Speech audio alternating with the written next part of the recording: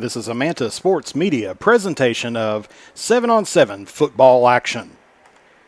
Good evening and welcome to Kentucky Christian University. Here's football field for tonight's first annual Battle for Carter County 7-on-7 Tournament and Lineman Challenge.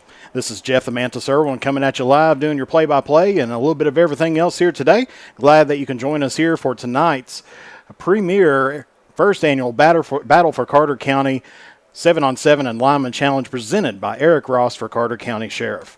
And we should have a great day of football on our hands as the dead period is now over and everybody is breaking out the helmets and everything and getting back into work. And we are coming in here live, working on our initial game here of the season. And so we're going to try to work out a few of the kinks and everything else as we go through here today. And so we should have a doozy on our hand. But, of course, if you're not familiar with 7-on-7 football, we'll kind of walk you through some of the rule differences between it and versus a traditional game. Of course, you take a look there. We have our 7-on-7 rules. All games will be 20 minutes, and it's a running clock.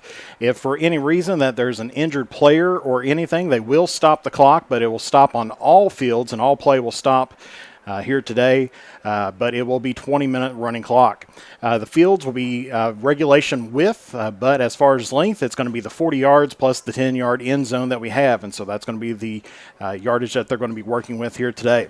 To get a first down, all plays will start on the 40-yard line, but to get a first down, you need to actually advance up 15 yards to get to the 25, and then from the 25, you need to advance 15 more yards to get to the 10 for a new set of downs, and so you can only go from the 40 to the 25, there'll be one set of downs, 10, and then once you get to the 25 to the 10, there'll be another set of downs, and then, of course, from the inside the 10, you got to get things done.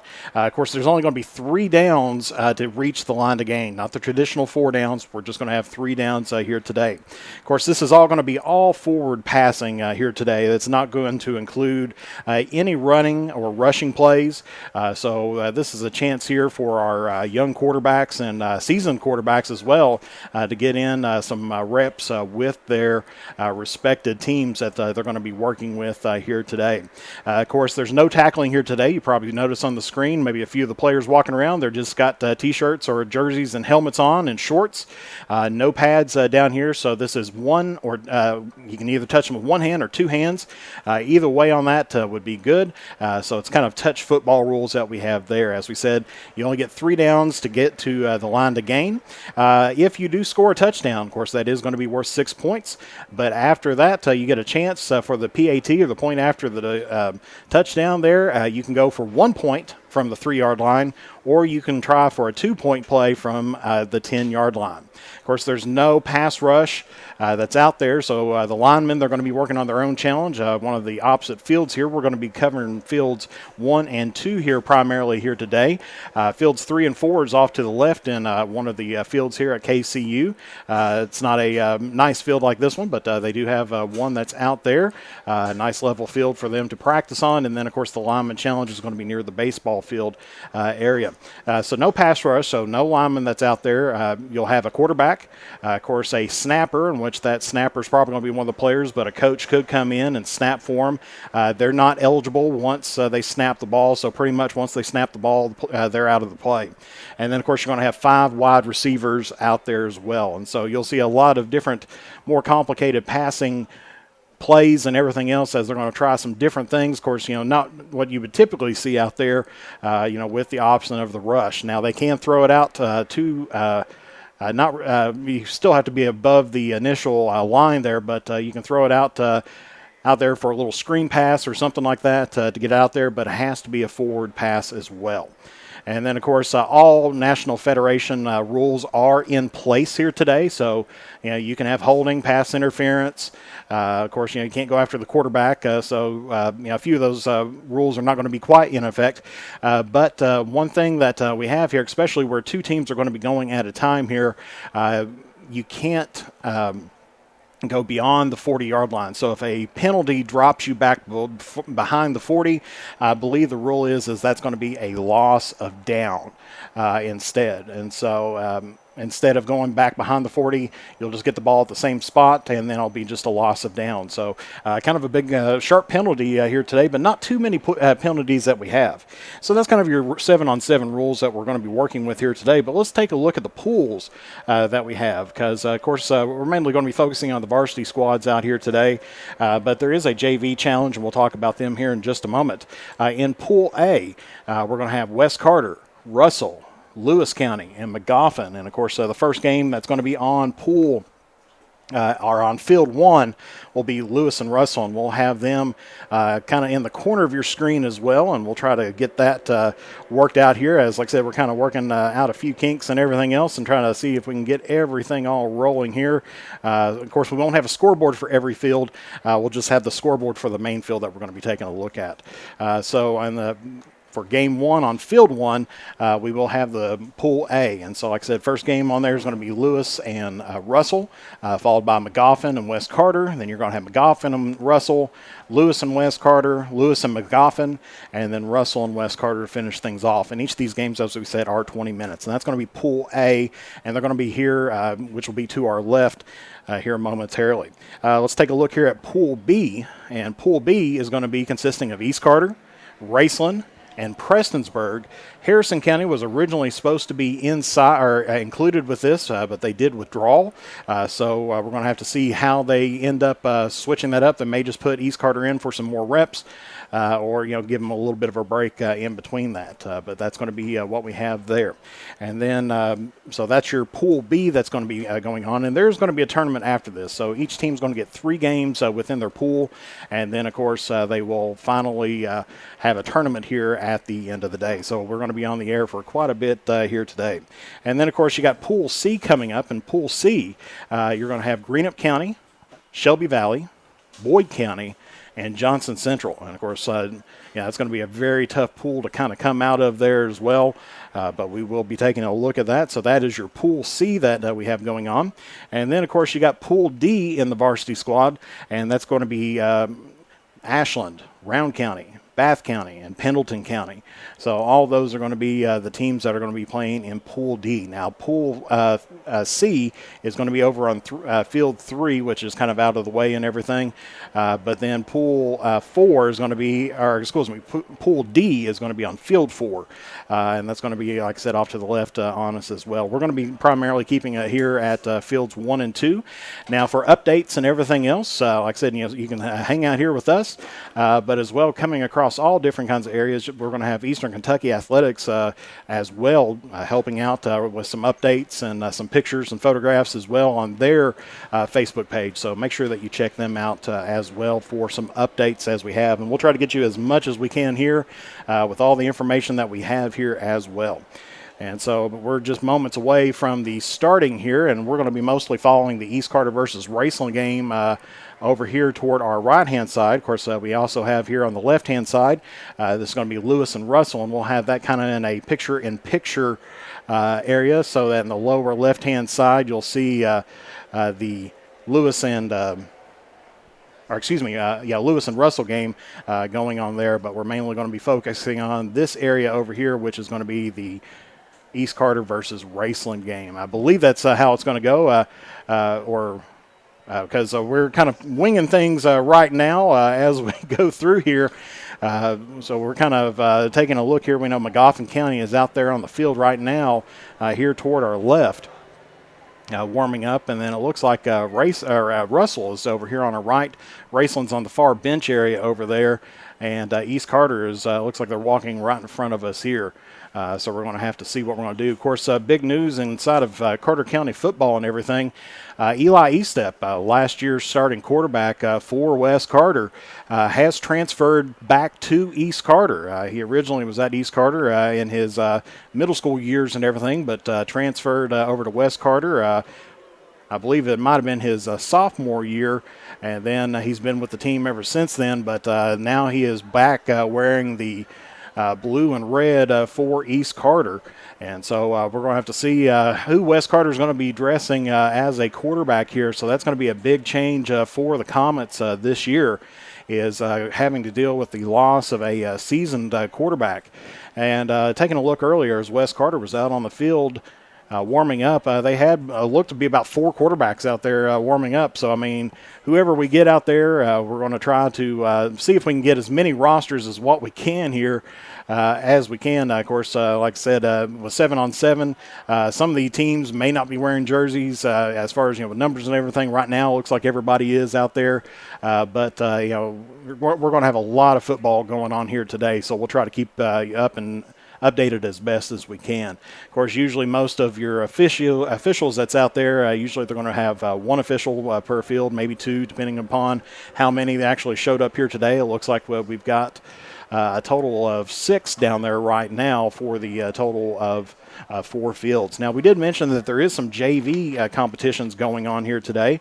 And, of course, within that, we've got 2 pools that's going to be here today.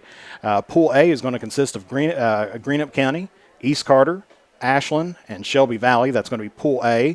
And Pool B is going to be Russell, Round County, Johnson Central, and Raceland is going to be the 2 pools. West Carter, you may notice, is not in on that list, but they're going to be added to non-seeded games where there was an odd number of teams. So being one of the hosts, this is actually hosted by East and West Carter combined on the football teams. And of course, as we mentioned before, that's going to tonight we're actually being it's sponsored, the overall tournament sponsored by Eric Ross for Carter County Sheriff. And we will be displaying on our screen here as well several of the sponsors that we've kind of got some verbal commitments with so far. Glad to have them. And if you're interested in getting an advertisement with us or anything, our price list is out on our Facebook page. You can see that and take a look there. But we do have several good sponsors that's out there. Of course, we've got Callahan's Excavating. Glad to have them as one of our new sponsors this year, as well as Tyler's Pizza and Orcut's Tree Cutting Service. Glad to have them as well. Of course, James Do It Best Hardware. Glad to have them back with us here this season and sponsoring us. Easterlings Photography as well, another one of our good sponsors that helps us out with some pictures, as well as Eric Ross as well. And so glad to have all of our sponsors out there joining us. And like I said, we want to definitely welcome our new sponsors as well that we have on there. So like I said, Orcut's Tree Service and Stump Removal, and then there's Tyler's Pizza. So we've got several of them on there. We're working on their ads as we speak and everything else, and we'll be getting that as we go through here as well. And so it takes a look. Looks like they're starting to thin out the football field out there. As we mentioned, we'll put up a clock, and we'll be primarily keeping the score for one of the main fields out here at a time period. That way, so we can try to keep you there. But we'll also have a picture-in-picture, and we'll show you what that looks like here of the other side of the field as well. And then if there's kind of a lull in action, somebody going back, we'll kind of go back and forth between that. Since we don't have a whole bunch of rosters out here today, like I said, if we get those up to us, we'll get those to you. But otherwise, we may be just going with what numbers that they have out there as well. So we'll see, and we'll try to get that all the like I said, as much information as we possibly can to you out there as well. And so, like we said, for the highlights for the 7-on-7, as we said, it's pool play, 3-game minimum that you have. You may have 4 games. And then after that, we're going to have a single elimination tournament coming out of the pool games and everything on there as well.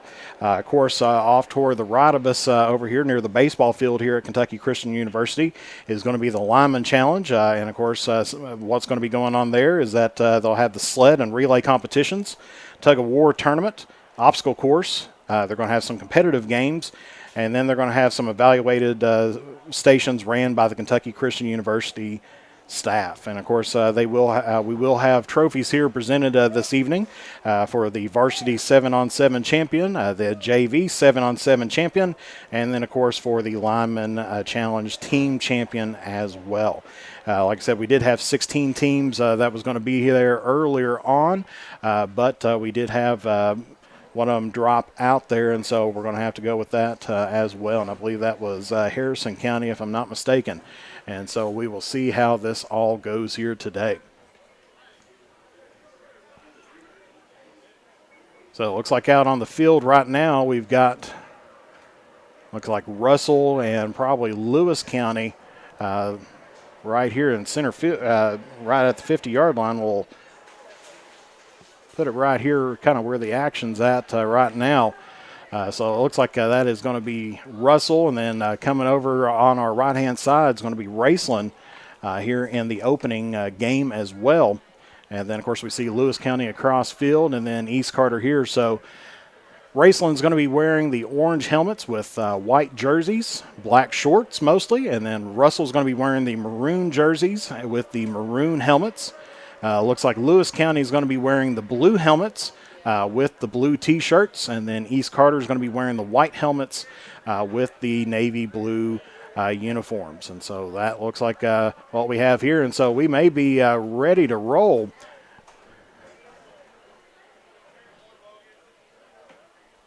Here as we are underway.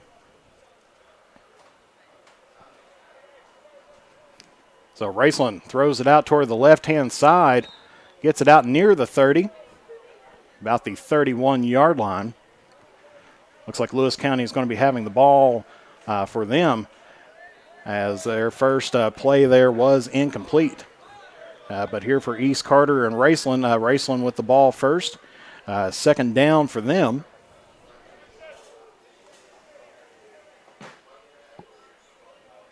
As that's going to be an incomplete pass there toward the left there for Raceland.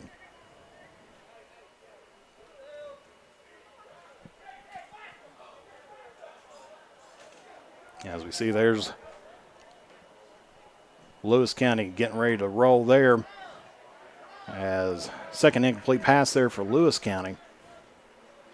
And there in your lower left-hand side of the picture, Raceland tries the pass, gets it up to around the 20, quickly touched there. So that looks like that's going to be a new set of downs there for Raceland. As we said, as far as the snapper, it could be anybody, a coach or anybody else, rolls out toward his left-hand side and just overthrows the wide receiver there on the left right around the 17-yard line. Lewis County finally gets a complete pass there about the 27-yard line.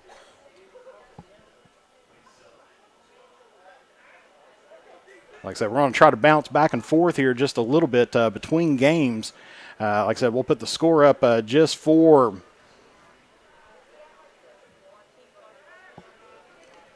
East and Raceland right now. That one's going to be thrown in the ground. So I believe that's going to be bringing up third down here for the Rams.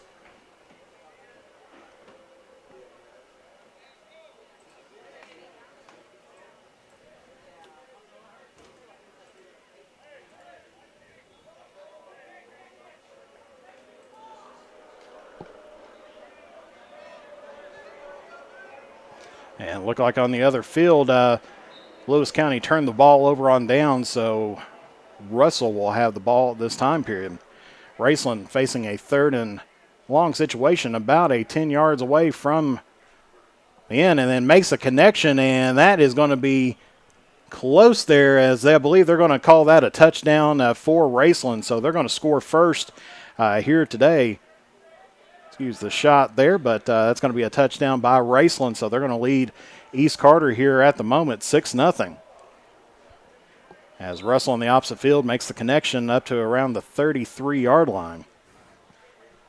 Looks like Raceland is going to go from the 3-yard line. So they're going to go for 1 point.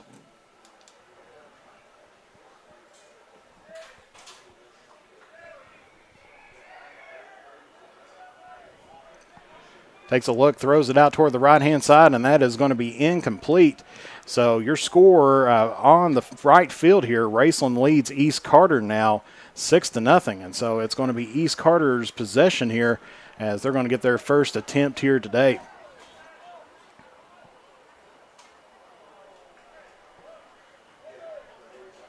Looks like another incomplete pass there for Russell, and it looks like that's going to be a turnover on downs on that end of the field there. So No score yet for either team for Lewis and Russell just yet. Did forget to mention, if there is a turnover, an interception or anything, they cannot return that back. I don't believe that points will be awarded in this case. So it will just be stop a play and then go back to the 40 and try it again. And that looks like E-step out there. He's going to throw it deep into the field, and that is going to be broken up there by Raceland. So that's going to be second down now here for the Raiders. As we said, a lot of action going on around here today. There's, like I said, two other fields. Unfortunately, we don't have the equipment to cover everything, but keep up with Eastern Kentucky athletics as well as us. That way they'll try to get you as many updates as what they can, some photographs from all over the place here today. Spencer Hutchison and his crew's out working here today as well. Quarterback from East taking a look, gets it right in the middle there, gets it around to the 32-yard line.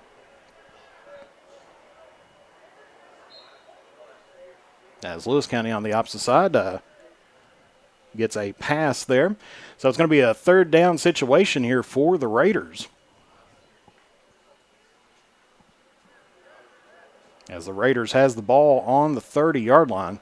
There is actually looks like three officials here on both sides of the field, so they must have some more officials there on the opposite side of the field. So East Carter with a third down situation going on. Throws it over toward the right-hand side, and that is going to be over top. And so that is going to be a turnover on downs. And so Raceland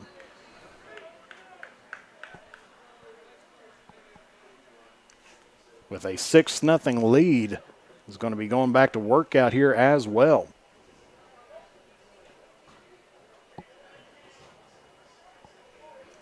On the opposite field over here,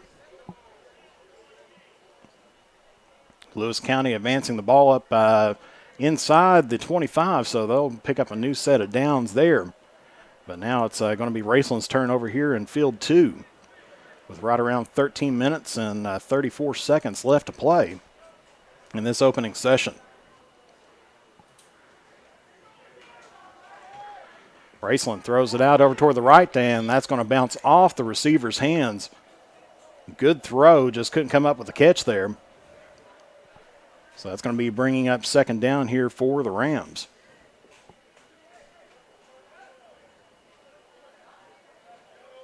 As Lewis County still hanging right around the 22-yard line there in your lower right-hand side picture.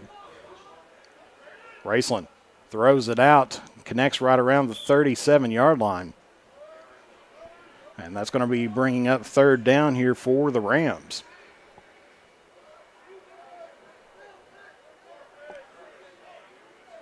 Of course, as we said, 7-on-7, most teams around here, they definitely love to mix in that run there, but this gets their wide receivers and DBs a good chance to get out there and get their own practice without having to worry too much about it.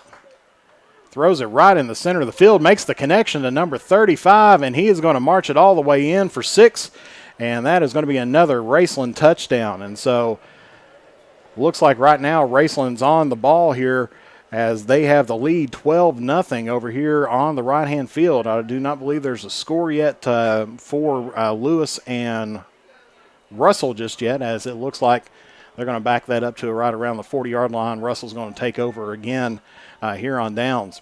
Looks like Raceland's going to go for 1 here. As throws it out toward the left and makes the connection, and so Raceland taking the commanding 13-0 lead here with about 11 minutes and 45 seconds. Russell makes a good play to get the ball inside the 10 over there on the left-hand side of the field.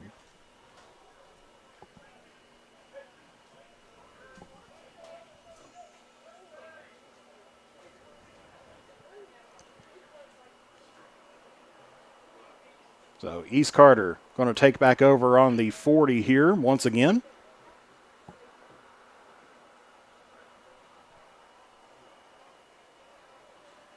As we said, as far as the composition of the offensive team, you're looking at the quarterback, of course, snapper, which that could be a coach or anybody.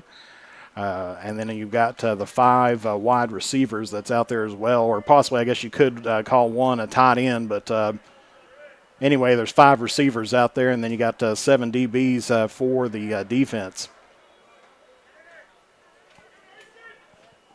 As throws that across the middle, makes the connection to number 10, and he's going to get that right to around the 25, and so that looks like that's going to be a first down there for East Carter.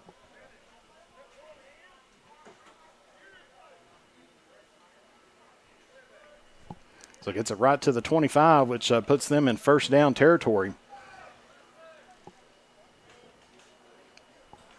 Russell's threatening over here on the left-hand field. But East Carter gets the snap, rolls out, taking a look, throws it back across the middle of the field, but he is going to be taken down, and they're wanting I believe, pass interference. But no penalty, so that's going to be second down there for the Raiders.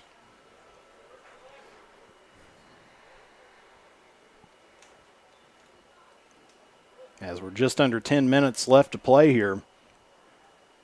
I believe Russell did score.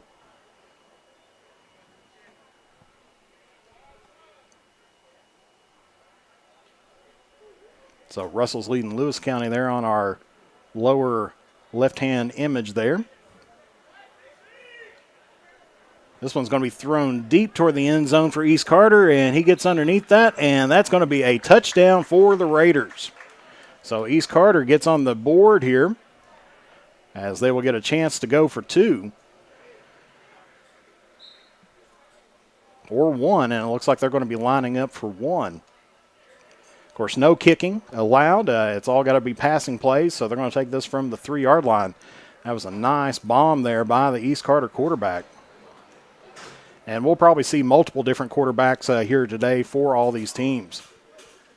As quarterback rolls out to his right, throws it across the middle, and that's going to be swatted down by the Rams. So East Carter is going to hold on to 6 there, as it's going to be now 1st and 15 here for the Rams at the 40-yard line. Lewis County has the possession over on field 1.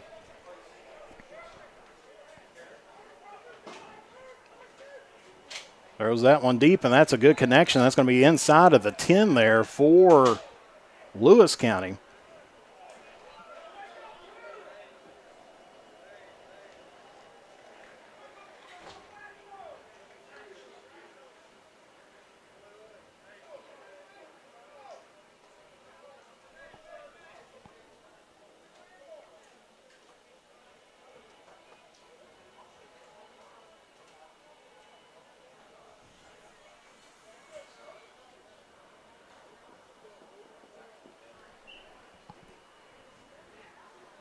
So first play over here on the main game that we got going on is going to be a completed pass right to the 29-yard line there for the Rams.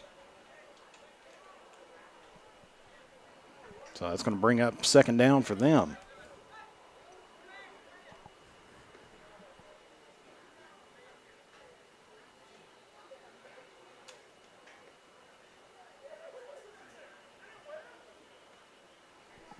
Throws it down the right-hand side, and that's going to be inside the 5-yard line. Just outside of our view there. We got see if we can try to adjust that camera angle there for you. Do apologize for the little bit of a bobble there, but get a little bit there, but that's going to be a first down there for Raceland.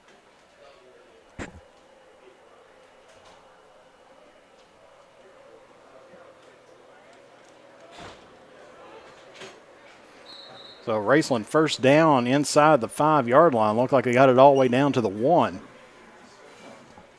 Of course, most quarterbacks actually going to be running, I guess you can say, out of the shotgun. And, oh, that was a close play. Made the connection there to the number 22, and then he dropped it. So that's going to be second down. He was wide open.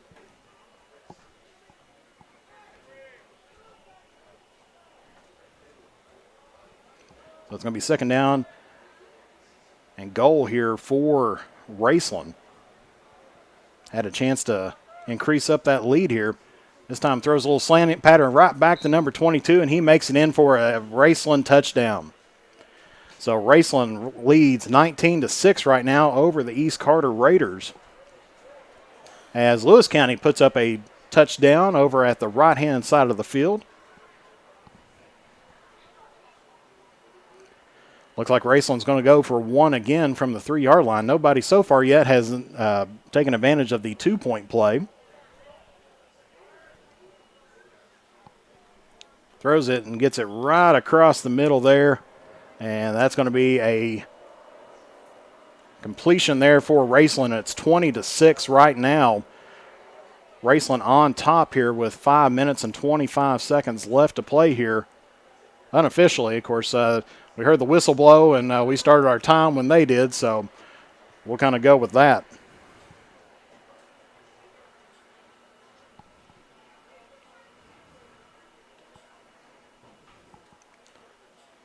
So East Carter starting off again here, and it looks like they're going to switch out quarterbacks here. They did have number 16, and I believe that was Estep senior there for East Carter out there on the field. Now they got number 1 taking the snaps as his first pass goes over toward the left hand or the far end side, the left hand side, and he makes that complete.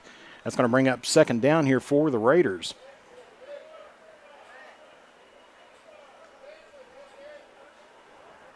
As he gets that right around the 33-yard line.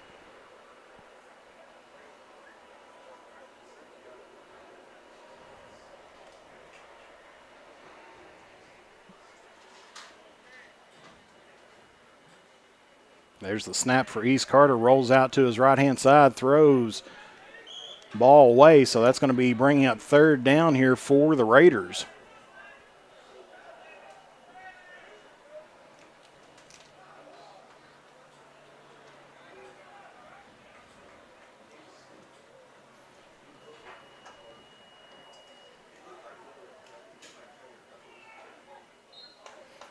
As completion here, let's zoom this back out just a touch as Russell just picked up a completion here on the left field. So it looks like it'll be third down here for the Raiders. As looking deep this time and overthrows his target, and that looks like that's going to be a turnover on downs toward Raceland.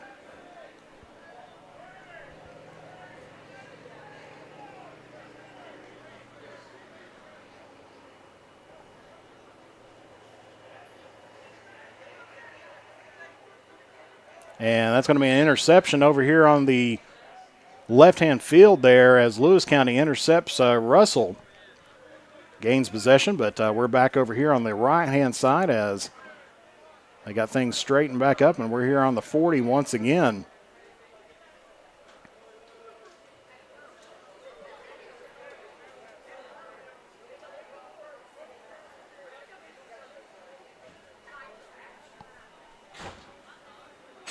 .240 left to play here. Throws it out over to his right, gets the completion. A little juke there, gets him right inside the 30-yard line.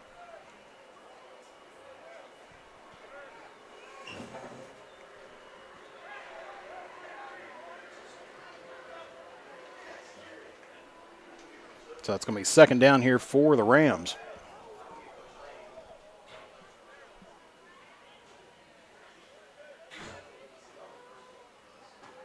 Surveying the field, finds his man right in the middle. That's going to be a first down as he gets it inside of the 20.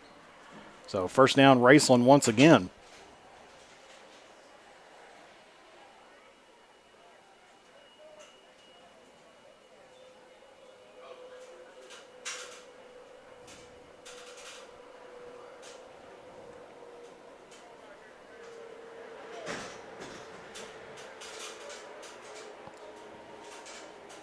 Raceland throws it this time toward the end zone, and that's going to be deflected there. Brings up second down here for the Rams.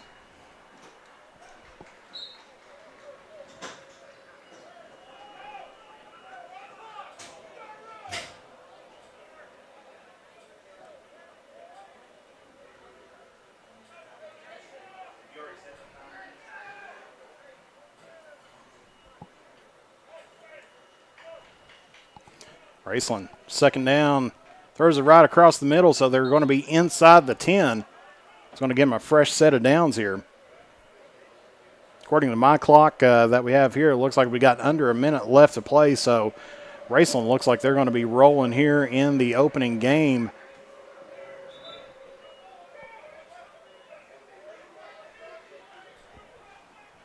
So the next game's going to be, and we'll focus on McGoffin and West Carter on field 1 with Prestonsburg and would-be Harrison on field 2. That's going to be an incomplete pass there by the Rams.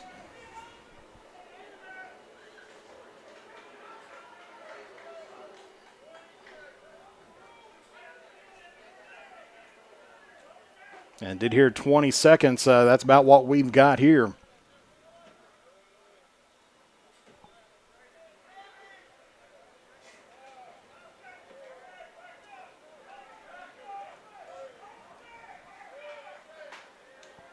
And Raceland gets the ball, throws it across, and gets it inside the 5.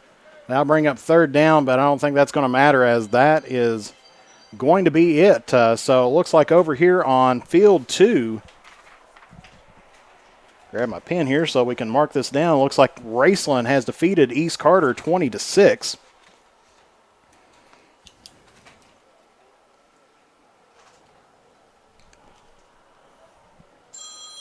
And then do we have a score over here for Lewis and Russell? I do not have it right now. So 13-6 Lewis is what I believe we had over there. So Lewis picked up a win over there on field 1. And so that's going to finish that off. And so we're going to have West Carter now, and we'll focus mainly on them on here. Well, just wait a second on them, okay? So it's going to be West Carter and McGoffin County. So we'll update our scoreboard here.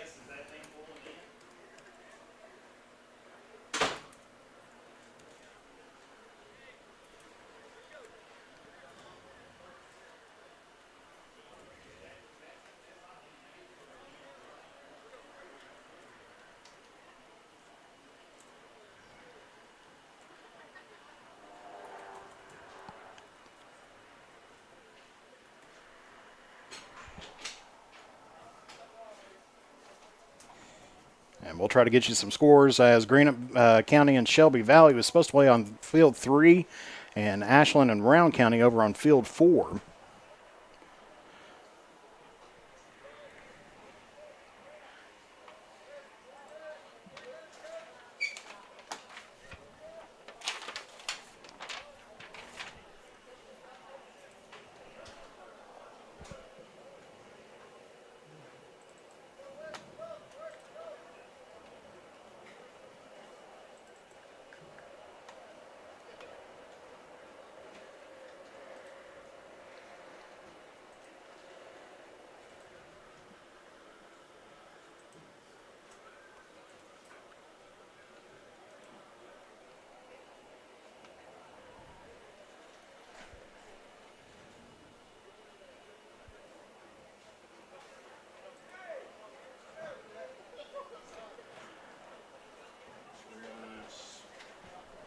So we've got West Carter and McGoffin County going to be our main focus of our game coming up here for the second one.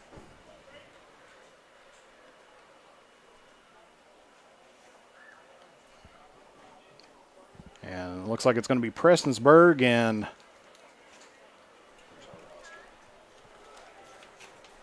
thank you.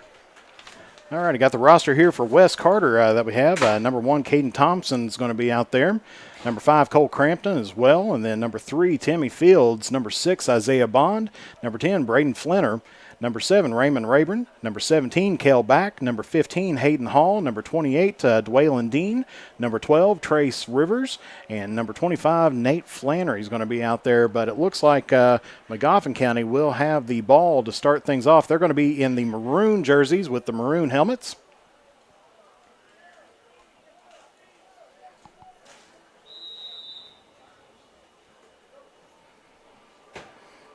As number 11 for McGoffin throws it out toward the right, and that's going to be a drop pass. So that'll be second down here for the Yellow Jackets, or I believe they're the Yellow Jackets.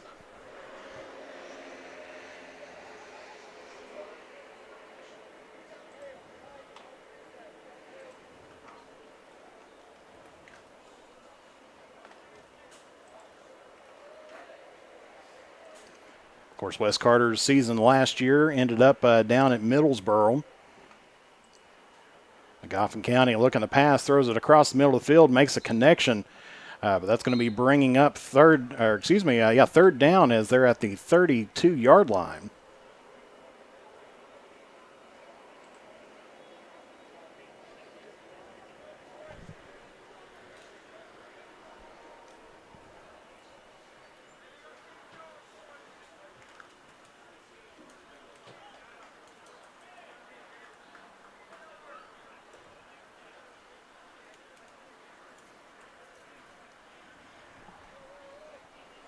Trying to make an adjustment on our time here. So third down here for McGoffin as they're going to try to go down for the end zone, and that one's going to be tipped there. And so that'll be a turnover on downs as West Carter will get their first possession here today.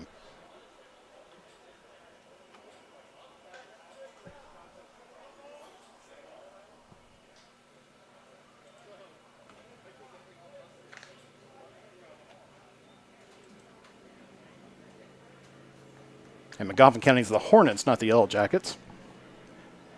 So we're going to see who's going to be the starting quarterback right now for today at least. West Carter, as we said, dealing without their returning quarterback, Eli Eastep, transferring over to East Carter.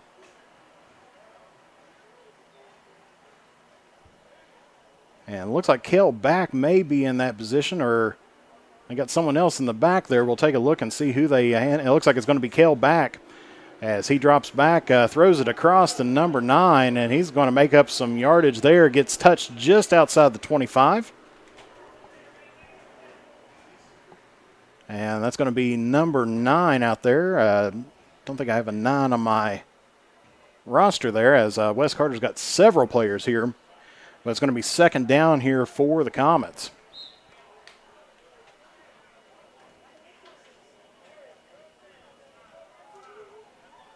Of course, Cole Crampton in the backfield.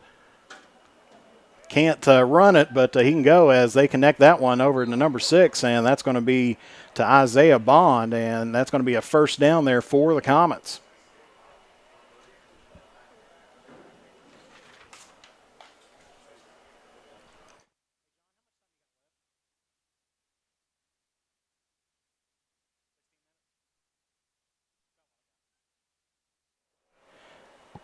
Just checking our time here as Wes Carter getting a new set of downs here. Back gets it, throws it over across his body, and that's going to be an incomplete pass there to number 3, Timmy Fields. And that'll be bringing up second down here for the Comets.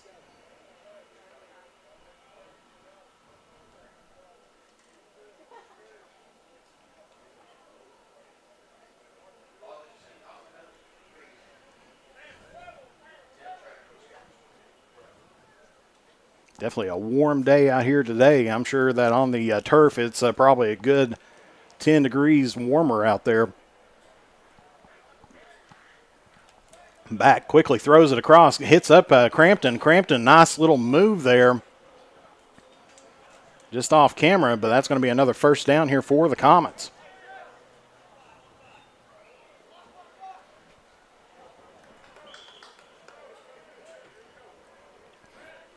So Wes Carter on the 5-yard line.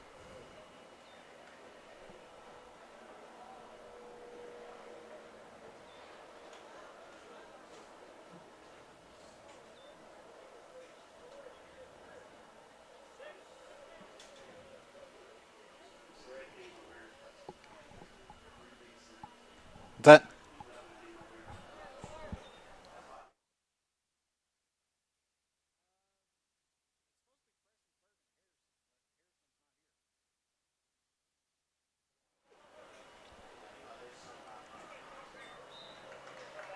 So Wes Carter over here, looks like they're going to move it over to the other hash.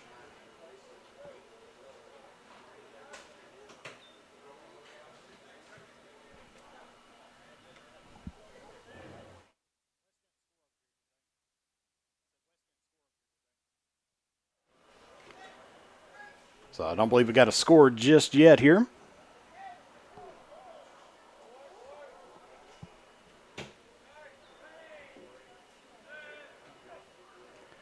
And they do this time as they hit it to Cole Crampton, and that's going to put the Comets on the board. Actually, I think they did score because they're coming back, so that was a one-point conversion. And we're trying to figure out which teams are playing here at the moment.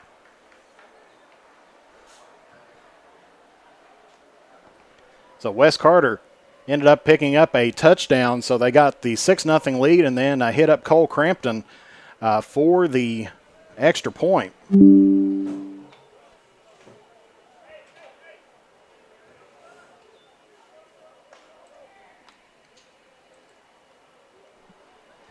So McGoffin now with the ball, first down, overthrows his target there. Second down now here for the Hornets.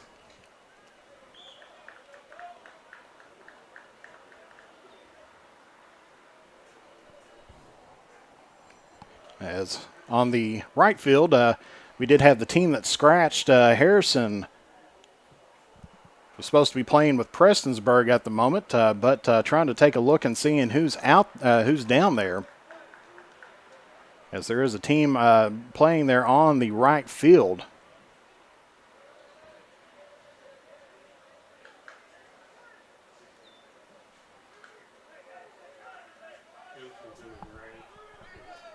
So Pendleton is playing over here as well, as McGoffin gets a pass completed there right around the 31-yard line. So they're about 6 yards shy there from a first down.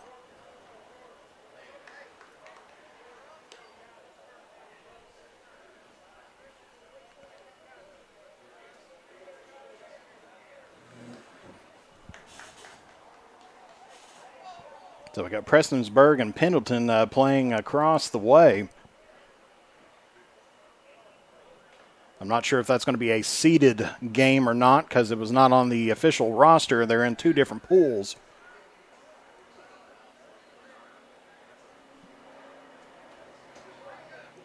As McGoffin facing a third down, needing to make this within the 25. Throws it across the middle, and that's going to be incomplete, and that's going to be a turnover there for the Comets, once again on downs.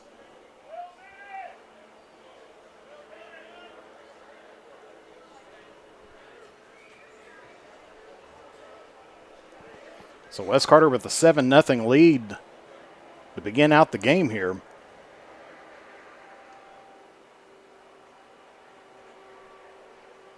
Over top of McGoffin County.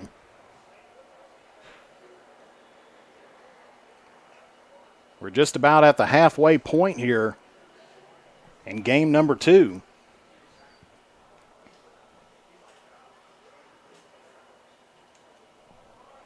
Next game on these fields is going to be McGoffin and Russell and East Carter versus Prestonsburg.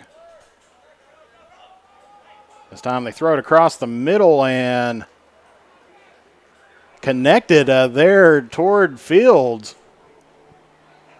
Or number 9, excuse me, I said Fields, but that was a good connection there. So that's going to be a first down here for Wes Carter once again.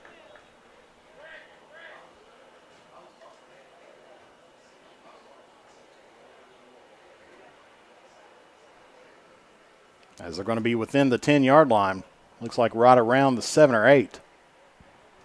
Looks like they switched up quarterbacks, maybe to Hayden Hall.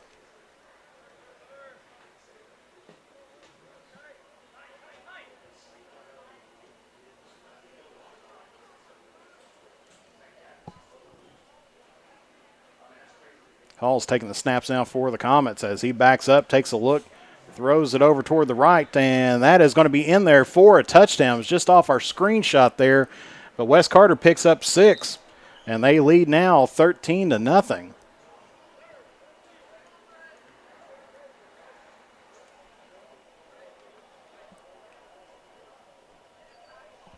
So back scores a touchdown for the Comets on the pass.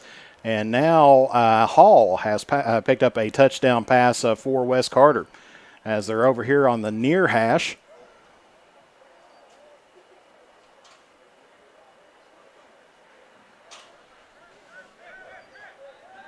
Throws it over to Crampton, and they're going to say he's in, so that's going to be another point. West Carter now 14-0 here against Magoffin County.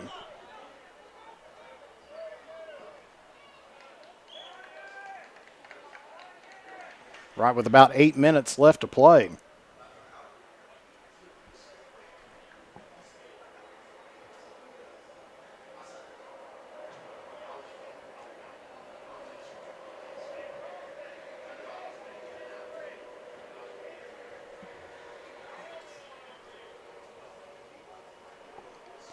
So Magoffin County will have the possession now, needing a score here to try to get things going with about under 8 minutes left to play. Number 11 throws it out toward his right, and that's going to be off the fingertips of number 44. So that's going to bring up second down here for Magoffin County.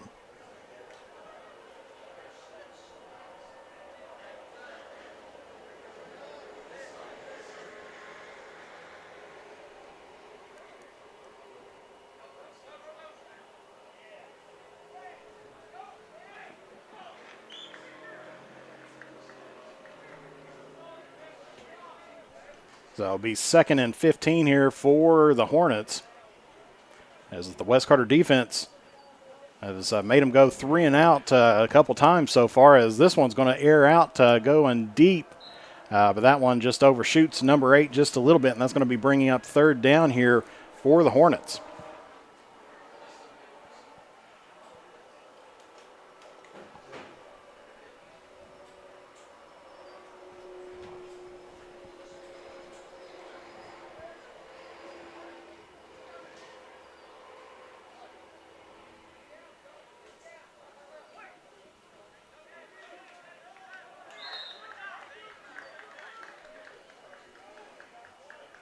So 3rd and 15 situation here for the Hornets.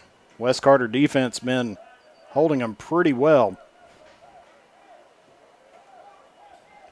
Throws this one, and that's going to be a connection there as he gets right to around the 22-yard line, or no, excuse me, about the 23-yard line. That's going to bring up first down here for Magoffin.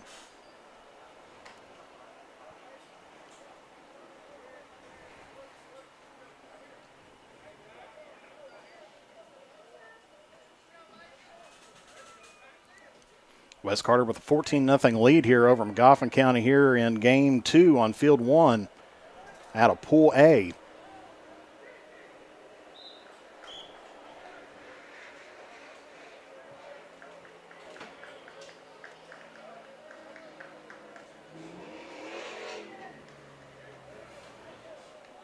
Going to try to air this one deep into the corner. Couldn't get that on camera, but that's going to be incomplete. Good defense there by number 3, Timmy Fields. It's going to bring up second down here for Magoffin County.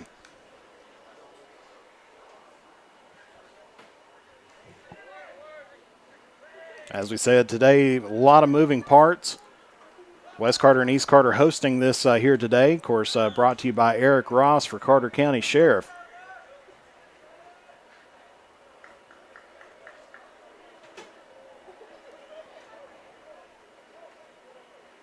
Rolls out to his right. And that one, once again, going to be deflected there, this time by number 12, Trace Rivers. That's going to bring up third down once again here for the Hornets.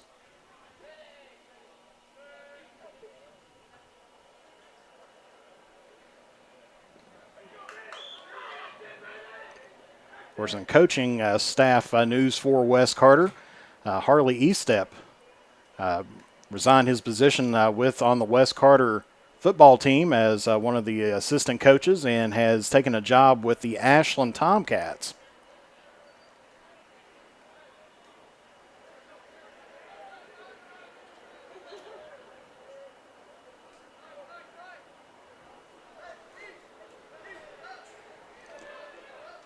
Looking to try to air this one out. And that looks like that's going to be incomplete. And so another turnover on downs by Magoffin County is going to give West Carter the ball here with under 4 left to play.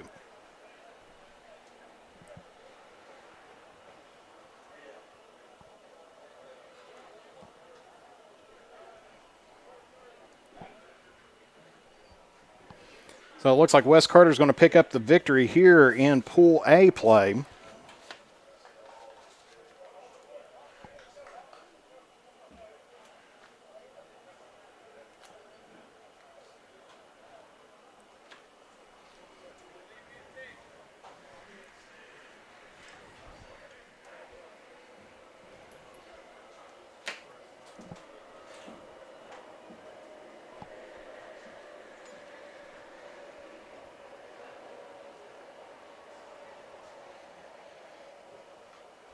So the next game that we're going to focus on here is going to be East Carter versus Prestonsburg here on the right field, as McGoffin and Russell is going to be playing over here on the left field.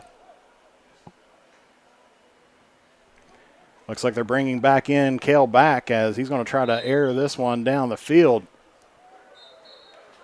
And gets the connection there to Timmy Fields. So that's going to be a first down there, as West Carter gets that one right down to the 10. Throws it over toward the left-hand side, and that's going to be there, I believe, to Connor Green, number 34, and that's going to be another touchdown there for the Comets as they lead here 20-0. Just under 2 minutes left. Back's going to go for the 1-point play. Rolls it out over to his right to number 9 and makes the connection. And so West Carter leads now 21-0 here against McGoffin County.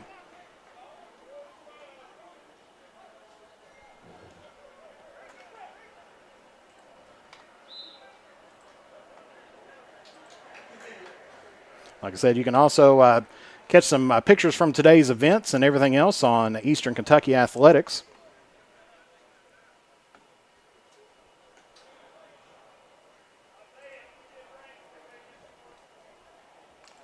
As we'll see if we can try to pull up any scores from them as well.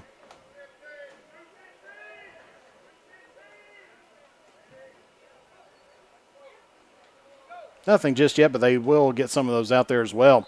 McGoffin County is going to air this one out down the field. And looked like he may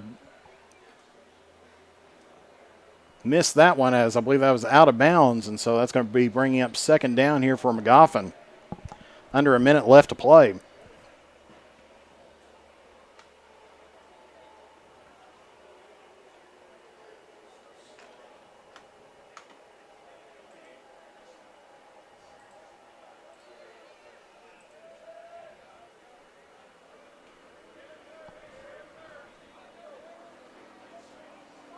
So McGoffin County's quarterback going to throw it downfield, trying to get some points on the board. And that one's going to be incomplete, and that's going to bring up third down here for the Hornets.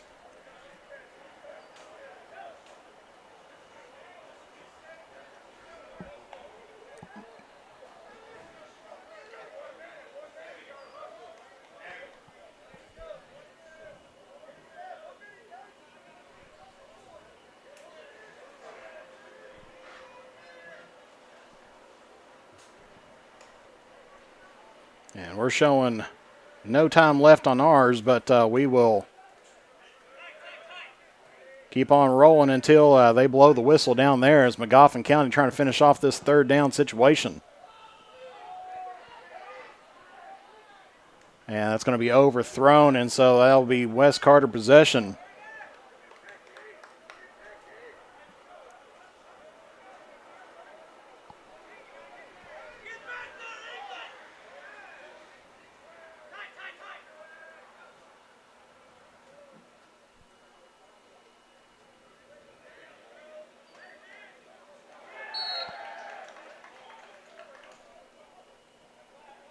Trying to see how much time is left here, as that is going to be the end of it there. So West Carter picks up a dominating victory here in game number 1 as they defeat McGoffin County 21-0.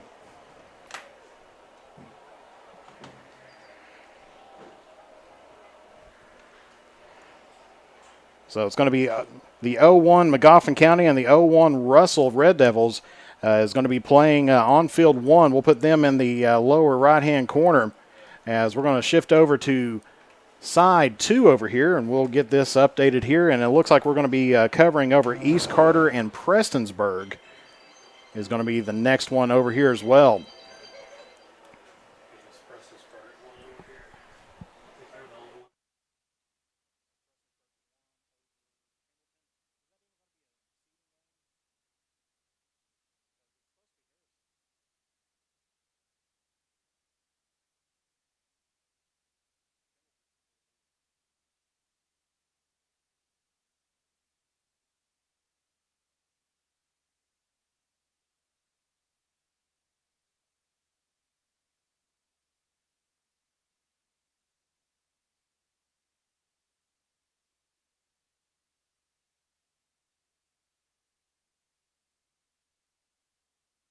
So our next game coming up, we'll get the scoreboard fixed up here.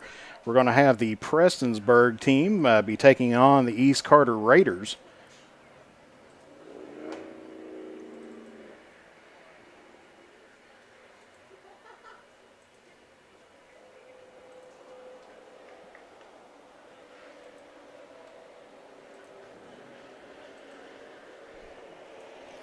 Prestonsburg picked up a win over Pendleton, but I'm not for sure if that will count toward pool play or not.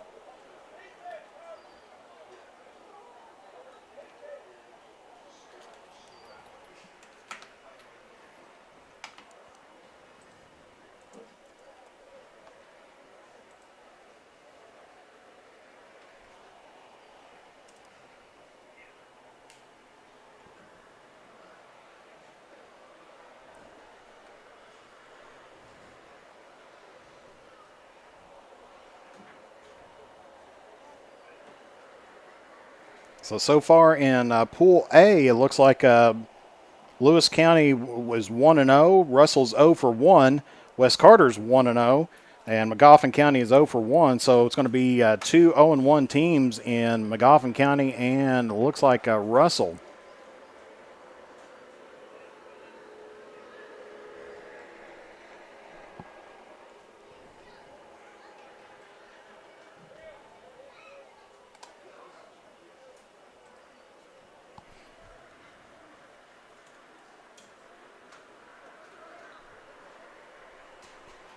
Yeah, it looks like East Carter may have the ball to begin out with. We'll try to put their score or if we have it available, we'll try to put up their record on their name as well.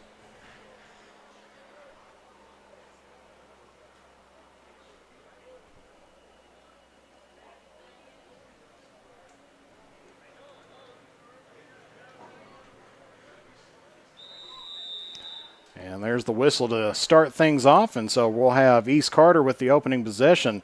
Eli Estep going to take the snaps for the Raiders. Quickly gets it over right around inside the 35-yard line, so that'll be second down here for the Raiders.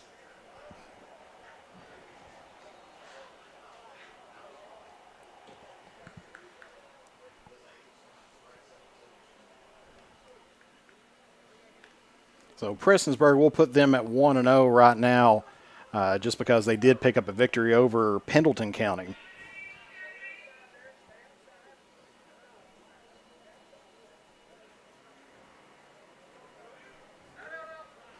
Estep going to air this one down the field just a little bit, and that's going to be nabbed, and that's going to be a touchdown, Raiders.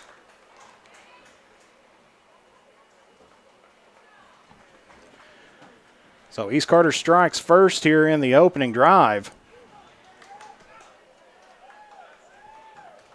And nice play by Russell to get that inside of the, it looks like the 10-yard line.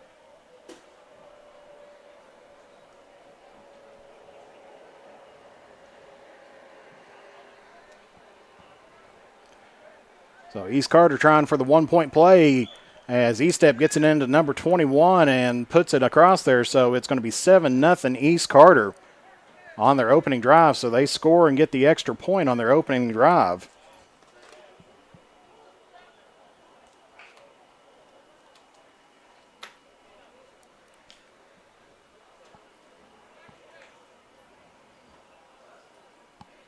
So now we get to see Prestonsburg here, first time on Manta Sports Media this evening.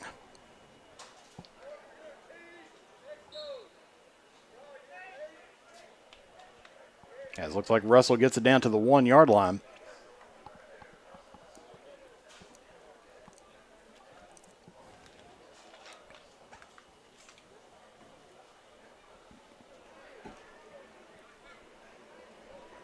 Like I said, we'll try to get an update from field 3 and field 4 here.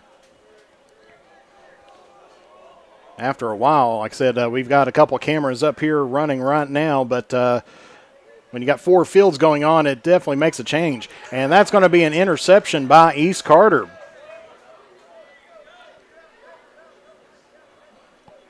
So on the first play from scrimmage by Prestonsburg, they end up throwing an interception toward the Raiders.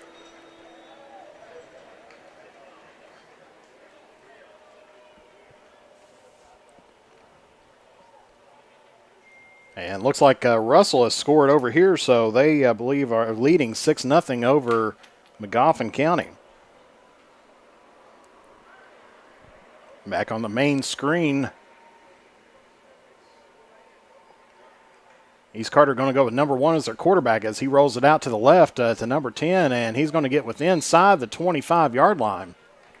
So that'll be another first down here for the Raiders, as they had a little bit of a shaky start against the Raceland Rams, but they are starting to march down the field here as they are now on the 20-yard line.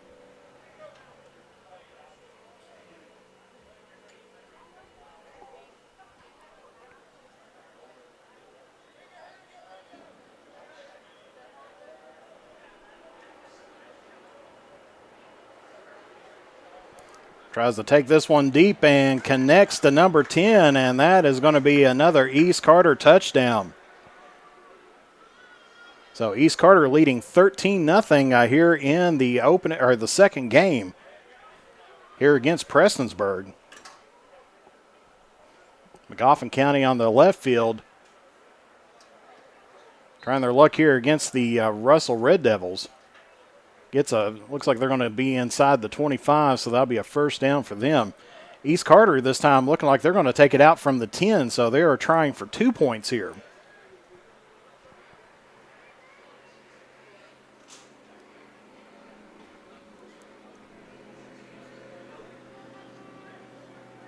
Rolls out to his left, throws it out there and connects, and so that's going to be a 2-point conversion there for the Raiders, as they now lead 15-0 over the Prestonsburg, I believe, Black Cats, if I'm not mistaken.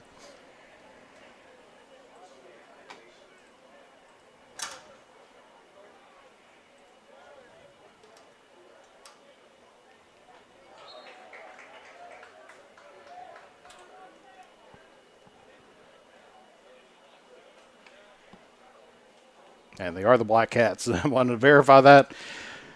A lot of teams out here today, and so that's definitely going to put a challenge on us trying to keep up with everybody. We're trying to keep up with 2 fields going on here. So you'll see, of course, the right-hand field in your lower left-hand side, the left field here, field 1 in your lower left-hand side, and you'll see the right field here on your main screen. As Prestonsburg threw an interception on the last play, this time gets it to number 15 as he gets that right around the 32-yard line. So that'll be a first down there for Prestonsburg. Or second down for Prestonsburg.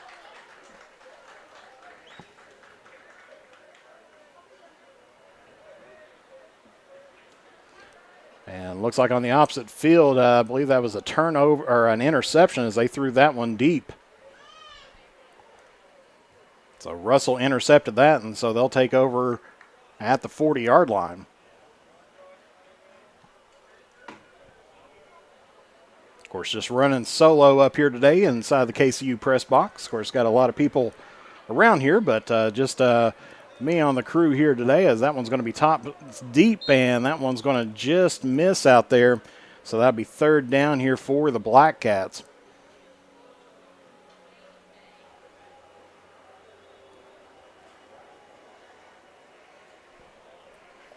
As Russell, I believe, is leading 6-0 over here on the right field. They're in possession of the ball.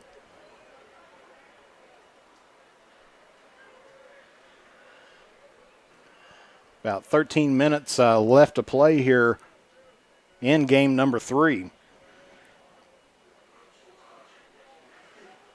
Prestonsburg needing to get this within inside the 25 to keep themselves alive here.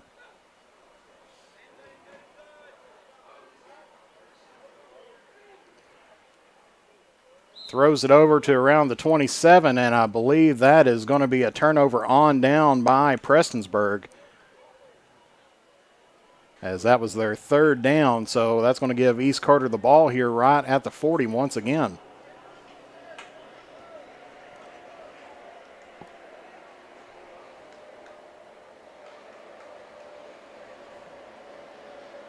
Russell still on the 40-yard line here on the left-hand side.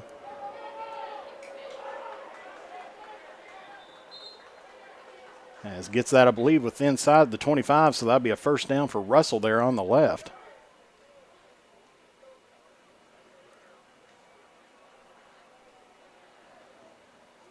Looks like they're going to go, East Carter's going to go with number 1 again.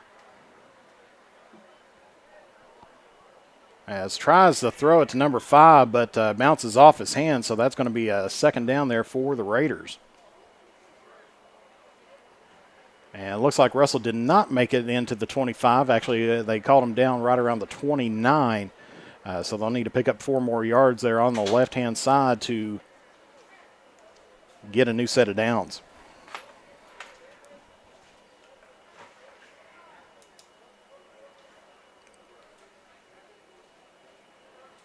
And that they will as jukes around, gets it inside the 20 over here on the left. East Carter looking at a second down here. Throws it across and makes the connection to 14, and that's going to be right around the 32-yard line. So that's going to be a third down here for the Raiders. So far, they've scored on every possession so far, but in a little bit of trouble on this one here at the moment.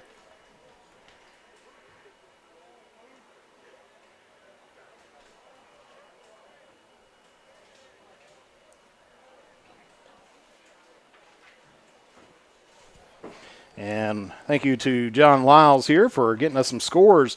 Looks like Greenup County defeated Shelby Valley in the first opening game on Field 3, 18-12. So they picked up a win. And then Boyd County defeated Johnson Central 16-8 in the second game over there in Pool C. In Pool D, Round County defeated Ashland 14-0. And then, of course, looked like Pendleton County came over on the second game to play Harrison County, so ended up losing to Prestonsburg. So we'll have to see what's going on with that. I'm not sure if Bath County's here or not. Well, they're here.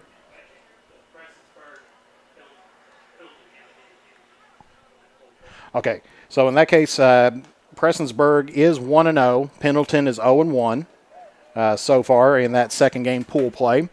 But it looks like that's a turnover on downs there for the Raiders. So it's going to be 1st and 15 here for the Black Cats.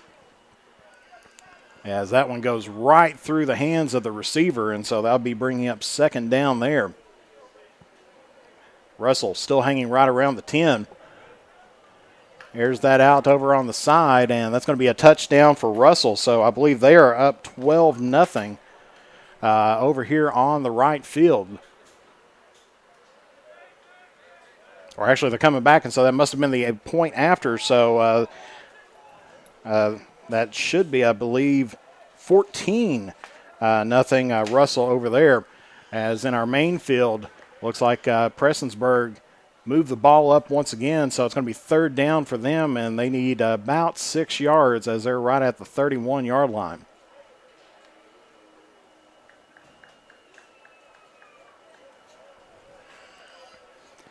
About 8 minutes, 45 seconds left to play here in the third game.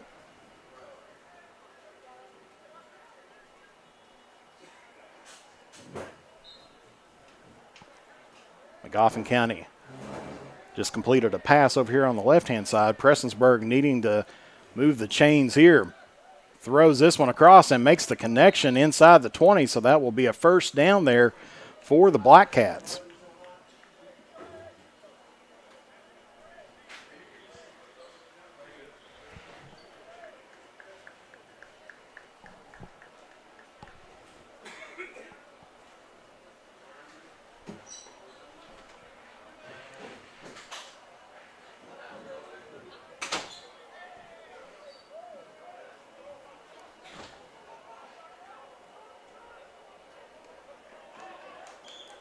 As that's just about an interception there by Russell over on the left-hand side, and I believe that's going to push that back.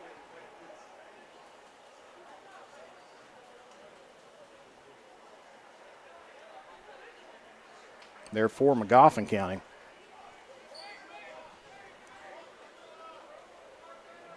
About 7:25 left to play.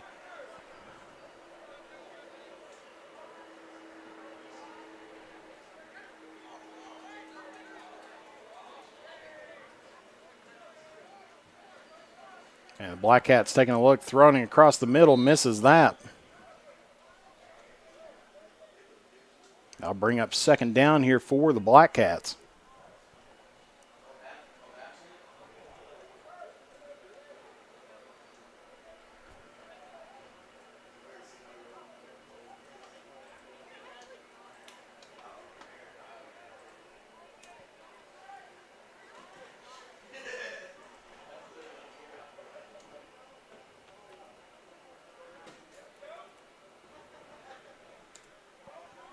So second down coming up here for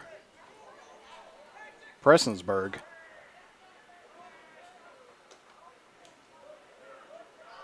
As throws this across the middle, and that's going to be tipped there by number 24 of East Carter, so that's going to be bringing up third down over here on the right-hand side field.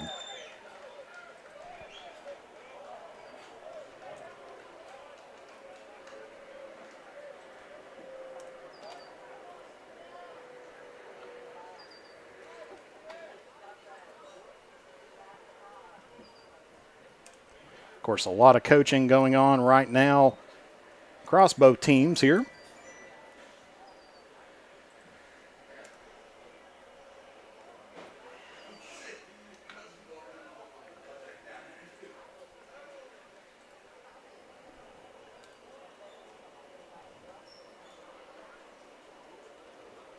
And that looks like that was end up going to be a turnover on down, so it's going to be East Carter's ball there on the 40.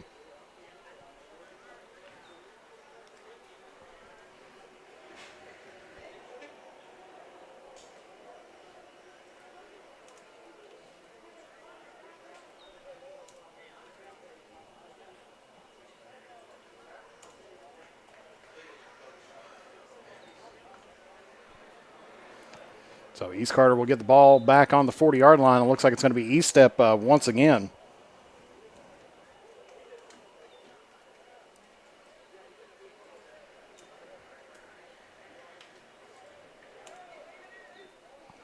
There's that one out deep, but overthrows his man. Bring up second down here for the Raiders.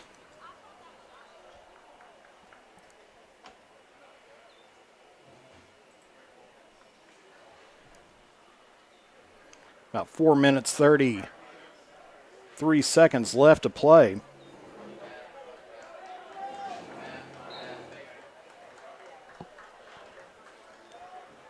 As on our left-hand side in the lower right-hand corner, Russell still holding on to, I believe it's a 14-point lead. As they've got it within the 25. East Carter, though, E-step rolls over, throws it over to his right, and he's going to get just inside the 30 there. It looks like right around the 32-yard line, so that's going to be third down here for the Raiders.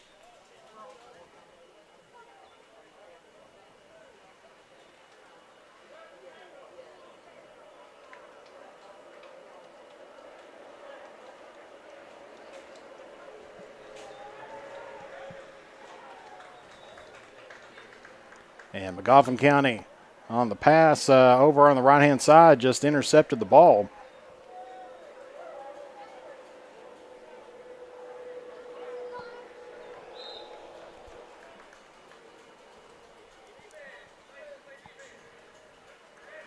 So that's going to be an incomplete pass there for East Carter.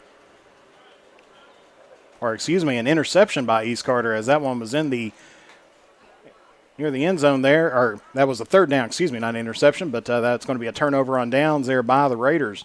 So Prestonsburg going to try to get on the scoreboard here. As it's still 15-0 with about 3 minutes left to play.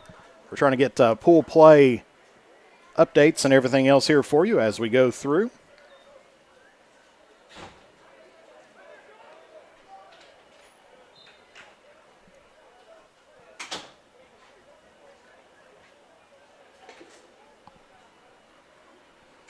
Prestonsburg first down for them, going with a red shirt quarterback there, and that one just about intercepted there by number 10 up on the far end of the screen. That's going to bring up second down.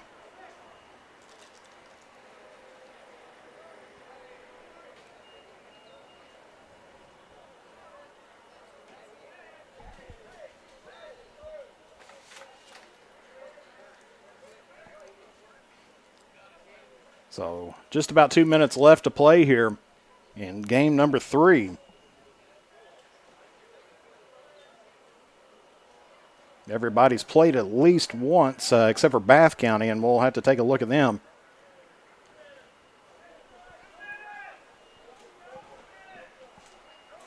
Throws it across, and that's going to be an incomplete pass. Brings up third down there for the Black Cats. Magoffin County still with the ball over here on the left-hand field.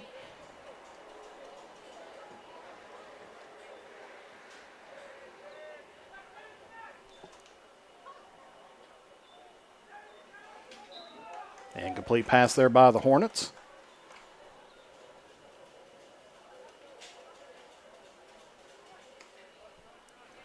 Third down here for the Black Cats on our main screen, as we're just about a minute away from the completion of this game. Drops back, looking to pass, gets it over toward the right. Completion on the near side, but that's not going to be enough, as he gets it right around to the 30-yard line, so that's going to be East Carter's ball. And as it looks like we're under a minute left to play, East Carter looks like they're going to pick up their first victory here today.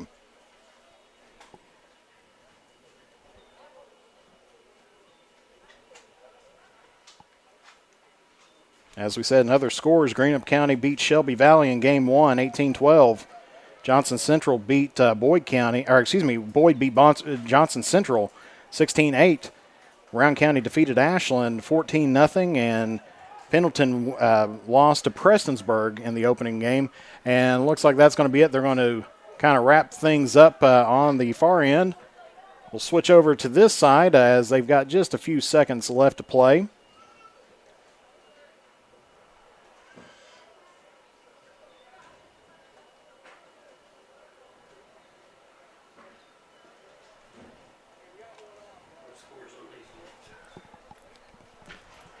I had on the score over here, I believe I had 14-0.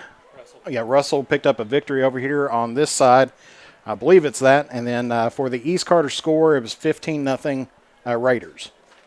So let's take a look at our pool plays here real quick as we go through. We will update you here on what all we have. So in Pool A, West Carter right now is 1-0. Russell evened out things in that last game against Magoffin County, so they are 1-1 in pool play. Lewis County picked up an opening win over Russell, and so they are 1-0 so far in Pool A, and Magoffin County is 0-2. Taking a look at Pool B now, we've got East Carter just picked up a 1-1 record now, as Raceland getting ready to play coming up next year. We'll have to see who they're going to play. But they are 1-0. Prestonsburg's 1-1. And then, of course, Harrison County withdrew out of the tournament. For Pool C, we've got Greenup County's 1-0. Shelby Valley's 0-1. Boyd County's 1-0. And Johnson Central's 0-1.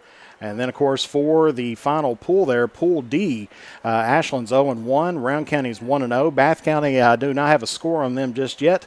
And Pendleton County is 0-1. And so Pendleton County may actually be moving up here to play some, to kind of fill in for Harrison County. Almost looks like there. So we'll kind of have to play that by ear here. So we're going to have now West Carter and Lewis County. So the battle of the unbeatens over here now, over here on the main, is going to be on the main screen for you here.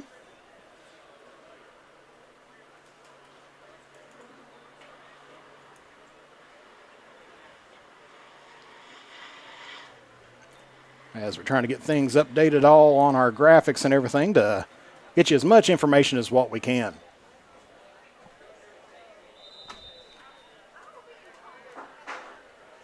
So Lewis County's going to get the ball first here to start things off. Throws it toward the near side and makes a completion. just right around the 26-yard line.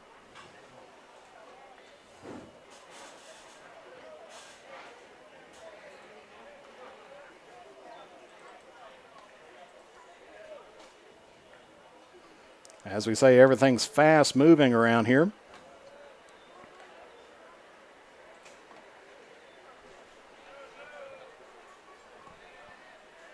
Second down for the Lions as they pitch it out, get it with inside the 25 and rolls out, gets it inside of, looks like the 15, so that's going to be a first down there for Lewis County.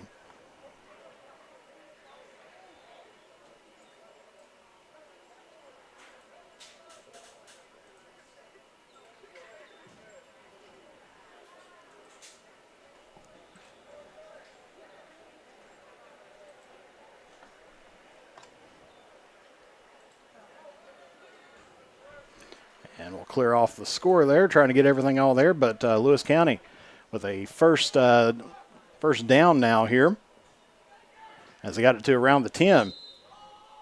Throws it to the side of the field where we can't see, but that's going to be a touchdown, Lewis County there. So they are on the board first here as they pick up the touchdown here against the Comets.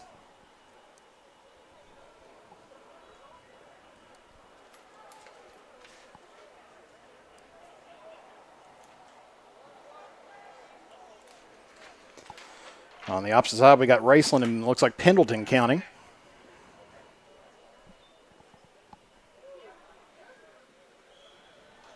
As Raceland picks up a quick touchdown over there. Lewis County trying for the extra point. Receiver slipped and fell down, so the point after is no good. So West Carter will get possession, their first possession here of this game.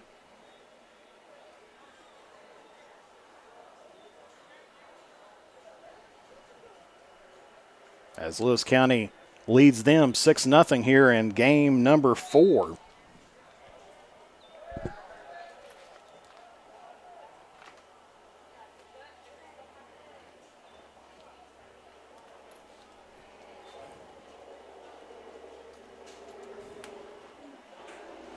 On the other fields going on, we should have Shelby Valley and Boyd and Round versus somebody over that way. But West Carter going with number 15, Hayden Hall. He's going to try to air it out down the line. And looks like he makes a connection inside of the 10. It looks like he gets it all the way up to the 5. So a good play there by Hall, making the connection on the far side to number 6, and I believe that's Isaiah Bond.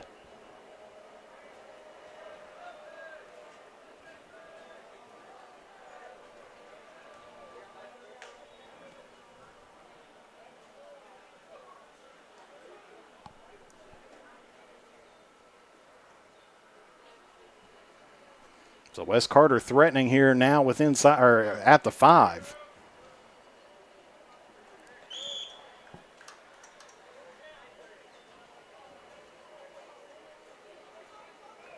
Hall gets the snap. Throws it over to, I believe, number 6, Bond, but that's going to be incomplete. Goes off his hand, so that's going to be second and goal there for the Comets.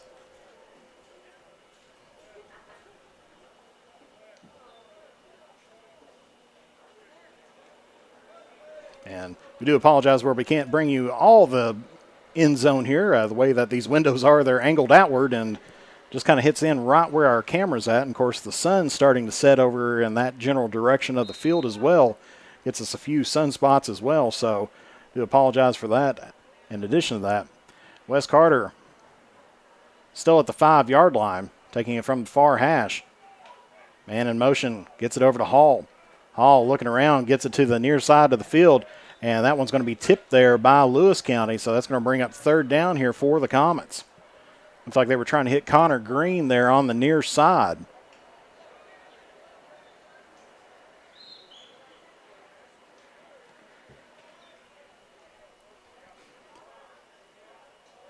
So it's do or die time here for the Comets in their first possession. As it's third down, 5 yards, or really to goal. There's no way to pick up another first down here.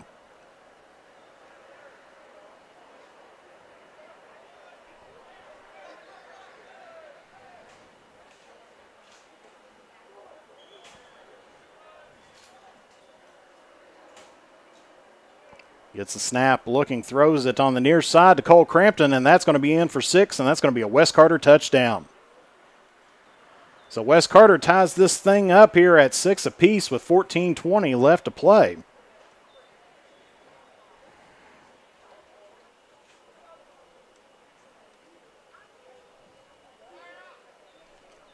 So we'll see what decision time here is for the Comets. Looks like they're going to be taking it from the 3, so that's going to be a 1-point conversion that they're going to be trying for here.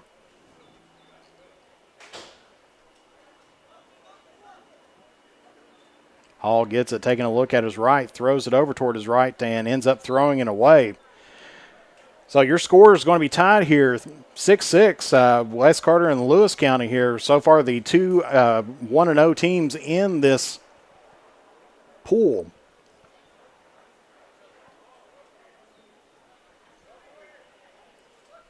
With right now about 13:30 left to play.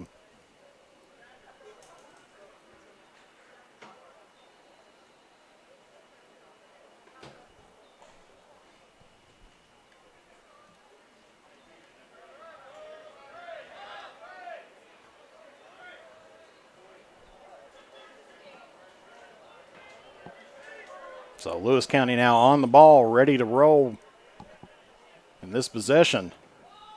As they're going to try to air this out down the field, and that is going to be short, but there's a flag coming in.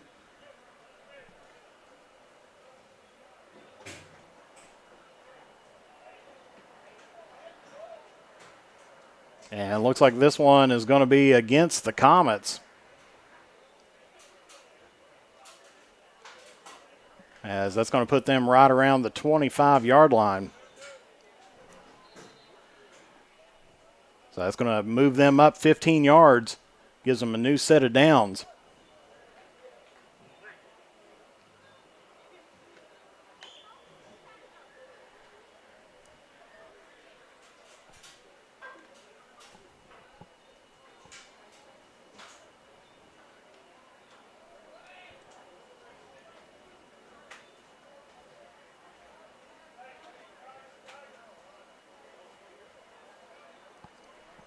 Lewis County with the snap, throws it across the middle of the field, connects right around the 20, slips a little bit, makes it up to right around the 19-yard line.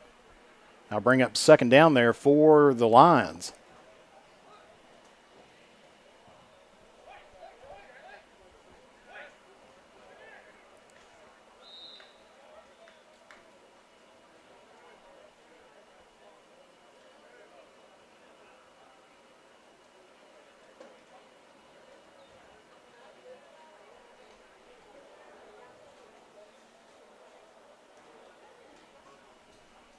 So second down here for Lewis County.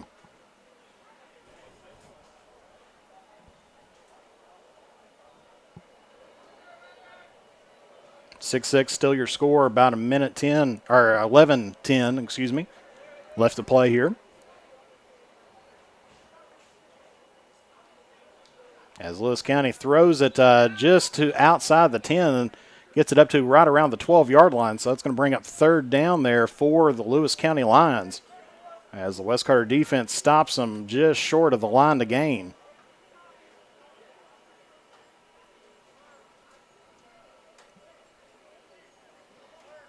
Of course, taking a look in the crowd, there's a lot of red faces there today. Of course, probably one or two up here in the press box as well.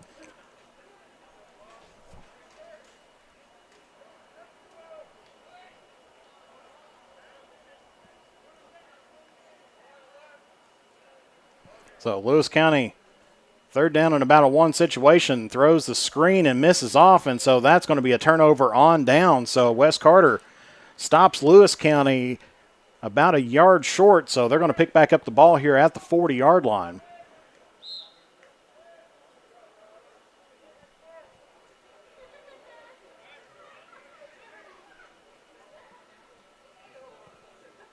Raceland still with the ball over on the right-hand field against Pendleton.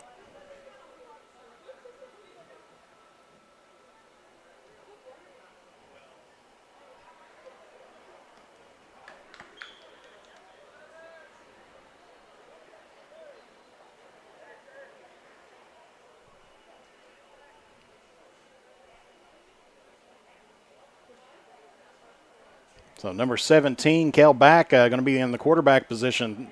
Gets a wide open Timmy Fields, and he tries to take it in. And they're going to say he went out of bounds. Like I said, just outside of our camera view range. That's going to be a first down there for the Comets, so they're threatening as they are within the 5-yard line. Looks like it's going to be right at the 4.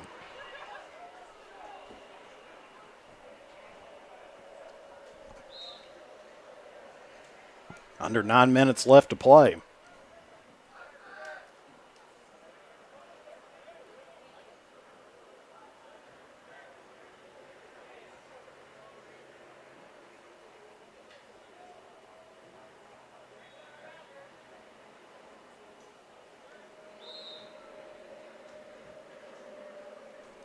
So Back gets the ball, rolls out to his right, tries to throw the slant over there toward number 6, Bond. And do apologize, we got a little bit of a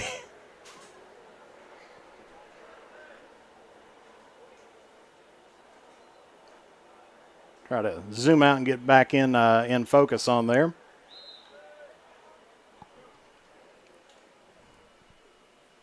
That's going to bring up second down there for the Comets. Has great facilities here at Kentucky Christian University. We want to thank them for being the host of here.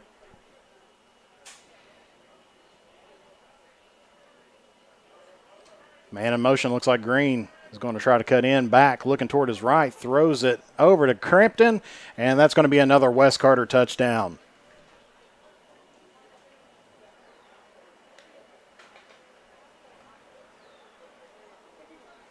So Wes Carter takes a 12-6 lead over here in the left-hand side.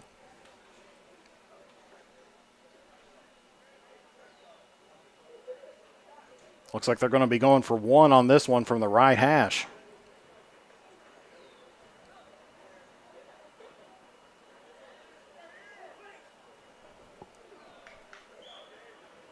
Failed on their PAT last time. Gets it over to Crampton, wide open, so that's going to be in there for the extra point. So Wes Carter now leads here 13-6 with about under 7 minutes left to play here.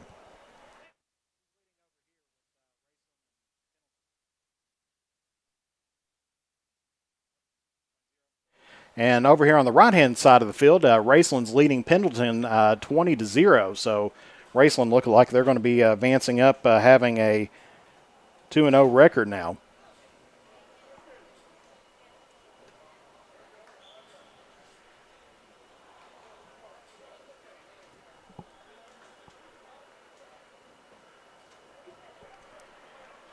So Lewis County is going to have first and 15 from the 40.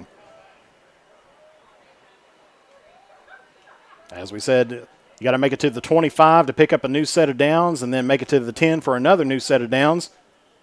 Drops back, throws toward the near side, and that's going to be caught right around the 32-yard line. So it's going to be bringing up second down here for Lewis County.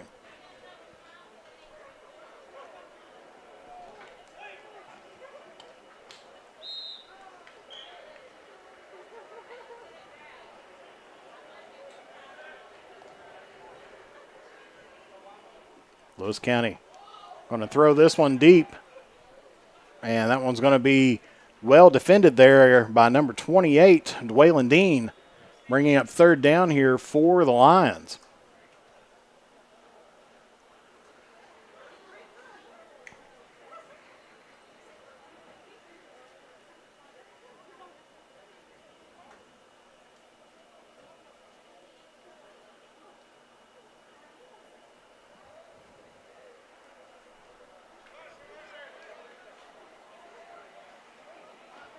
So it needs to get to the 25 to pick up a new set of downs here for the Lions.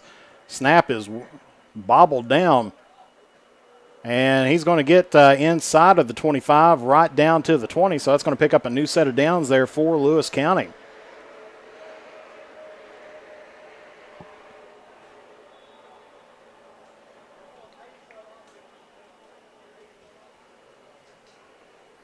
As we see about 4.5 minutes left to play.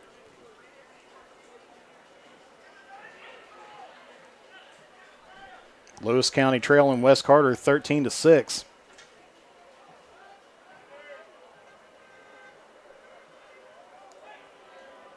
Lewis County dropping back, taking a look. Little screen pass, gets it out to right around the 15. That'll be second down there for Lewis County.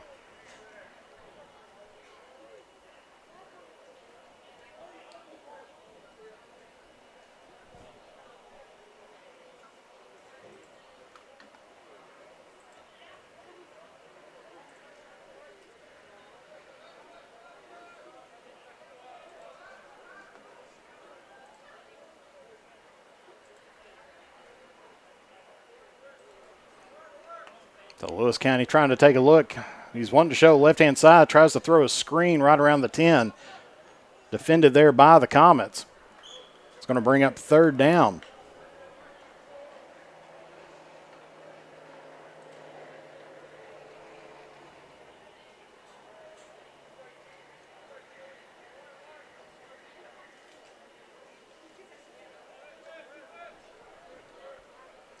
So third down here for Lewis County, needing about 5 yards to pick up a new set of downs. West Carter defense has been pretty tight here today. Only giving up 1 touchdown so far, and that's been in this game. Of course, if Lewis County does score, they're going to have to try to figure out, do they want to try to go for the tie or go for the lead on there? As Lewis County airs this one into the end zone, and that's going to be a touchdown. So Lewis County trails by 1 point, and here's the decision time. So you got under 2:30 left to play. Looks like the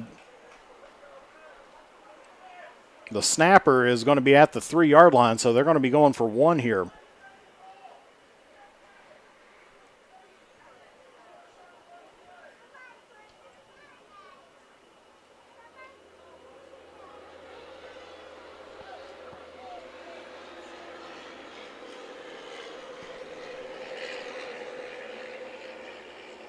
Try to see if we can get you a better angle on this. That way so we can see a little bit more of the end zone there. Takes a snap, looking around, trying to tie this game up. And that one's going to be in the ground, no flags, and so that's going to give the ball to West Carter there, and they are leading here. Whoops. West Carter's leading 13-0, or 13-12.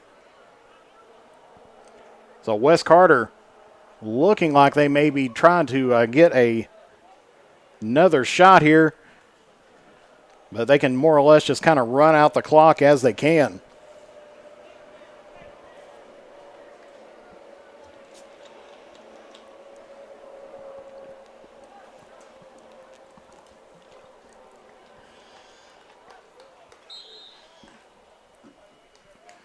West Carter breaks the huddle.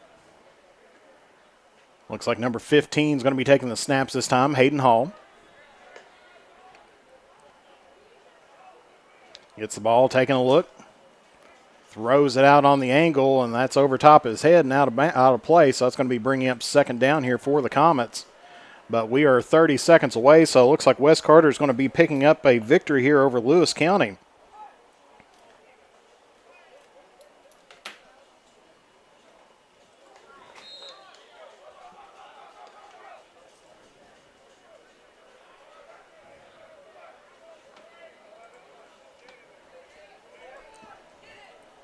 Throws it out and out of play again. So third down, but we're 5 seconds away. So West Carter has picked up the victory here.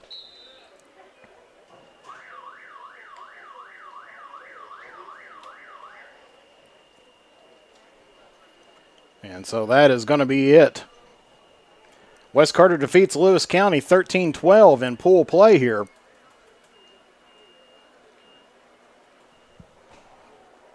It's going to be Lewis and McGoffin here on the left field, and it's going to be East Carter and probably Pendleton on the right field, it looks like. And so we will go with the East Carter-Pendleton game over here as well. So let us reset for that.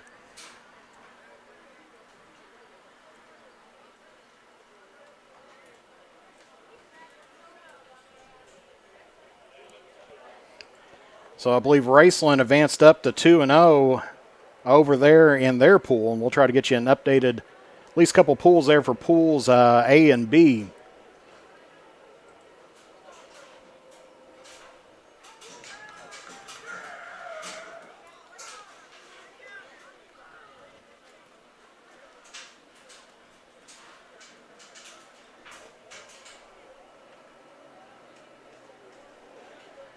So let's take a look at pools A and B right now as we have just a little break in the play.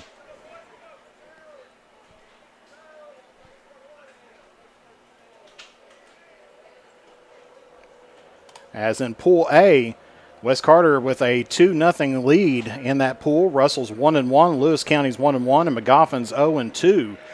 So that's your Pool A records right now. In Pool B, the fields that we're looking at here, East Carter is 1-1. Raceland has taken the lead in that pool, and they are 2-0. Prestonsburg is 1-1 as well. And so we're going to be taking a look here at East Carter, and like I said, I believe it's going to be Pendleton County. So we're going to be pulling them up here shortly. Pendleton is 0-2 so far here on the day.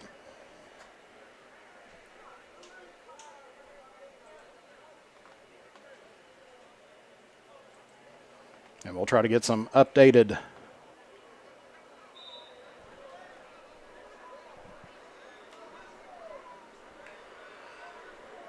information here for you here momentarily.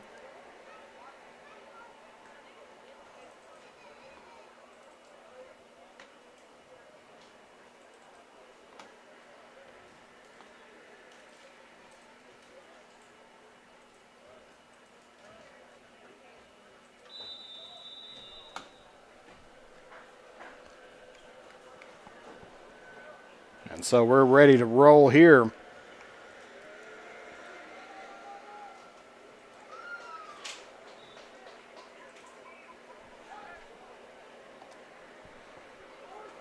As Pendleton County throws that over on the far side, and that's going to be second down for them.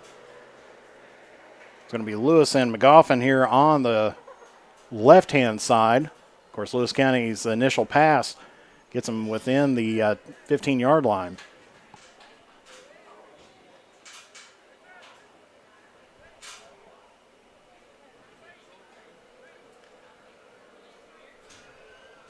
So Pendleton County's 0-2 in their pool. East Carter is 1-1.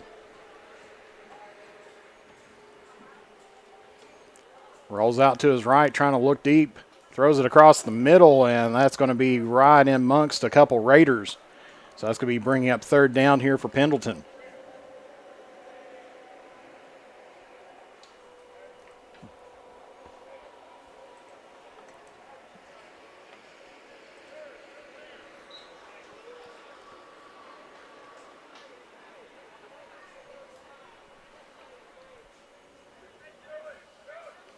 So I believe Lewis County over on the far side must have just scored a touchdown there, and so it's going to be McGoffin County taking over there on the 40.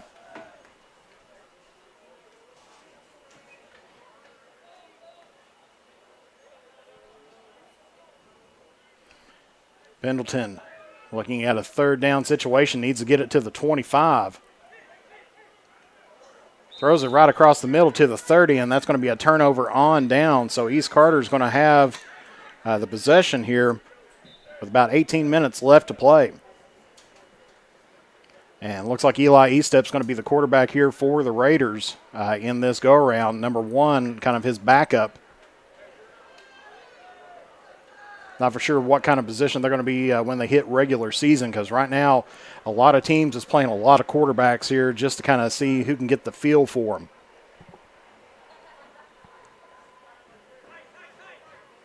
So East Carter 1-1 in pool play. As he drops back, looking deep to number 5, makes the connection inside of the 15. Gets it up to the 11-yard line, so that's going to be a first down there for East Carter.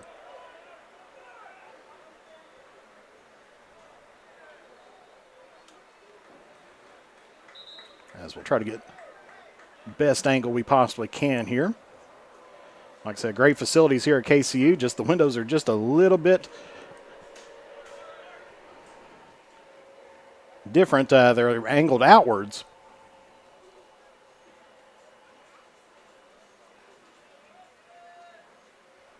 So East Carter looking at a first and goal situation. And they're going to signal touchdown, so East Carter picks up the first score over here on the right field. Magoffin County over here on the left-hand side. So Magoffin County is at 7-6. 7-6 right now, as Magoffin County is going to try to go for one here to tie things up. East Carter throws it across the middle, and that's going to be in there for the extra point.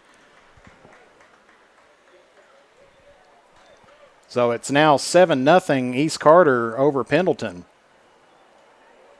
With 16 minutes, and I believe the Magoffin County just hit the extra point over here, and so it's 7-7 Lewis County Magoffin here on the right-hand side. Trying to get you as many updates as what we can. I got John Lyles in the other room. We can see each other, but they put a piece of glass in between us. We're like zoo animals here right now on exhibit here in the press box.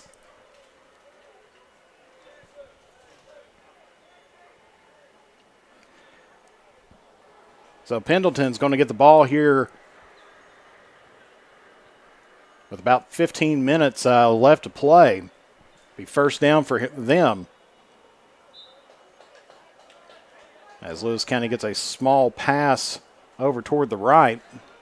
Advances them to about the 37-yard line. Pendleton man in motion.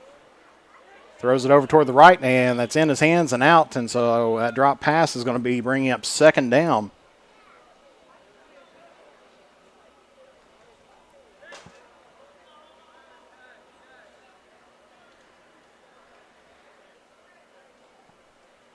Second down, Pendleton County. East Carter leads them 7-0.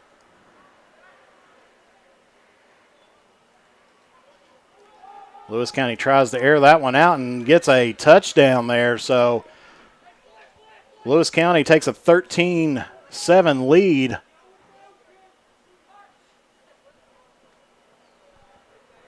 Over Magoffin, and that's going to be an interception over here on the right-hand field by number 14 of East Carter, so that's going to be a turnover for them, and so East Carter will take over there on the 40.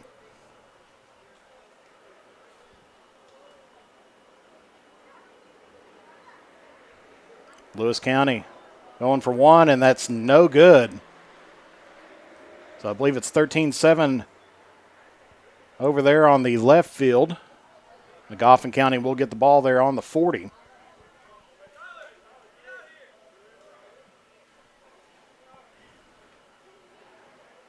Looks like they're going to let number 1 take the snaps here for East Carter now.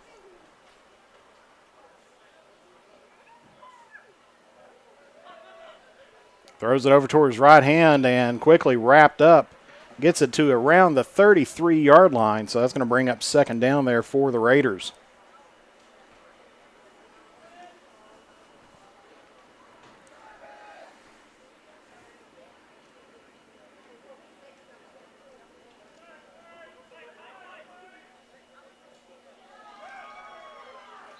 And Lewis County gets an interception on the left-hand field, so that's going to turn directions over and get them the ball back as they try to extend out that 13-7 lead. Snap over, looks toward his left, makes the connection, number 10, and he's going to get inside the 20. So that's going to bring up a new set of downs there for the Raiders.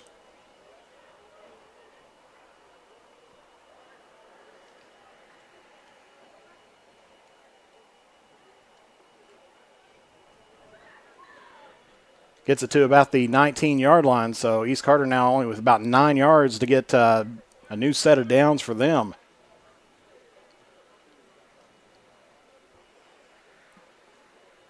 As we said earlier in the broadcast, of course, if you're joining us a little bit later, 20-minute running clock as East Carter throws that across the middle, and that's going to be a touchdown by the Raiders. Hits it to number 3 on a jumping catch and pulls that one down for 6. And East Carter right now is leading 13-0 over Pendleton.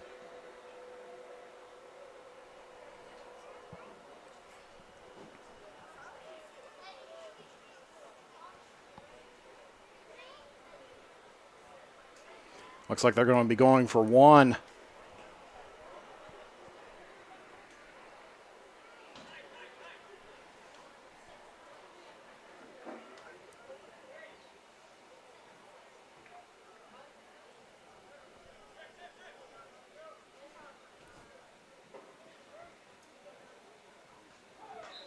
There's the snap, rolls out to his right, throws it there, and he's going to be in for the 1. So East Carter now leading 14-0 here in this game.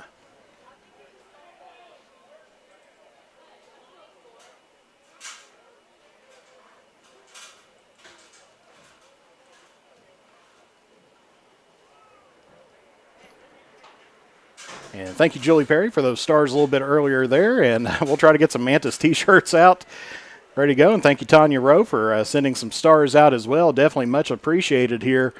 As we said today, this tournament being sponsored by Eric Ross.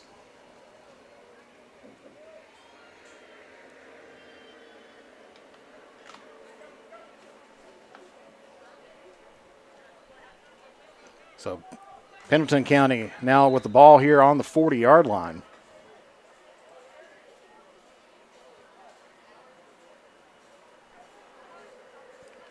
Throws it out to his left, and that's going to be in and out of the hands on the far side of the field, so that's going to be bringing up second down here for Pendleton.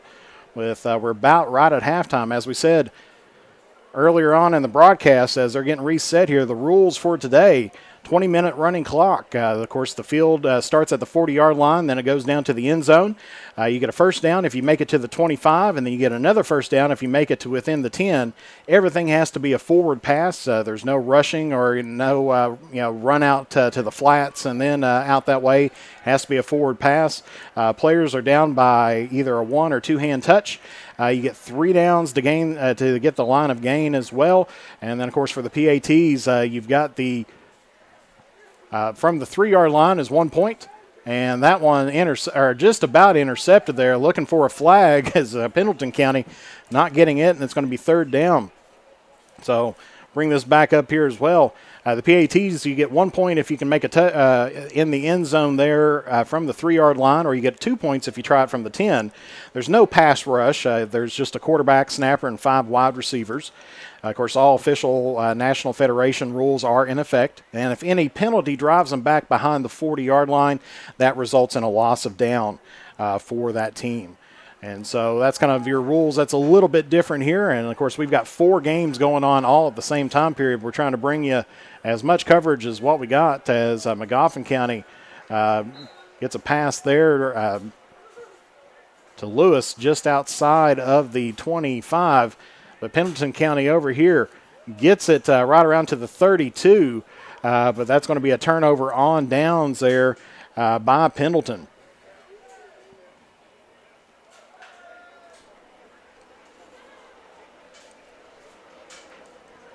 So East Carter will have the ball back again with about 8 minutes left to play here.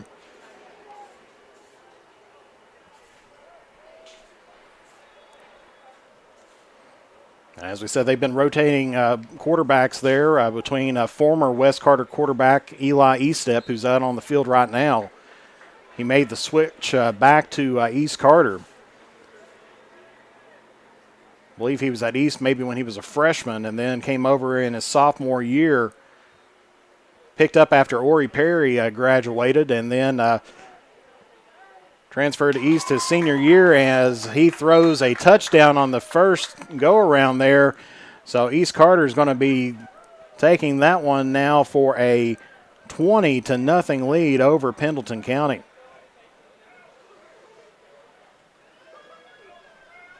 And looks like they're going to line up here once again from the 3, so they're going to try to go for 1 here.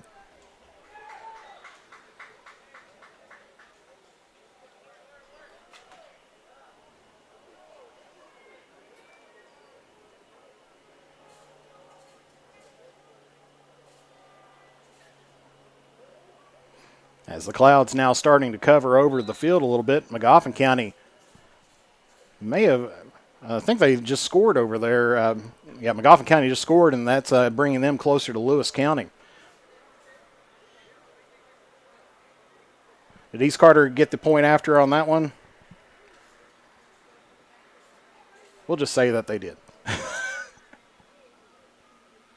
With 6 minutes, 35 seconds left to play, Pendleton County will get the ball again. They're down 21-0.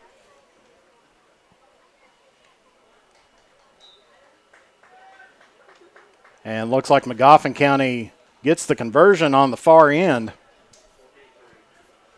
14-13, Magoffin County on top, over top of Lewis County. Magoffin looking for their first victory here, has the lead right now. Of course, Lewis County's had 2 back-to-back games that's been very tight. They lost to the Comets just moments ago by 1 point, and right now they're trailing by 1 point by Magoffin County. So Pendleton County over here. And that one's going to be in and out of the hands, so that'll bring up 2nd down. Of course, Pendleton was originally supposed to be in the pool there with Ashland, Round, and Bath. As I said, I haven't seen any scores from Bath County just yet. Is Bath County here? So they're here. They are playing. We'll get some scores here after a while with them. Like I said, we've got a lot of updates and everything else going on all the way, and that's going to be a nice pass there to get Lewis County within or to the 10-yard line. So that's going to be a first down for them. Pendleton gets it within the 30, but that's going to be 3rd down territory for them.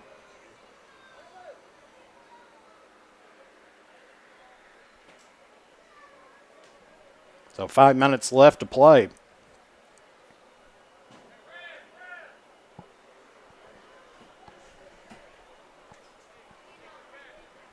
course, we'll try to get you some information on lineman challenge and everything else as it's going on as well. And Lewis County just scores a touchdown over on the left field, takes the lead there. It's 19-14 over on the left field. Pendleton County trailing East Carter here, I believe 21-0.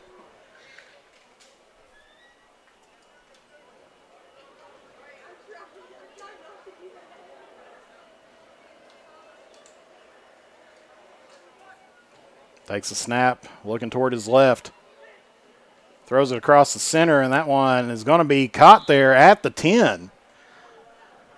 So Pendleton gets it down. That's going to be the closest. I think they've gotten to the goal line this possession.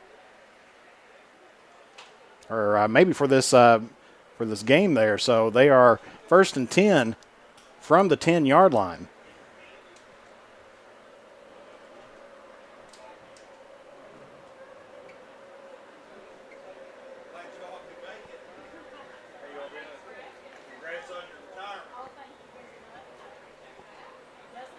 So Pendleton County trying to get on the scoreboard here in this game as they trail East Carter by 3 touchdowns. Rolls out to his right, throws it to the right and overthrows his man out in the end zone. That's going to bring up 2nd down there.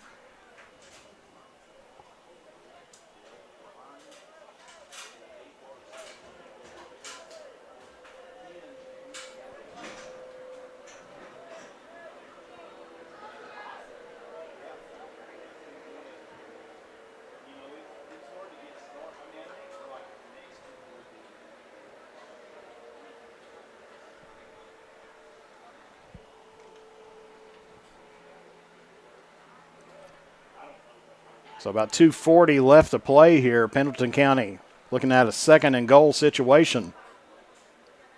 Gets it, takes a look toward his right, still looking right. Throws it across the middle. That's going to be in and out of the hands, so that's going to be bringing up third down here for Pendleton. McGoffin just made a pass over on this side. Close game as Lewis County's a one-touchdown lead over Lewis at the moment.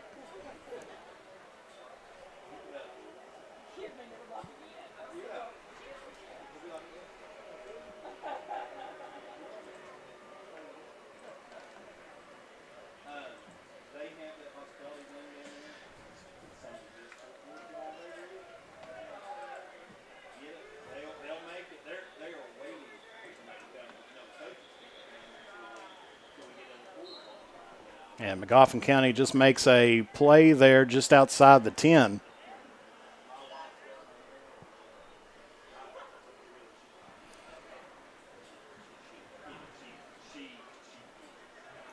And that's an incomplete pass there by Pendleton, so that's going to be a turnover once again. East Carter will have the ball there at the 40.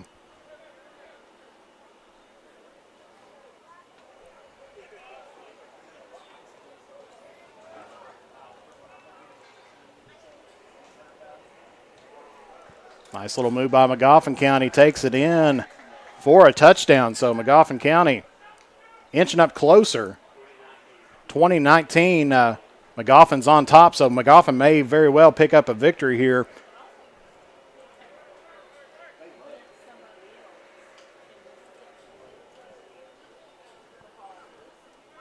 So number one for East Carter back on under center, or once again.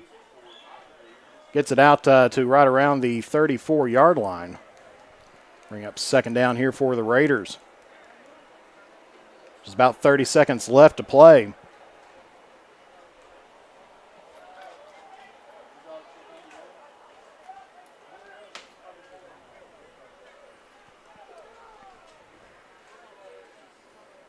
And McGoffin County gets the extra point. East Carter throws it across the middle. Number 10 gets it up right around the 28-yard line. So with under 10 seconds left, McGoffin County is going to pick up their first victory here. Lewis County trying to get to the line of scrimmage. One last play over for them. Throws it deep. No good. So that's going to finish that off here. Doing all right, and you? Good. I come see you. So East Carter picks up the victory here over top of Pendleton County.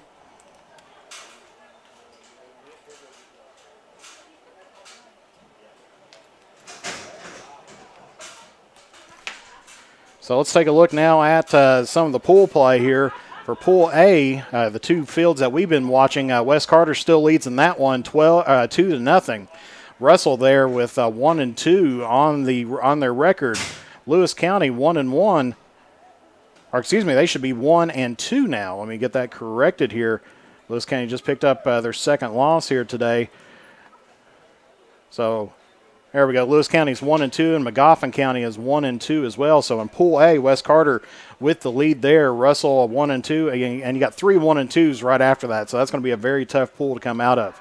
Taking a look at Pool B now, East Carter leads in that one. East Carter's tied really with Raceland right now, 2-1. As looks like it's going to be Raceland and Prestonsburg in this game, the game on the left, or on the right, but we're going to follow West Carter and Russell on the left. So this will kind of decide who's going to be the winner out of Pool B there. So we will get this all ready to go, and we'll switch back over to this camera here to where it looks like Russell is going to be picking up the first possession here.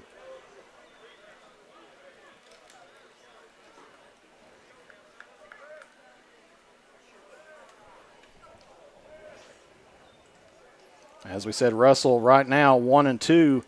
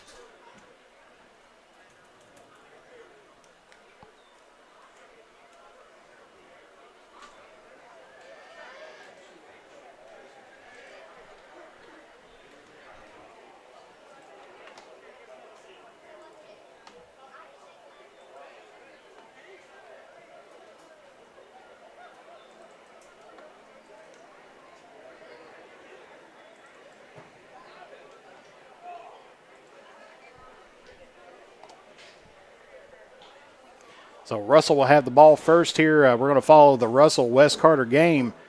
You've got Raceland and Prestonsburg over on the right field. We'll try to give you updates on that. But Russell, first possession, trying to find somebody, but I believe they're going to end up, I guess, unofficially taking the sack. They can't hold on to it too long. So that's going to be a loss of down for Russell.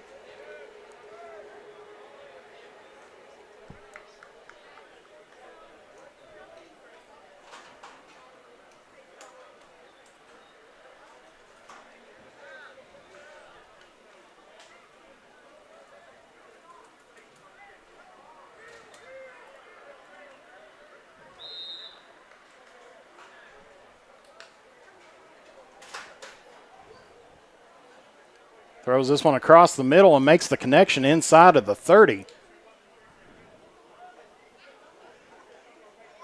So that's going to be bringing up third down territory here for Russell.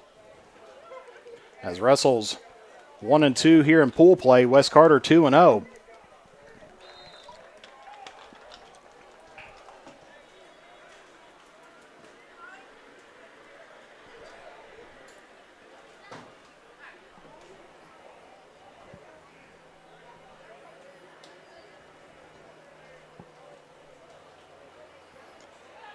Number 3, the quarterback for Russell, looking and throws it across traffic, and there's going to be a flag on the play.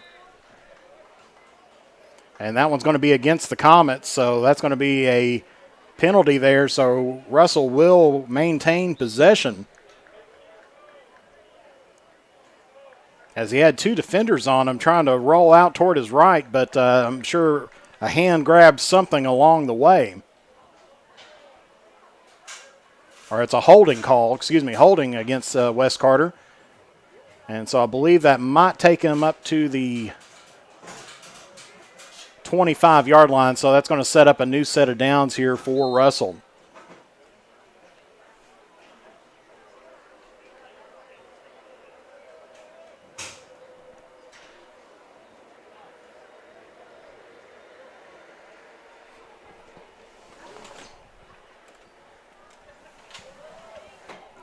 And we'll try to get that zoom fixed here, and there we go. So throws this one over toward the right and makes the connection and gets inside the 10. So that's going to be another first down there for Russell.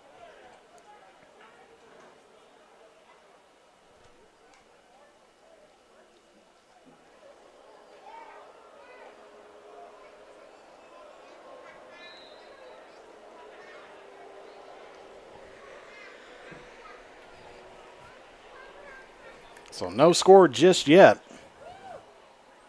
17 minutes left to play. Russell with a first down now.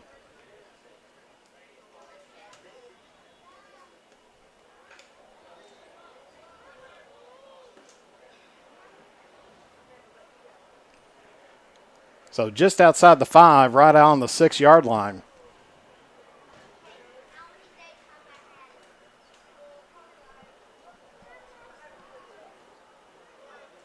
Gets this one looking, and Russell's going to score the touchdown there. So Russell picks up the early lead, 6-0 over West Carter here.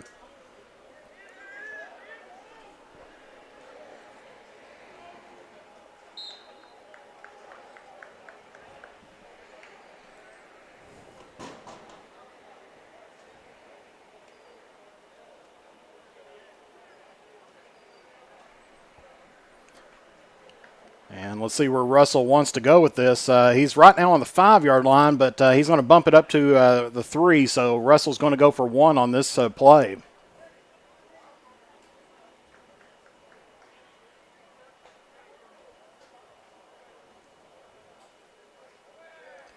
Rolls it out toward his right, and that's going to be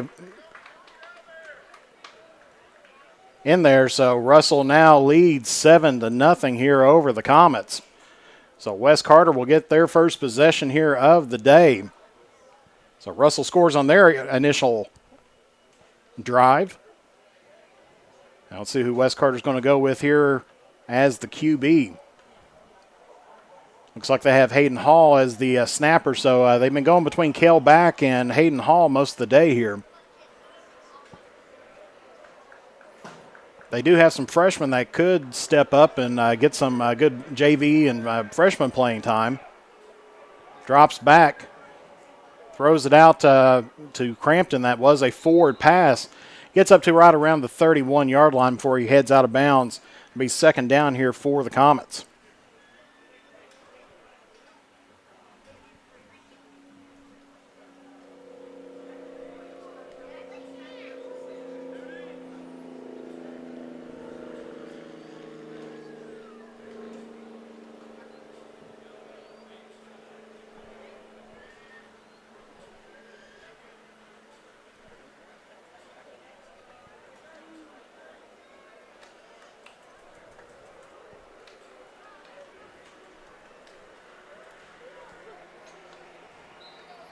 And he's going to get that one within the 25-yard line, so that'll be another first down there for Wes Carter. As we're trying to get our possession arrows working just right, but it is Wes Carter's ball at the moment, so they do have a first down here.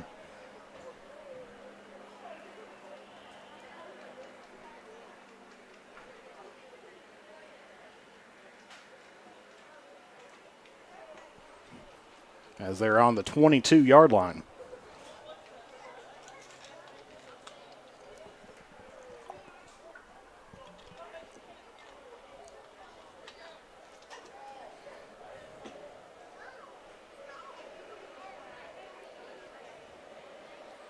Gets it to back, rolls around. Crampton's going to take a knee there, throws it toward the corner, and that's going to be in there for 6.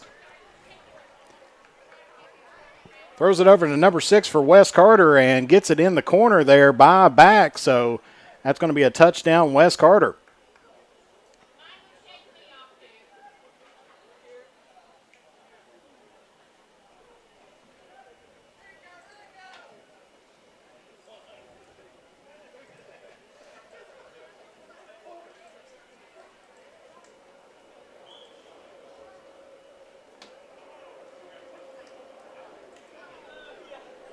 So Wes Carter looks like they're going to go for 1 here. Gets it in to number 9. And that's going to tie things up here. So it's 7 apiece here at the left field, right with about 12:25 left to play. Looks like Raceland has scored over on the right field.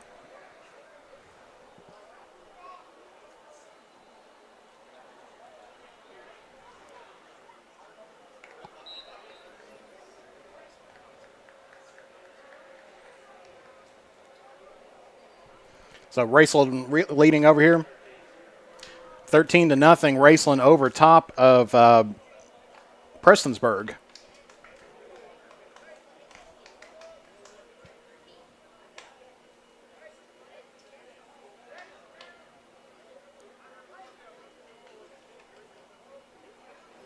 So Russell will have possession here. First down from the 40-yard line. Drop back, taking a look right down across the center of the field, catches that, and he is going to be in for an easy 6 there for Russell.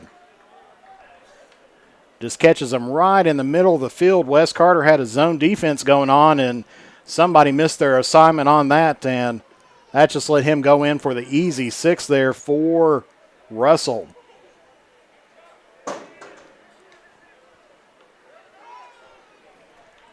So Russell now leading 13-7.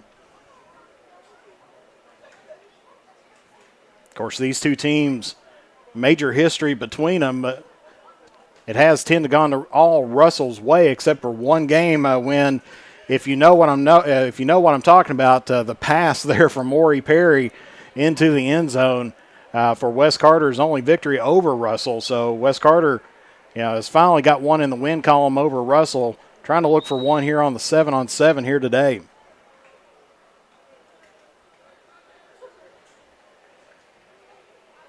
But right now trails 13-7 here. Wes Carter trails 13-7 here against Russell. Excuse me. There's a lot of teams here today. Throws it over, and that gets the 1-point conversion. So Russell right now leading 14-7 here over top of West Carter. Raceland is leading on their field at the moment as well over Prestonsburg.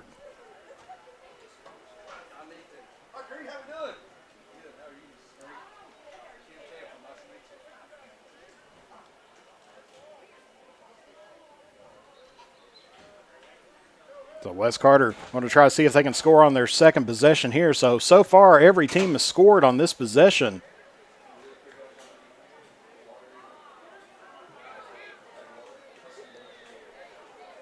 Number 15 quarterback in here for the Comets as he gets it down, and that's going to be swatted there by number 3. Yep. Water be good. Thank you. So that's going to be second down there for the Comets.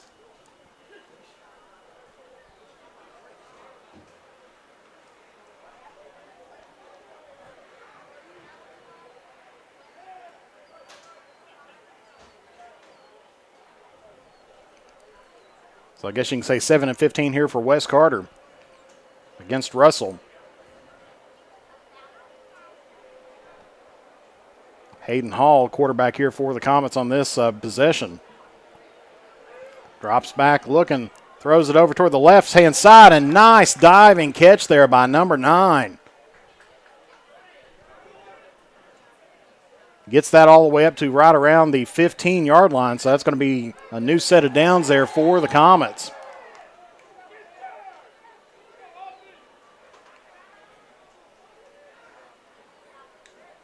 Gets it up to the, looks like the 18-yard line. Correction, 18-yard line there.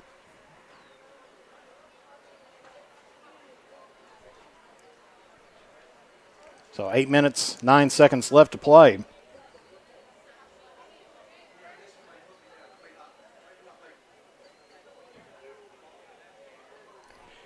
course, after this game, we'll have tournament play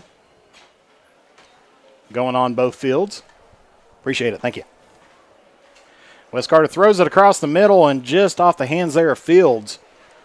I'll be bringing up second down here for the Comets.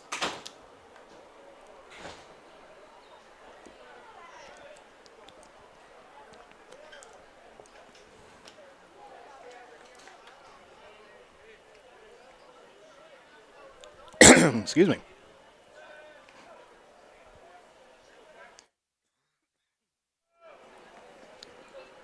So right around the 19-yard line, so they need about 9 yards.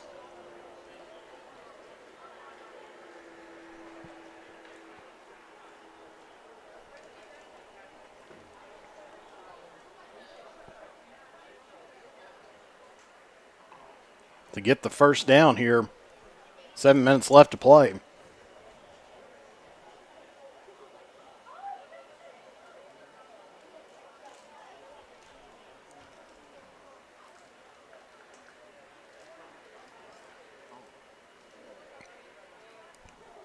Gets it to Hall. Hall looking toward his right and throws it just short. That's going to be bringing up third down.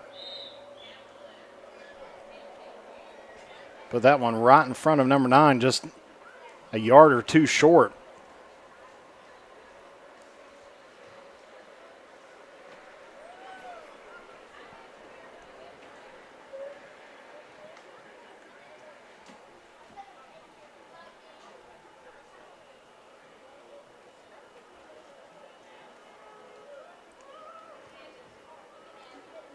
.605 left to play. West Carter facing third down here. Needs to get to the 10-yard line for a new set of downs.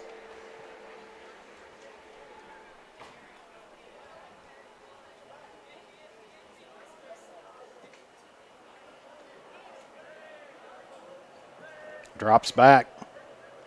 Looking toward his right. Throws it across over to Green. He gets within the 10. So that's going to be bringing up a new set of downs for West Carter.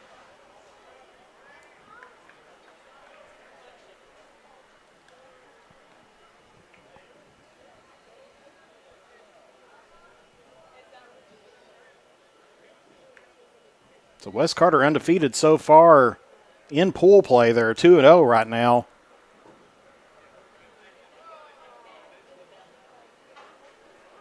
as is Raceland on the opposite side of the field.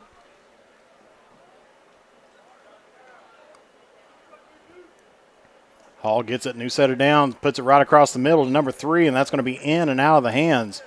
We're going to say incomplete pass.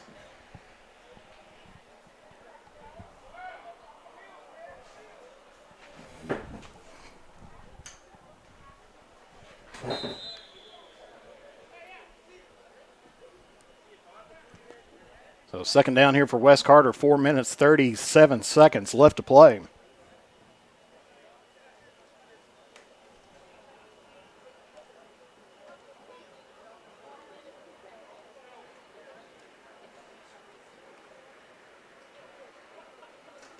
Hall drops back, fires it across the middle, gets it up to right around the 2.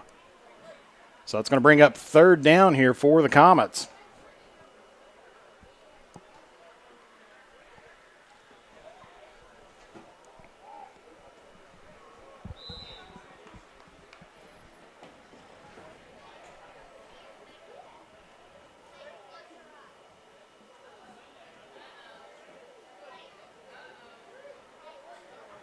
.350 left to play.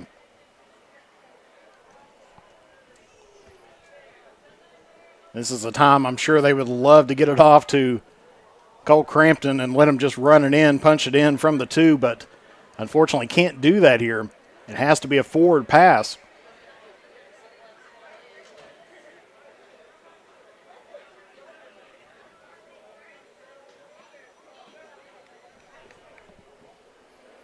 Looking towards left, throws that one over, and that one is going to be caught and touchdown for the Comets.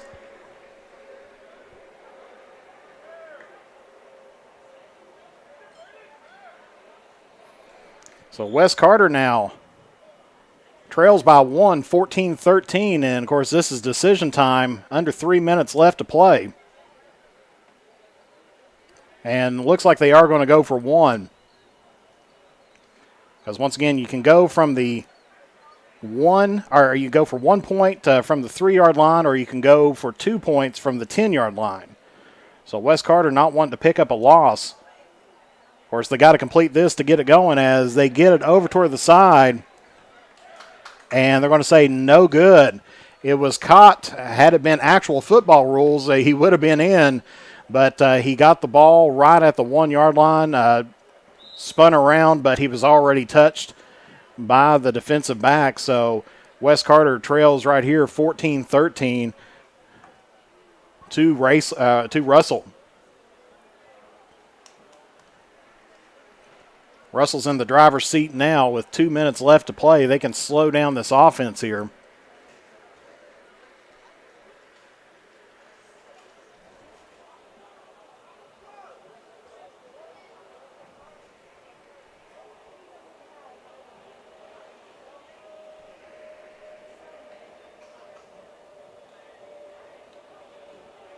Actually, my correction on there, I had Russell as 1 and 2, but they're actually 1 and 1. Let me get that corrected on here. This is their third game.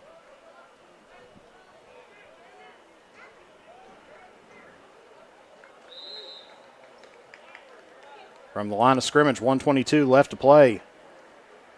Throws it off to his left, and he's going to be touched outside the 35-yard line.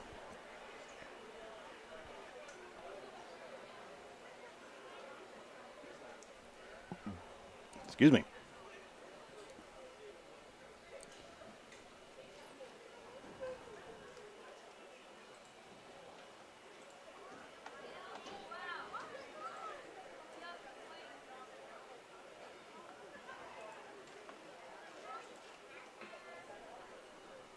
So under a minute left here.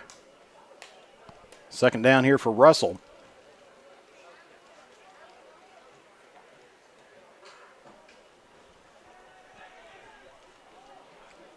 Just throws it off toward the left. Gets maybe back to the line of scrimmage. I'll be bringing up third down here. But I'm sure Russell can just run out the clock right here.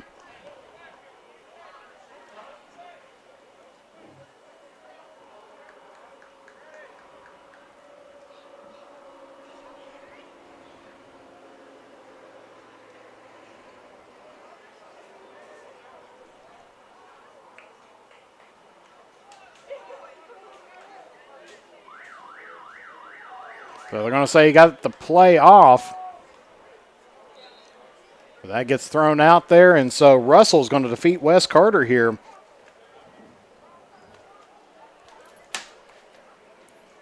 So let's take a look at pool play now for the Pool A.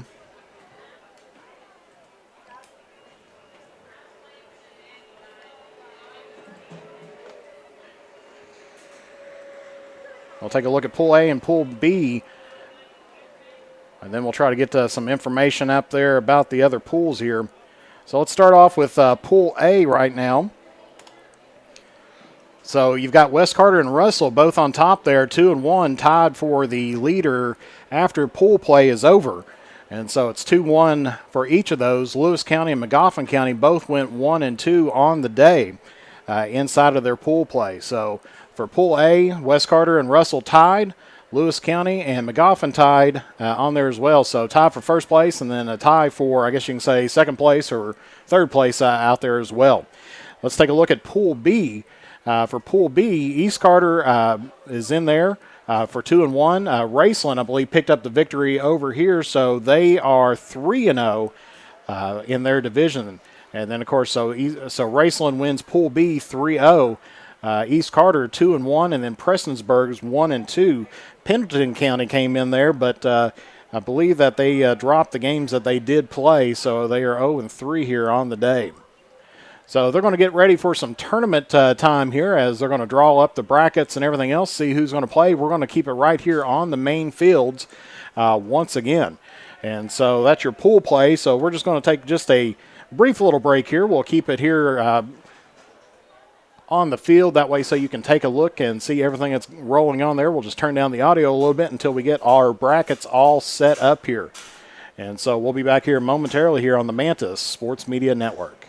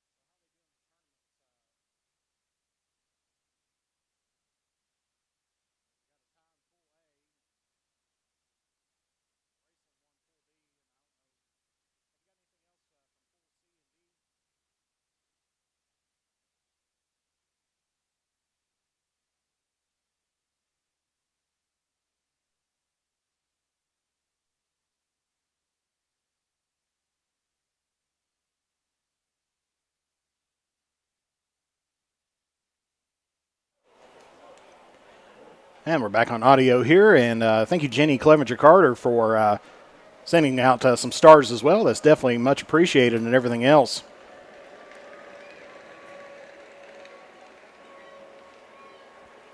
So like I said, we've had a full day of football. Looks like they may be bringing over some JV squads, if I'm not mistaken. Looks like maybe West and Russell JV could be playing because, as we said, we did have some other teams going on in the JV pools. We had two pools. You had East Carter, Greenup, Ashland, and Shelby Valley in the JV pool. And then you have Russell, Round, Johnson, and Raceland in Pool B. And so we'll try to figure out what's going on. We got Coach Daniel Barker coming up here, so we'll try to see if we can get some information from him on the tournament-wise. So stay tuned to the Mantis Sports Media Network.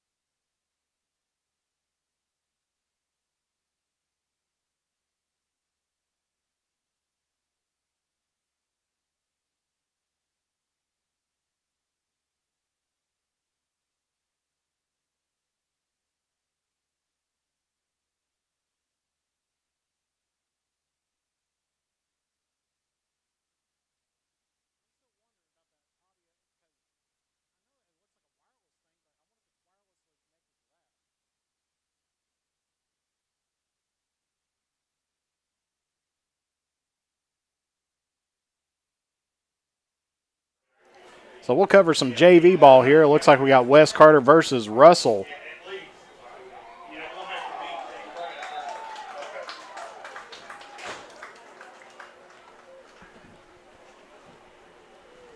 As they've just started that, and it looks like Russell may have scored right on the initial play, or got it down to around the 2.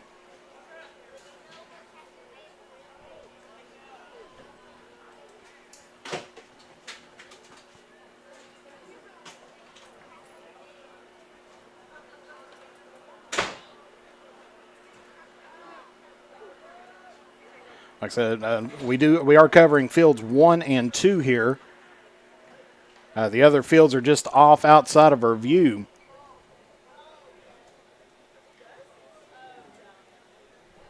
And looks like it's second down there for Russell.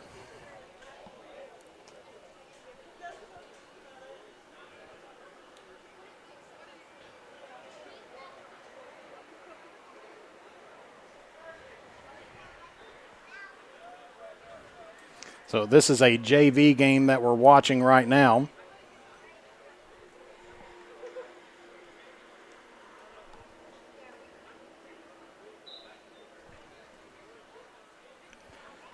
And that's going to bring up third down here for Russell.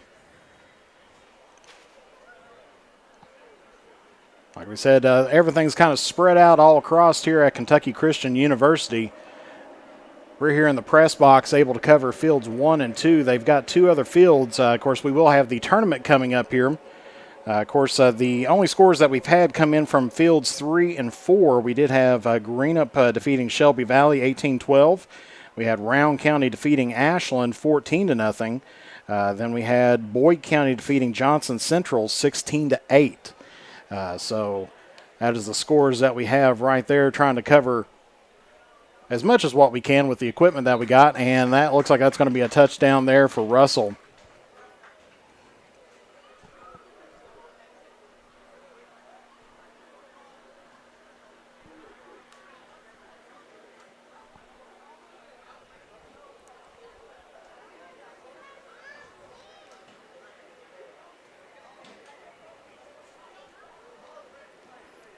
So a lot of games being covered over here at the moment. Seen Spencer Hutchison with Eastern Kentucky Athletics. You can take a look at his page, probably more on Twitter and everything at the moment, where he's been covering or going around doing some updates and everything else. We'll try to see what he has out there as well. Do apologize, we couldn't cover fields 3 and 4, just one person covering as many as we can. That's going to be an interception there by Wes Carter, so that is going to be no good on the play.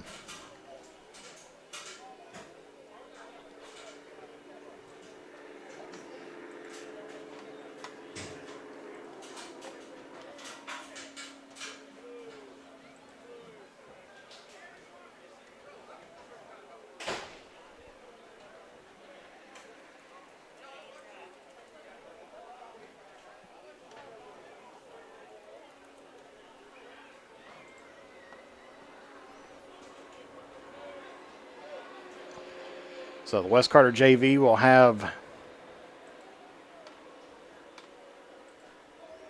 their first possession here.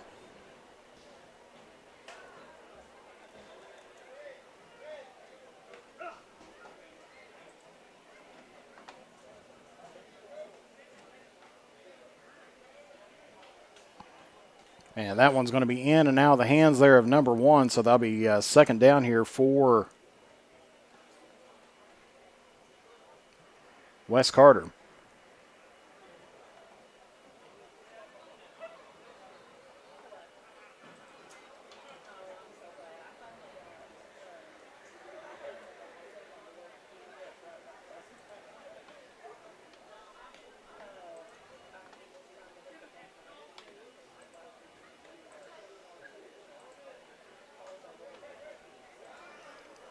Second down play, throws that one, gets it across the middle to number 2 there.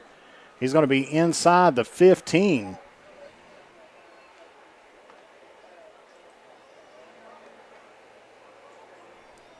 So that'll be a first down for Wes Carter.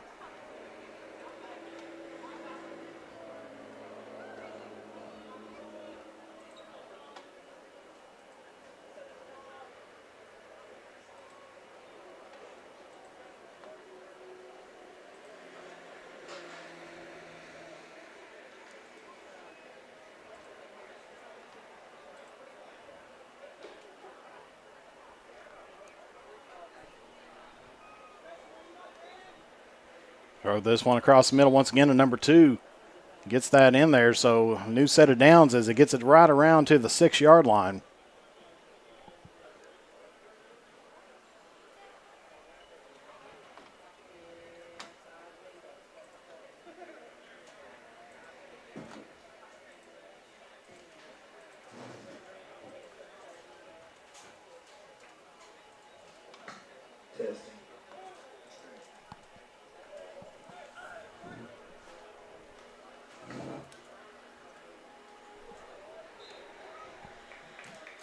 Testing. Testing. Everybody, as we close our JV pool play, we're working on our tournament brackets for both our varsity and JV pools. We'll begin tournament play as fast as we can. Coaches, we do want to remind you that we do have our hospitality tent available underneath the bleachers, so please come and see them. At this time, you got a couple minutes before we get started again. Coaches, we will have a brief meeting to make sure everybody has the bracket, and we'll go from there. Thank you. So Wes Carter, I think this is second down for them. Throws it out. Gets it inside the 5. That's going to bring up third down here for Wes Carter.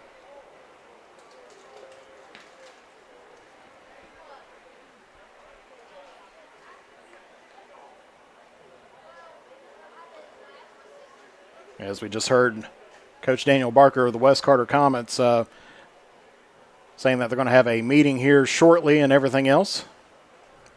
Trying to get all the pools ready to go, and we'll try to see what information we can get for you on that as well.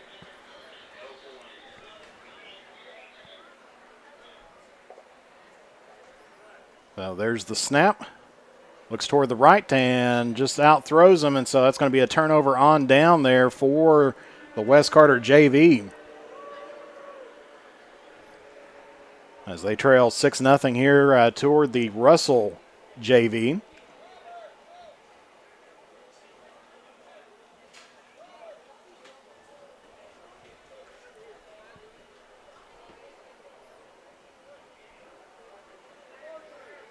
And like I said, the tournament should mostly be played over here on fields 1 and 2 for the varsity side. So hopefully we can try to get some other teams besides pools A and B over here as well. Of course, 15 teams total here today.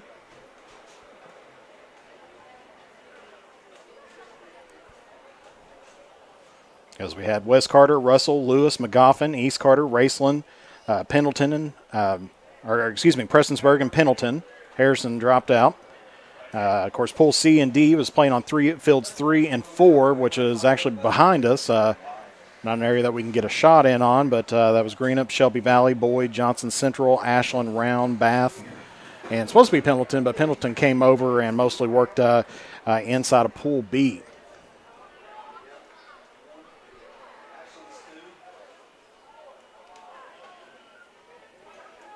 And that's going to be intercepted there by Wes Carter.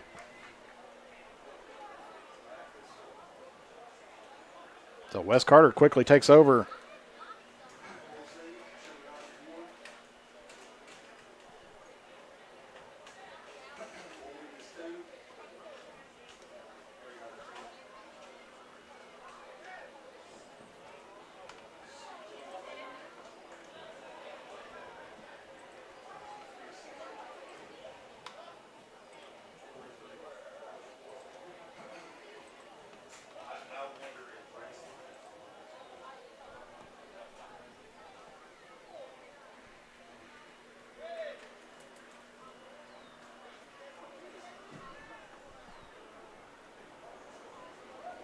Throws this one deep and misses there. So it'll be second down here for the Comets.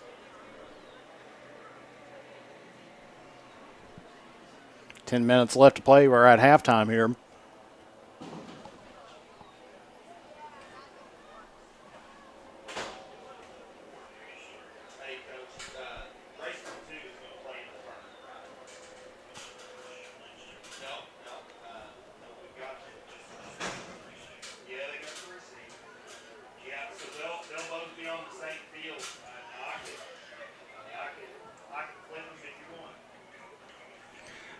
So sounding looks like Raceland actually was in Pool D.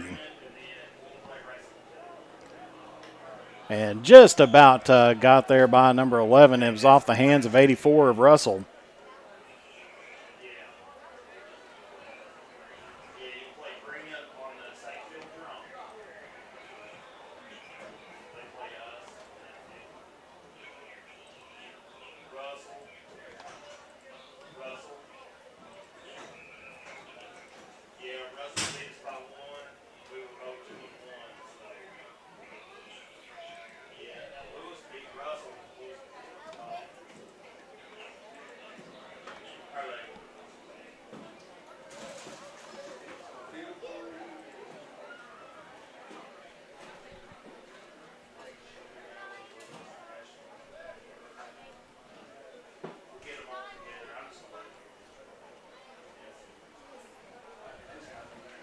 So Wes Carter on third down here tries to air this one out down the field, makes the connection and gets it in for 6. Touchdown, Wes Carter.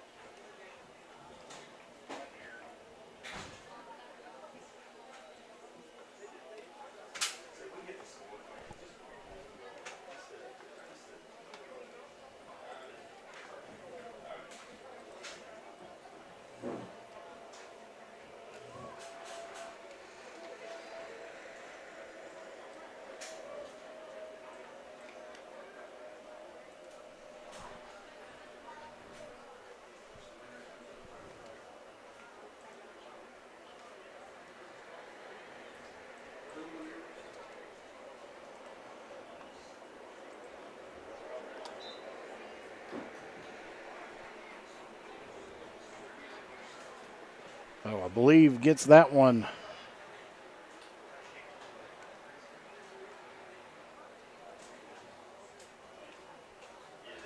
think that was incomplete there.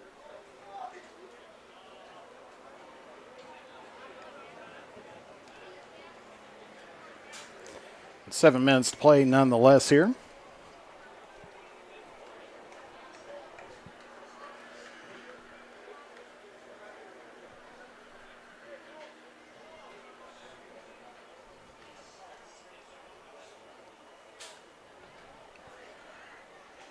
Be Russell's ball here on the 40. We're good to go on that field over there?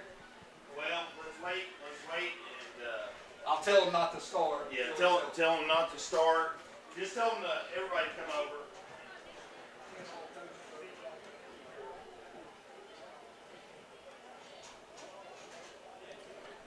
So still trying to get information on the varsity side there, just trying to lend an ear as much as what we can. If we could have a coach from each team to come to midfield, we'll give out the brackets for pool play.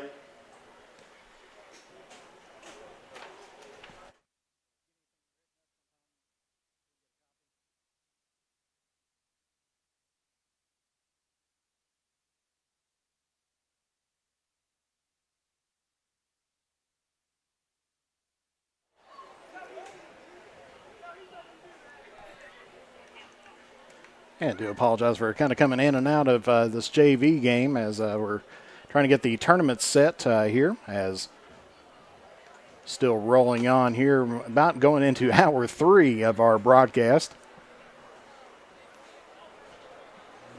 Russell still with the ball. Thank you. All righty, and so taking a look at the varsity play. In the first round, we're going to have Russell versus Bath County, East Carter versus Johnson Central, Raceland Team 1 versus Greenup, because Raceland ended up with 2 teams to make it 16 total. Then West Carter is going to be playing Raceland Team 2. On the other side of the bracket, or underneath that, I guess you can say, Shelby Valley is going to be playing Lewis. Ashland's going to be playing Prestonsburg. Round County is going to be playing Pendleton. And Boyd County is going to be playing McGoffin. And so that's the tournament bracket that we have set up here.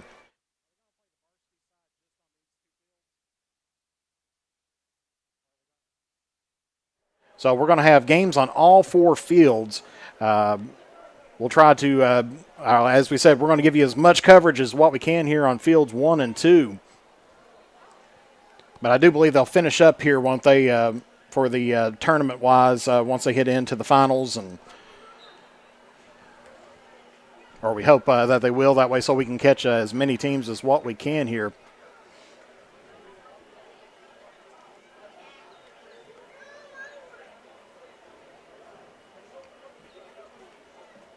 So, of course, our first time broadcasting a 7-on-7 here, and I'm glad that you're joining us. And like I said, we're getting ready for tournament play and everything else here momentarily as the JV squads are wrapping up here. We just see Wes Carter and Russell playing. Of course, this is a non-seeded game in this, so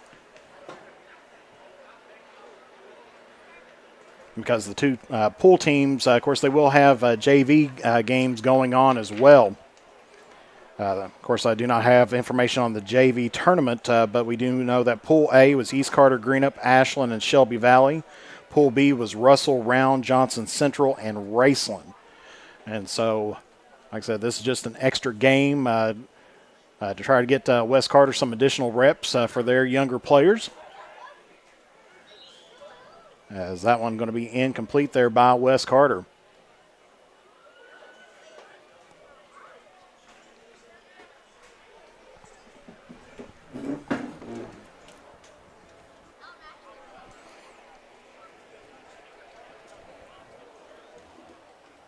So I believe things all tied up here in this last JV match, 6-6.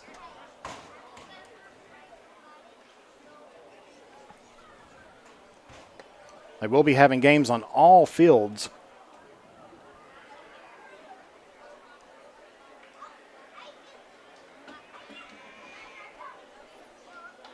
As we will have the championship teams over here on the main field, as they've now just turned on the lights.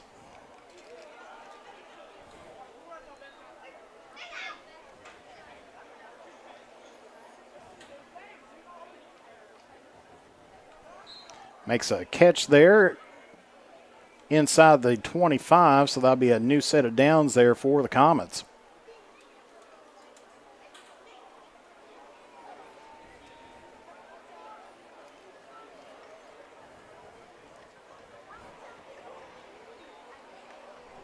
So once again, following up on the tournament for the varsity side, Russell's going to be playing Bath County in the opening round. East Carter's going to be playing Johnson Central in the opening round. Raceland's going to be playing Greenup in the opening round, and West Carter's going to be playing Raceland 2 in the opening round. Shelby Valley's going to be taking on Lewis County in the opening round. Ashland's going to be taking on Prestonsburg. Round County's going to be taking on Pendleton, and Boyd County's going to be taking on Magoffin. As they're going to say, that was an incomplete pass there by Wes Carter with 1 minute left to play.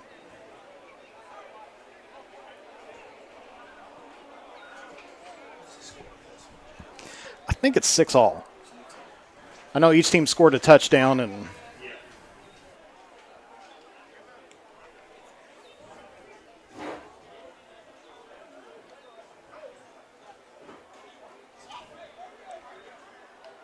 Donnie Rowe out there coaching for the Comets as they throw that one out, and that should be bringing up third down. Less than 30 seconds left to play.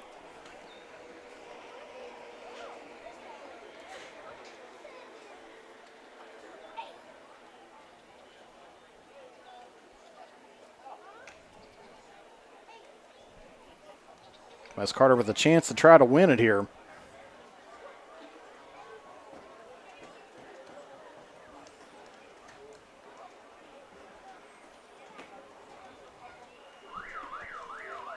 And that one's going to fall just short there. So I believe we're going to have a tied game here for this final game. So as they're going to try to get the JV tournament up and going.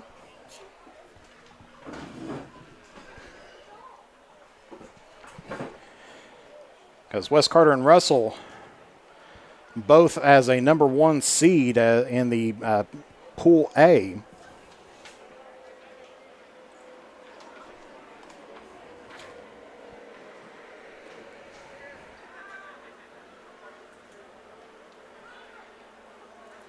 And we'll see who's going to be playing or who's going to be playing who out here as all the coaches are at midfield.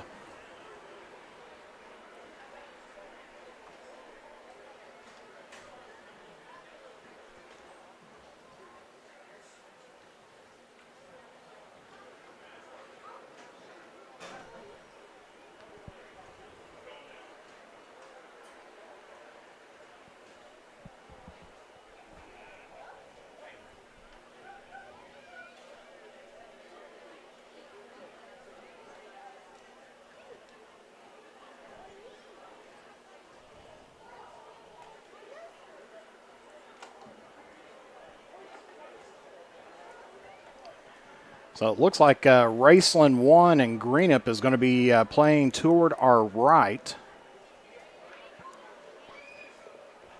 And we'll see who's going to be here playing toward our left here. Hey,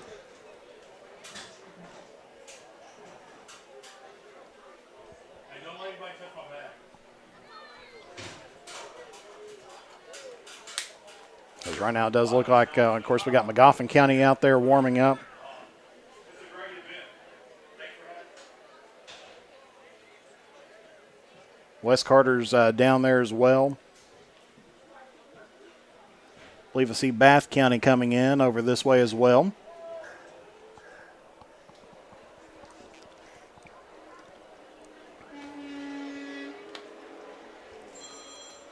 buddy, what's up?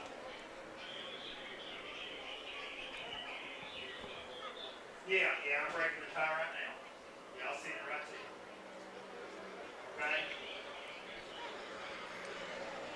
So still a full tournament of 16 teams on the varsity side left to play, and then it looks like a full 8 teams set to play on the JV side.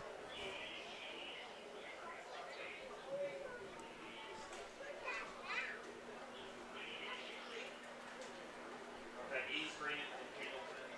And, we have...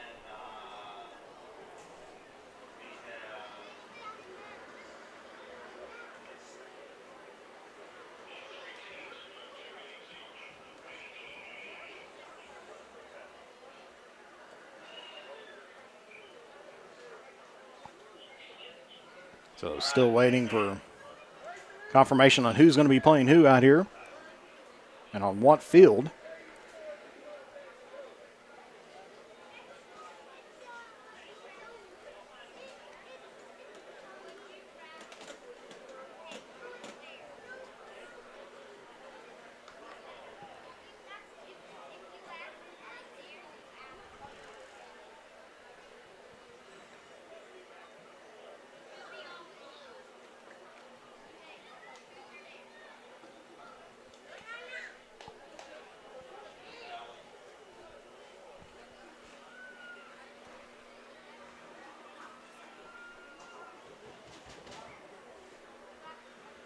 Because as we said, we got Raceland and Greenup over here. It looks like they are setting up on the right-hand side of the field, or toward our right. The left-hand side got different teams going on.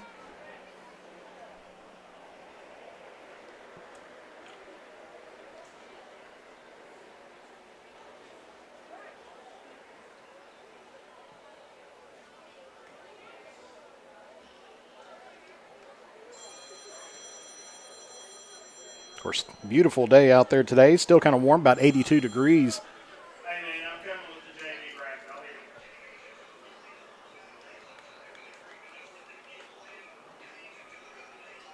it. Heck yeah. All right, well, you got the bracket down there? Are we ready to go?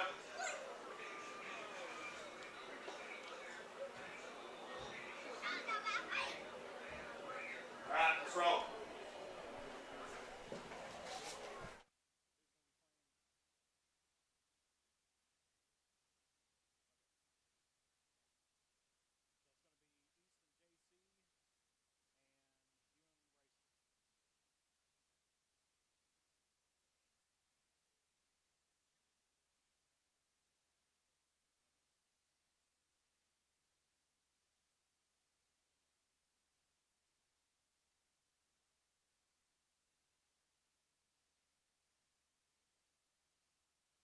Okay, so for the first games, we're going to try to, like I said, do our picture-in-picture on here and try to get you where the action is out there as well, trying to keep scores for both sides and everything.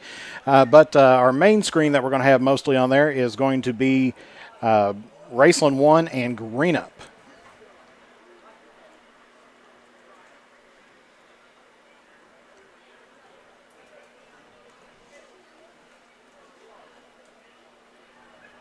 So they're going to be playing here on the left-hand side in the main part of the screen.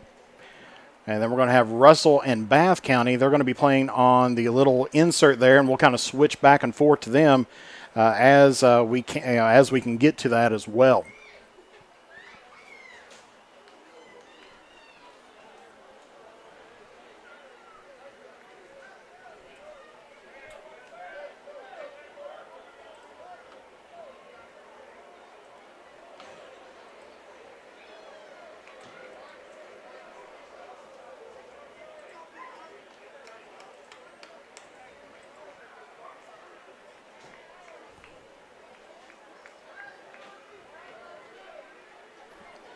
So we will have the varsity side over here right now with the between these two teams.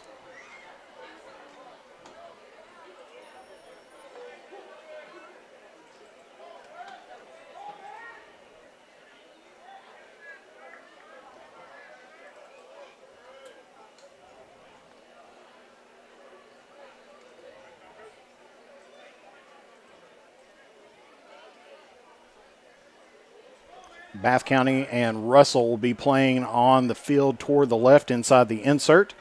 Greenup and Raceland 1 is going to be playing on the right-hand field.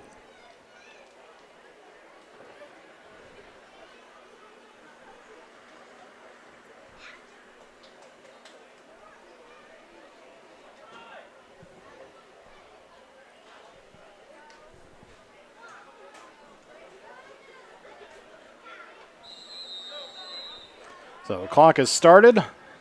Raceland's going to have the ball there on the main part of the screen. Russell is going to be on the left. Raceland competes a pass, gets it within inside the 25, it looks like, and so it's going to be a first down there for Raceland.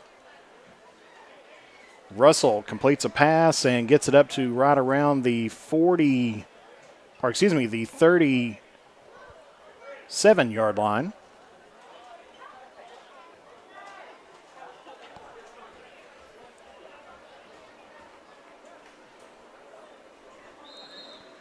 Raceland completes another pass, gets it to about the 11-yard line, so it'll be second down for them. Incomplete pass by Russell.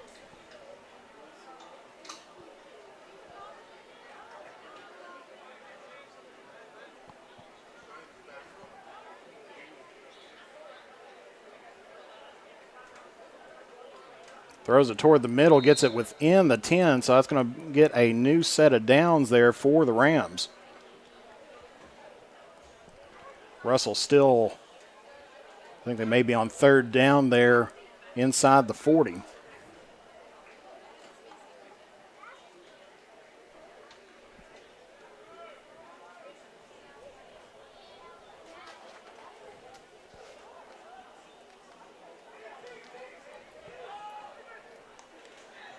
Russell goes deep and gets that within the 10, so that's going to be a new set of downs for them.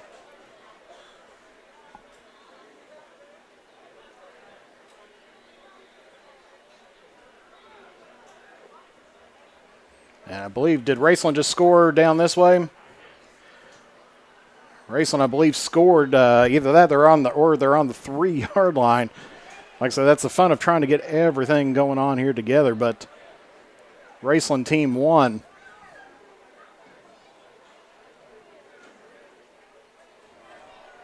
And looks like they get it there. So it looks like Raceland is on top, 7-0 over here on the field. Take a look here at Russell now as they throw it toward the end zone, and that's going to be intercepted by Bath County. So Bath County will get possession of it there.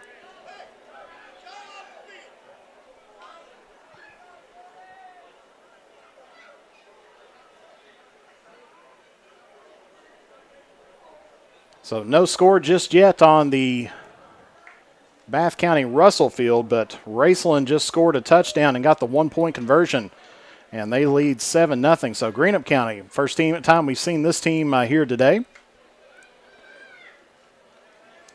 Throws it across the middle, gets it there right around the 33-yard line, so that's going to be second down there for Greenup.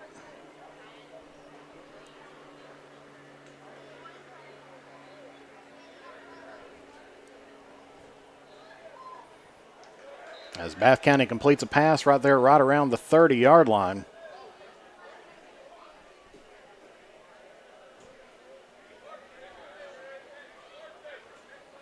So second down here for Greenup County.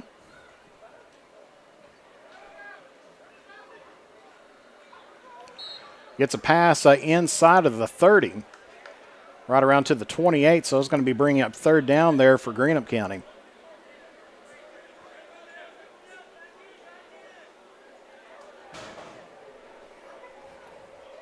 Bath County gets an incomplete pass there right around the 20.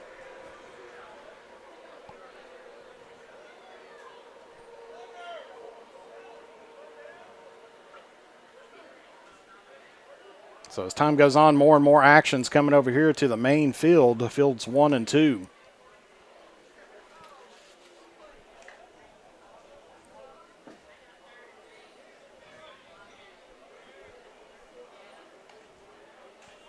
So third down situation here for the Musketeers. Throws it across the middle, bobbles it and catches it, gets it inside of the 10. So that's going to be a first down. Greenup County on the main screen, and it looks like we have a turnover on down. So Bath County couldn't get the score going on. So it's going to be Russell now with the possession.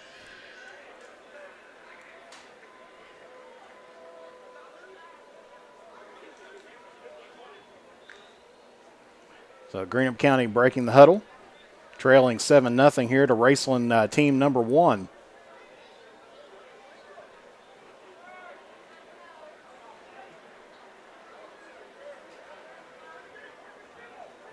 Gets it right across the middle, cuts in, and they're going to say that he was touched right around the 3-yard line, so that's going to bring up second down. Penalty over here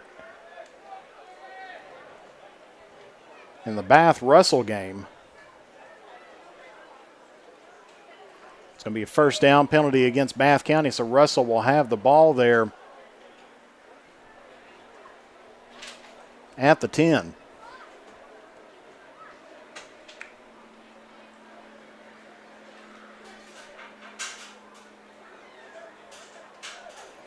So Greenup County, second and goal.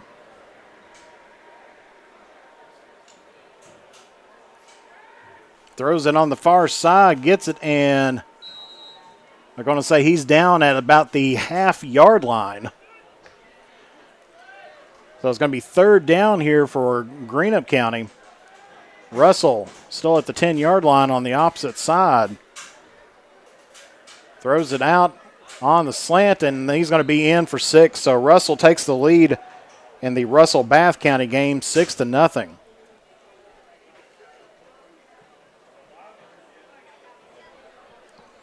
$13:20 left to play. Greenup County do or die time here as they're facing a third down in inches. And like I said, once again, this would be a great time to punch it in. But you do have to pass it, and they get the connected to number 9 right there at the H. And so it is 7-6 right now. Greenup County trails Raceland.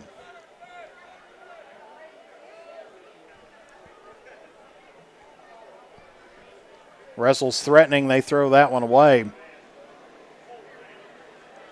And so it's going to be 6-0 Russell over Bath County. While it looks like Greenup County is going to go from the 10. So they're going to be trying for 2 points here.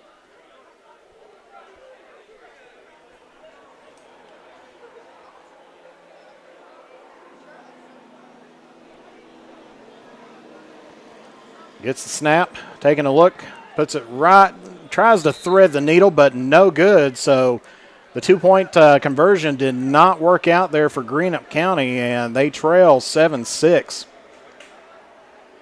with about 12 minutes left to play. Taking a look here, here's the Bath-Russell game as Russell leads 6-0 against Bath County. Throws it out on the slant, gets it right to around the 33-yard line. 34-yard line, excuse me. Bring up second down for them.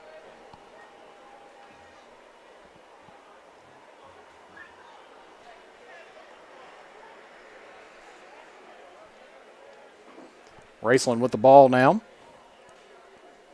Looking to pass, throws it out in the flat. They're going to get him up to the 39. Really, that was behind the line of scrimmage. It was forward, but not forward from the line of scrimmage there as they pick up 1. So it'll be second down here for the Rams.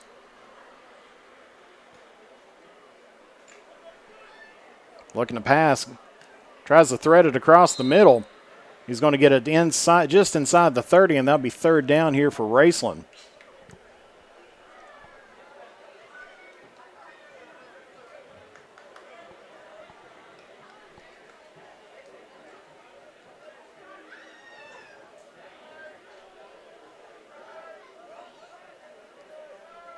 Taking a look at the Bath County. He's trying to look deep and then gets it inside the 20 and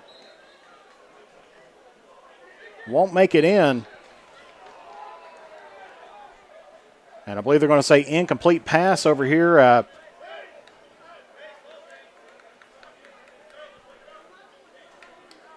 On Raceland. So that's going to be Greenup ball as they that was third down anyway. They were not able to convert.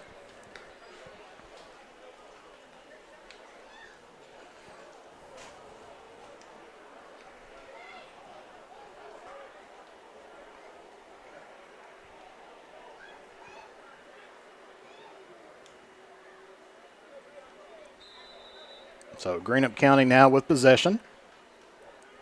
Gets it right around the 35-yard line, so it'll be second down there for the Musketeers. Bath County still trying to look for their first score on the opposite field.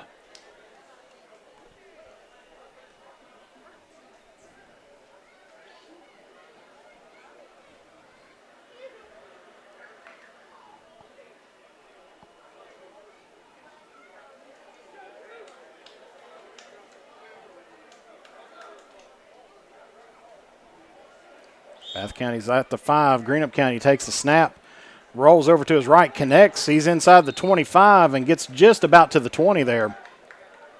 So that's going to be a first down, Greenup County.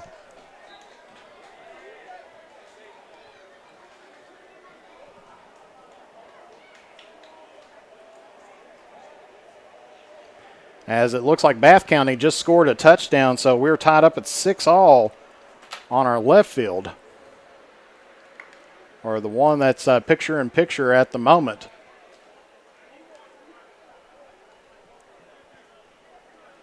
On the right field, it's first down for Greenup County at the 20. Throws it across the middle and just about had it. Flipped it up and re-caught it and then ended up slipping out of his hands there again. So it's going to bring up second down there for Greenup. Bath County going for the extra point. And they connect, so Bath County at the moment leads Raceland 7-6.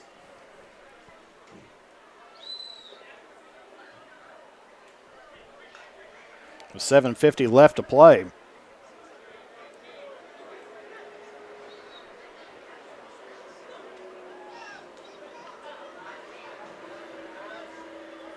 Looking back, throws it toward the right-hand side. Gets it right to about the 10.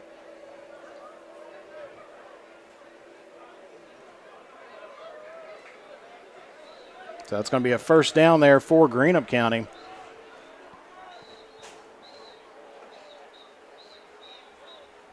As Russell Gaining possession again here with 7:15 left to play. And that's going to be an interception there by Bath County.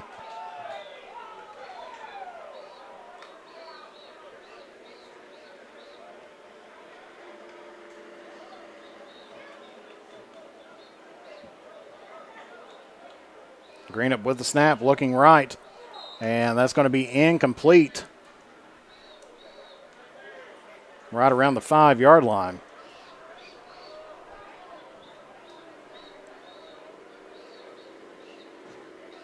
So it'll be second down for them right at the 10.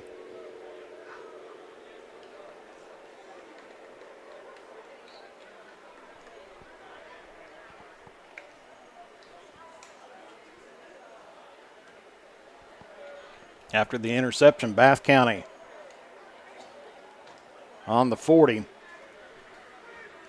Greenup County throws it toward the middle, and that's going to be in and out of the hands there of the receiver wearing the gray T-shirt. So that's going to be bringing up third down there for Greenup County as they still trail 7-6 here to the Rams. Bath County advanced the ball up to the 31-yard line.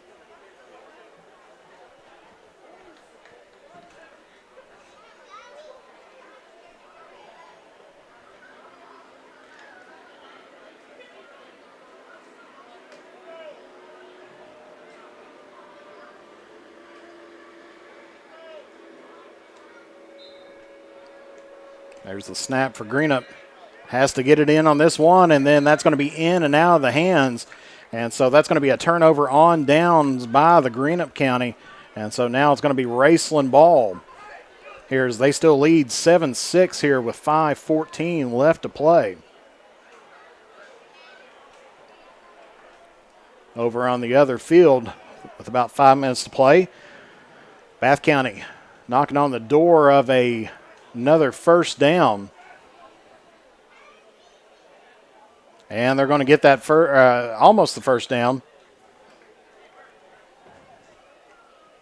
Gets it up to about the 16. Raceland back in on this again as they're going to go deep here to number 14, and they're going to say that they got him at about the 5. So that's going to be a long passing play there for the Rams.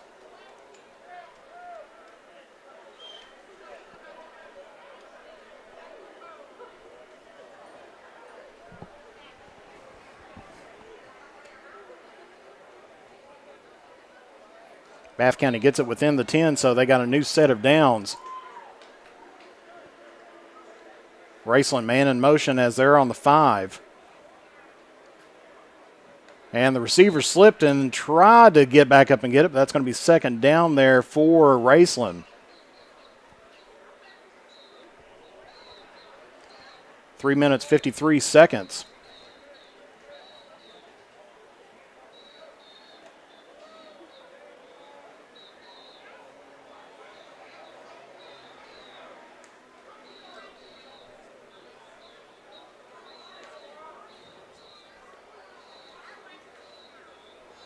As quarterback gets it, throws it deep into the corner, and that is no good. So that's going to be bringing up third down territory for the Rams. Bath County looking deep. That's maybe about their third down as well, as they're inside of the 10. About 3 minutes left to play here in the opening round.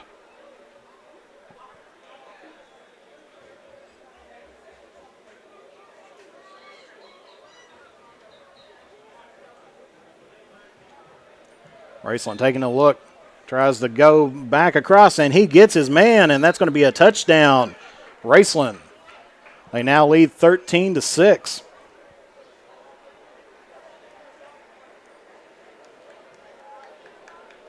As Bath County gets theirs down toward the 5-yard line. They lead 7-6.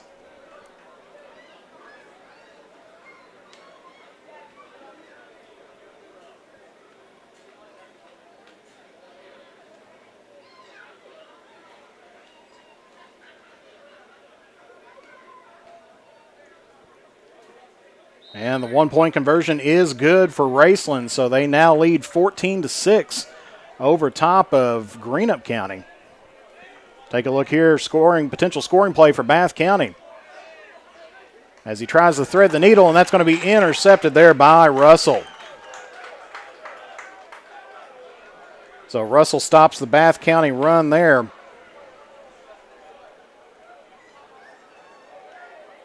As they trail here by 1 point, 7-6.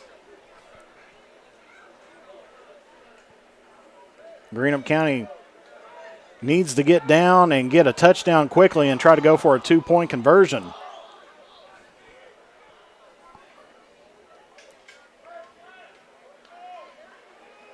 Throws it across the middle, and number 1 just lost it in his hands, and so that'll be second down there for Greenup County. As across the way, Russell just scored a touchdown.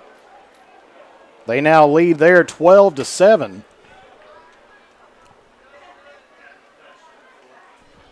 Oh, he got touchdown at the 4, excuse me.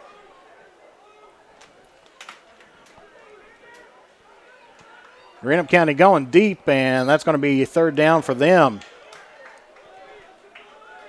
And now Russell scores the touchdown, and they are up 12-7. As Greenup County looking at a third down here, of course, time dwindling away, 30 seconds. So it looks like Russell's going to come away with a first-round victory over Bath County as they score the 1-point conversion. And Greenup County throws that one away, and that's going to be a turnover on downs for them. So as time dwindles away, Russell defeats Bath County 13-7.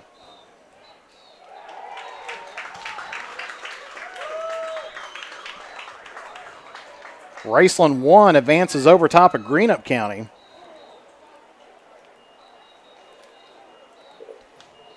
And so I believe in the next games that we're going to have West Carter and Raceland 2, and I believe East Carter and Johnson Central. So we'll get our scoreboard hooked up. We'll be mainly focusing on the West Carter and Raceland 2 game.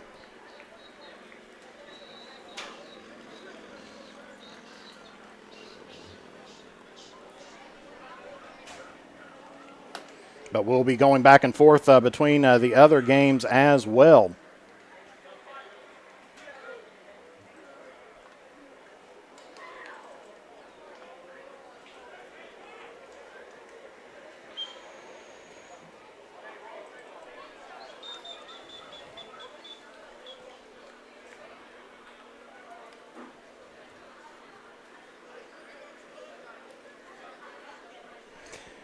So Russell will play the winner of East Carter and Johnson Central. Raceland 1 will play the winner of West Carter or Raceland 2.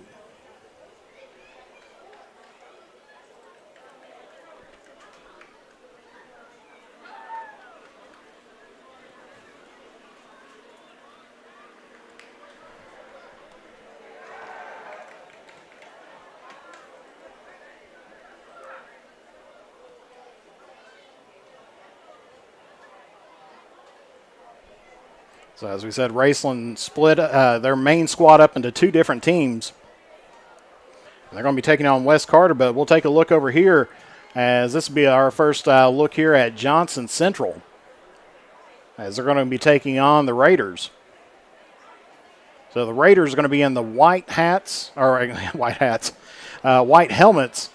and the blue jerseys, while Johnson Central is going to be in the black helmets with the white jerseys over here. So we're going to be going back and forth between these two games as well.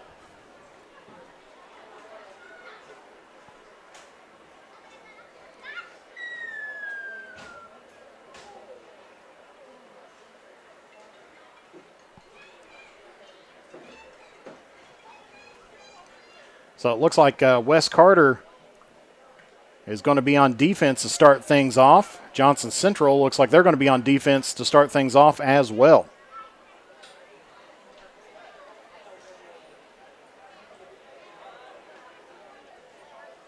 So East Carter's picked up a couple victories here today within pool play. Johnson Central, I believe, top in their pool, if I'm not mistaken. Or one of the tops in the pool. Didn't get a final pool count on them. But right now, pool play really doesn't mean anything here, as the tournament will decide everything.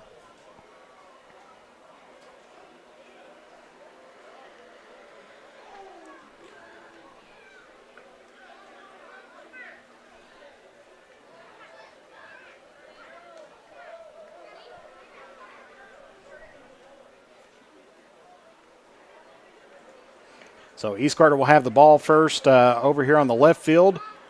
Raceland will have the ball first on the right field.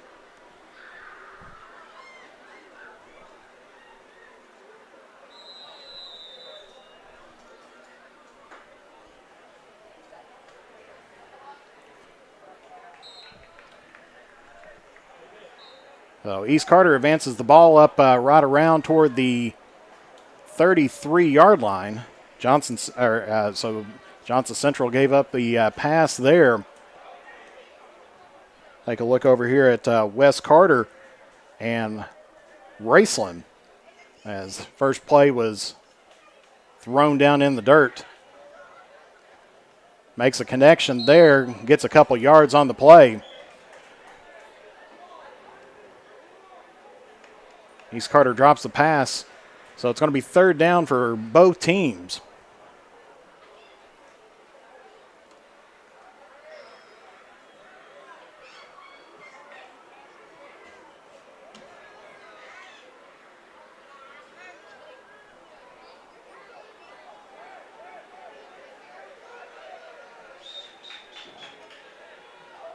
So Raceland third down play. Makes the connection, gets it to the 30, the 20. Makes it all the way to about the 10. So that's going to be a first down, Raceland. As East Carter gets a first down as well.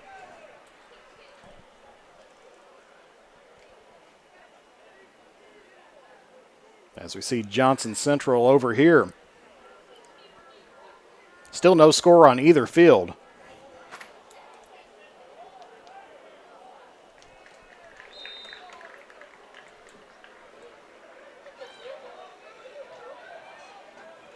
Makes the connection there deep into the zone. That's going to be a first down for East Carter. Checking back over here at the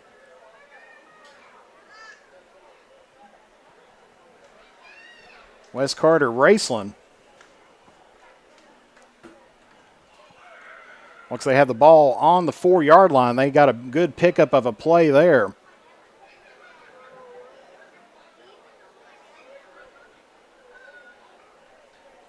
East Carter's threatening at the 3 over on the other field. And that play is going to be broken up there by number 10 of West Carter, being second down. Taking a look over here, East Carter gets a touchdown over there, so East Carter leading Johnson Central 6-0.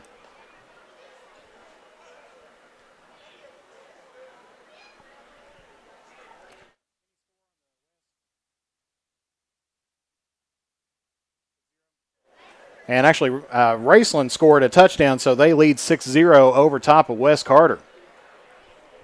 So we'll take a look back at West Carter's first possession here, as he gets the connection inside of the 30. As East Carter scores the PAT. So it should be 7-0 East Carter.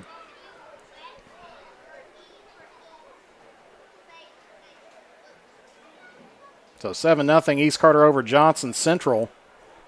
16:30 left to play.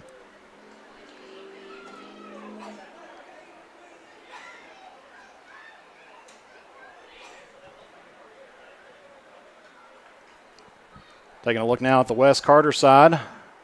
Looking deep. Floats it out and gets his man inside of the 10 right at the 5-yard line. So that's going to be a first down there for the Comets. Taking a look at Raceland's first play. Connect the man right outside the 20-yard line. So they're going to be on a first down themselves. Good pass there by the Johnson Central quarterback.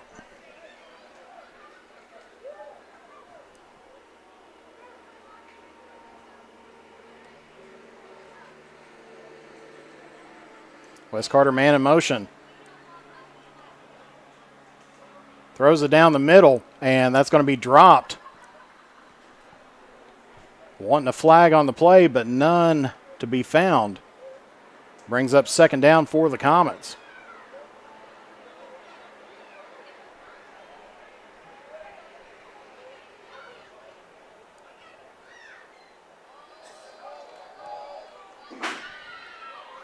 Taking a look now at Johnson Central. Throws across, hits his man to around the 15-yard line. Wes Carter trying again, floats it out, and that's going to be in there to Cole Crampton for a Wes Carter touchdown. Things are all tied up 6-0 over on the field with Wes Carter and Raceland 2. Johnson Central trails East Carter 7-0. With Wes Carter with the point after.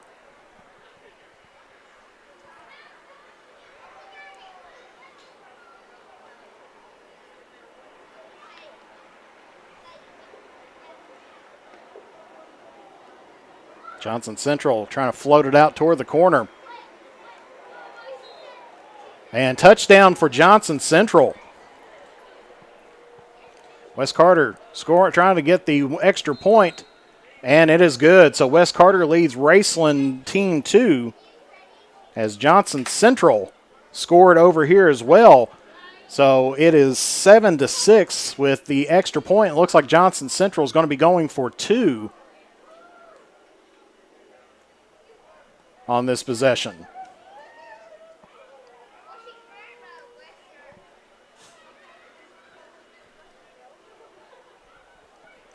So Wes Carter leads Raceland Team 2. Johnson Central is going to go for the 2-point conversion over here on the left-hand side. Drops back, trying to find it, threads the needle, puts it across, and that's going to be incomplete. So Johnson Central trails by 1. As we take a look, Raceland gets a ball right inside of the 15-yard line, so that's going to be a first down for them.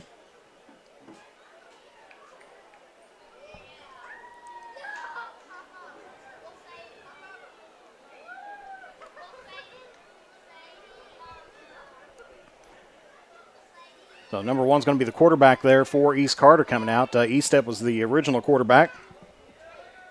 Raceland throws a pass, and that's going to be no good.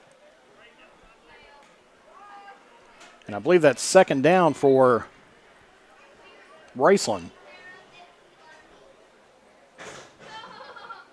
East Carter gets a pass, gets it up to around the 34-yard line.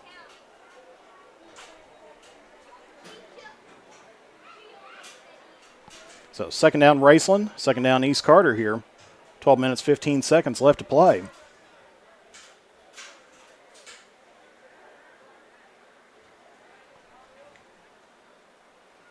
Raceland dropping back.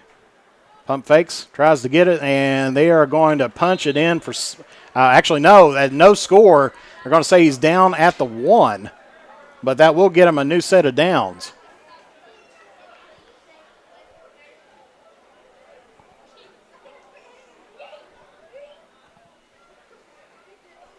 So Raceland knocking at the door here against Wes Carter.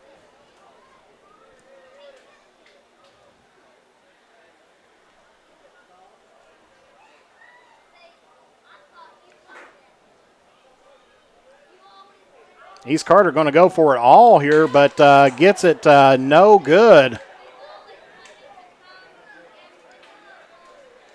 No flag or anything, so that's going to be a turnover there by the Raiders.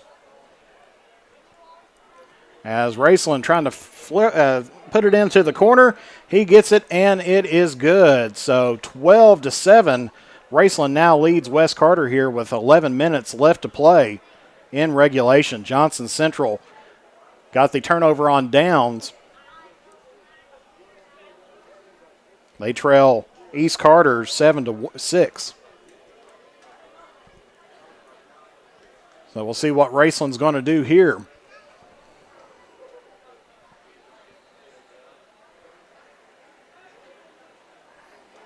As we got the Raceland-West Carter game on the main part here, and then we've gotten in the picture-in-picture the Johnson Central as he's trying to go deep. No flag on the play, incomplete pass. Johnson Central looks like they're going to take this right from the 3.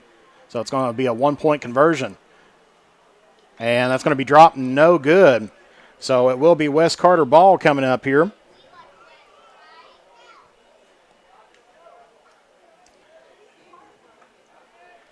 Johnson Central now will take a look here as Raceland leads West Carter 12-7. East Carter leads Johnson Central 7-6.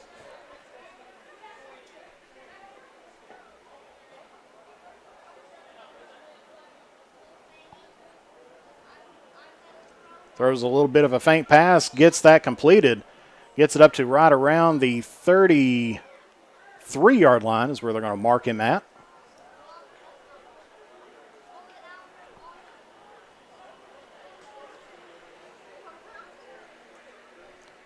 West Carter taking over here from the 40.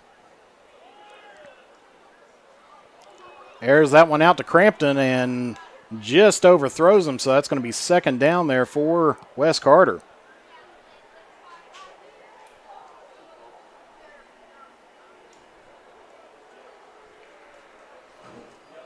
Here's Johnson Central once again. Tries to air that out and gets it, and incomplete pass. I just about had him in the end zone, but incomplete pass there. So West Carter with a second down situation from the 40.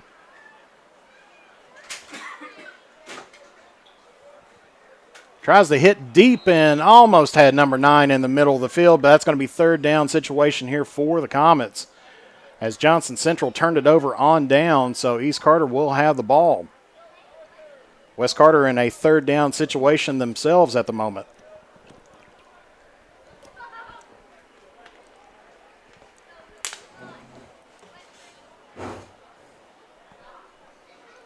East Carter throws the pass over and incomplete pass for them. That'll be second down for the Raiders. Comets third down situation for them at the 40.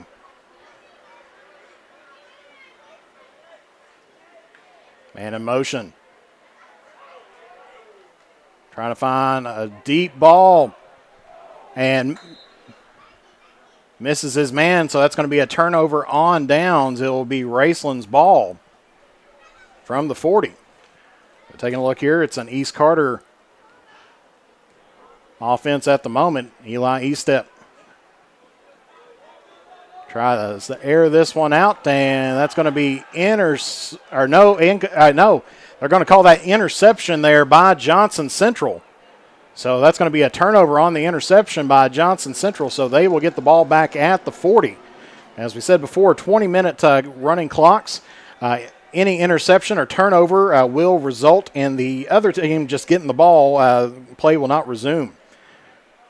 So here is Raceland and West Carter again.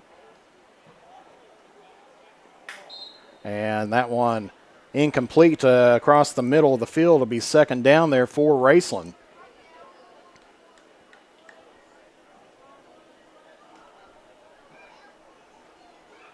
Johnson Central here. First play from scrimmage. Trying to look to go deep. And they're going to say he caught it right at the 10. So that will be first down there, Johnson Central at the 10.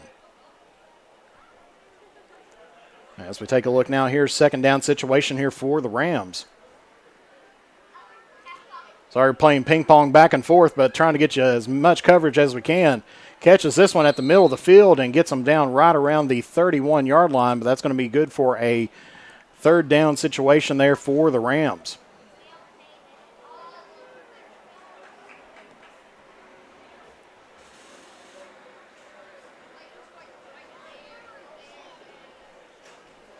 Go back over here to Johnson Central as they're threatening there at the 10-yard line. Passes it right across the middle, and that's in there for 6 for Johnson Central. They take the lead now 12-7. Back over here, third down situation for the Rams. Tries to air that one out and just overthrows his man, and so that's going to be a turnover on downs. Wes Carter will get the possession there.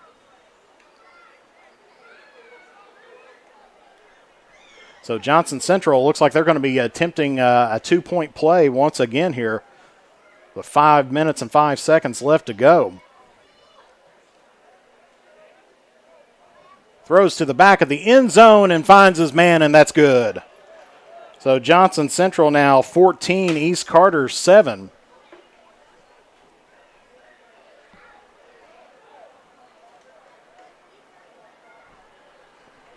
As back over here at West trying to go deep and just about hit his man, number 9. Looks like number 17, Kel Back is the quarterback. That'll be second down there for the Comets.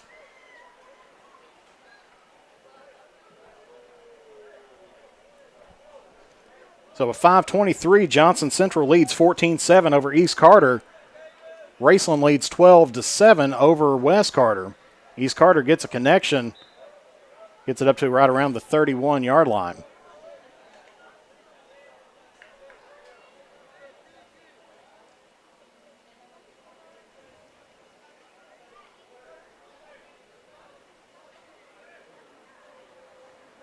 This time they're going to go with number 15, Hall, as he tries to air it downfield and just misses his man once again. Well covered there by number 32, and that's going to bring up third down situation. Taking a look over here for East Carter. Throws that one away. That'll be a third down situation for them as well.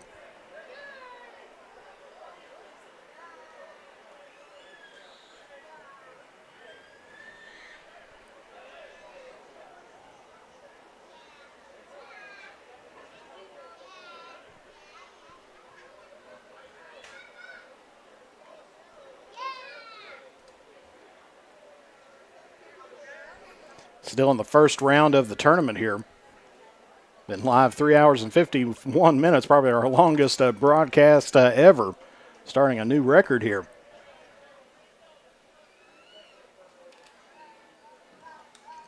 Wes Carter, third down situation. He's going to go deep on him. He's got Connor Green and overthrows him, so that's going to be a turnover on downs.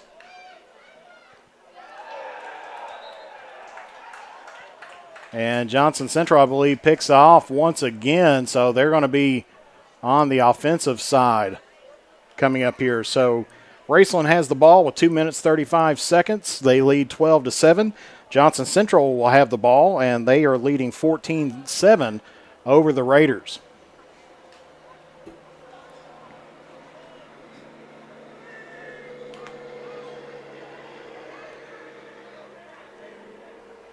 So Raceland's on the ball here. Taking a look down the field, gets it across the middle and across the 35-yard line. That'll be second down for them.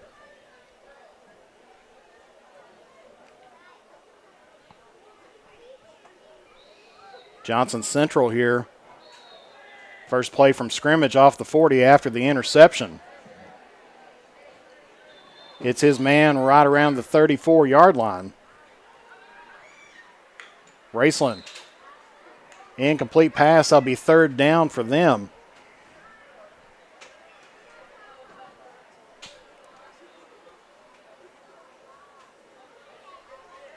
Johnson Central here looking at a second down right at the 34-yard line. You have to get to the 25 to pick up a new set of downs, but time is definitely not on the Carter County team side.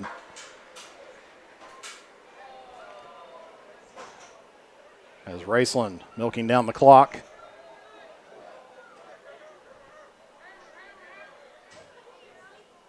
And incomplete pass there by Johnson Central. Raceland is going to air this one out. And in and out of the hands there of number 24. So it's going to be a turnover on downs. Wes Carter going to have a chance here. under a minute left, but they're going to have to get to the line of scrimmage and know what plays they're going to be calling here. Johnson Central taking their time, having the one touchdown lead.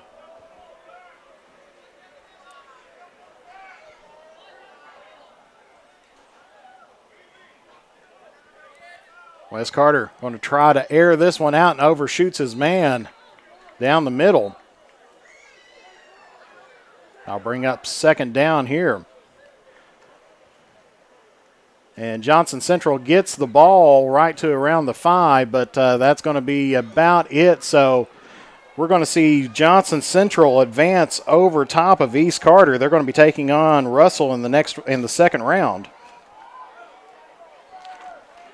And we're going to see Raceland 2 taking on Raceland 1, so it'll be an all Raceland game in the second round. So we'll see what teams are going to be out here as we see Johnson Central picking up the victory over East Carter. And we see Raceland picking up the victory over top of West Carter. So both Carter County teams have been eliminated out of the tournament.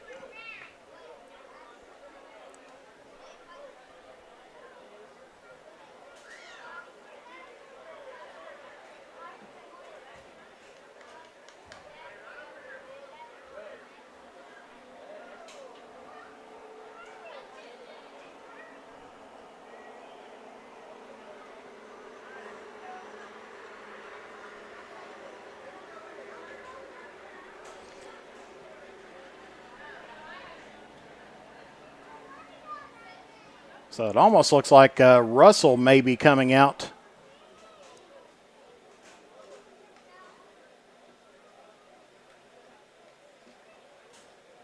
Possibly to play Johnson Central here. So Johnson Central getting the back-to-back games.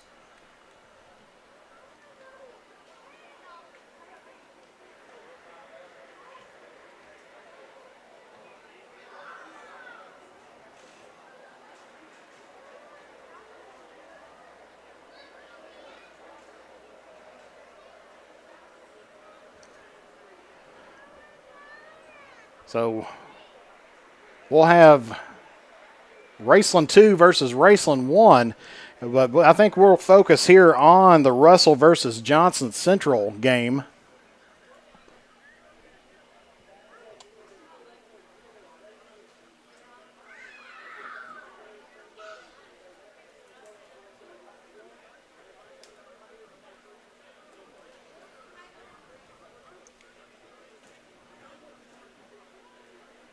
Because I can tell you somebody in orange will be winning and advancing on to the semifinal round.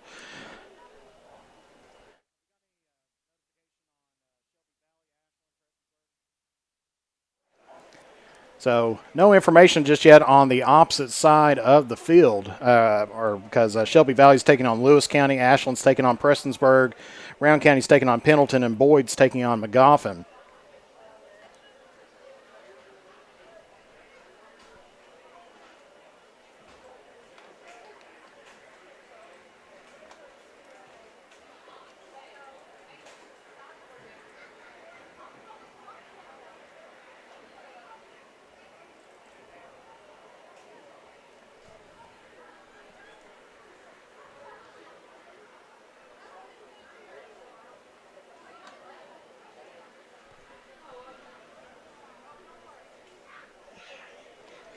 So we will primarily be focusing in on this field over here, which will be the Johnson Central versus Russell game. As I'm not really for sure who to say Russell, the Raceland teams are.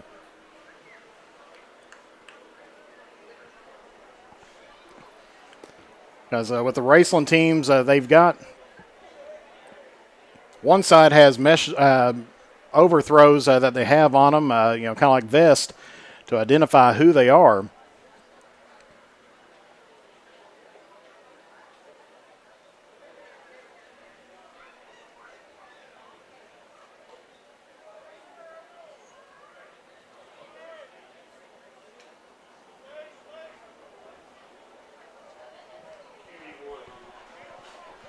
What's that?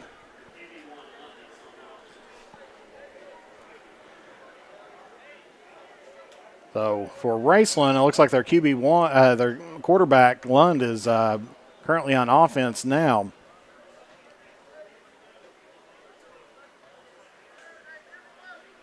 Trying to see what's going on out there because it looks like it's almost. What's that?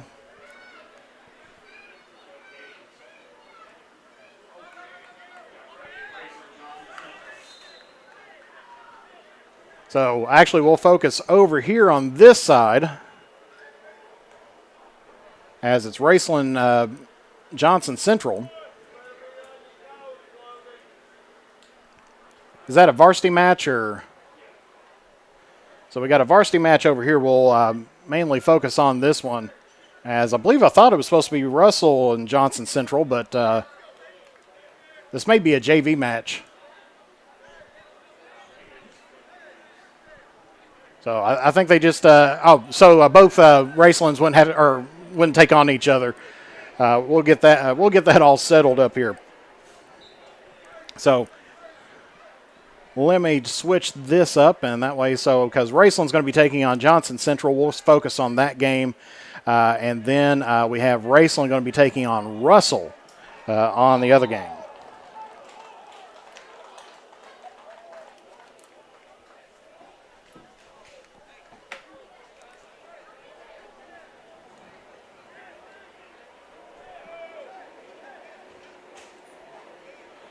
And I'm not for sure if this is Russell 1 or Russell 2.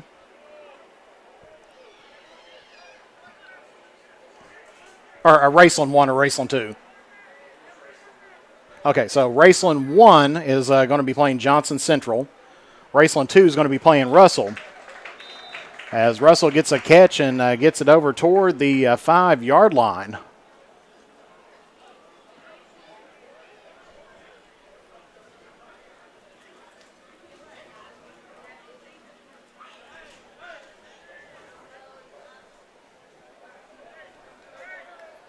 Raceland 1 threatening over here against Johnson Central.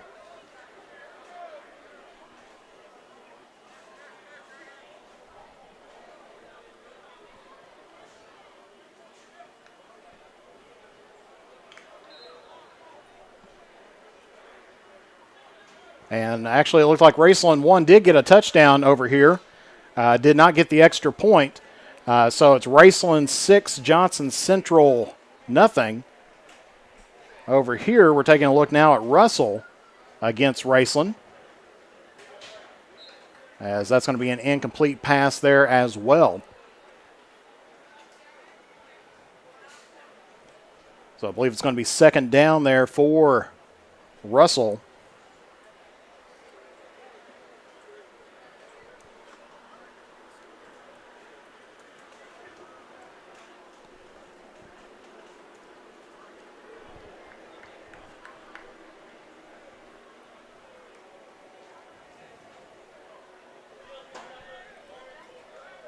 And Russell picks up 6.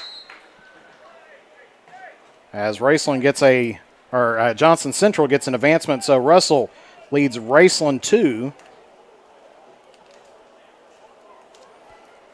6-0. Johnson Central now. Second down for them. We'll take a look at the point after here for Raceland.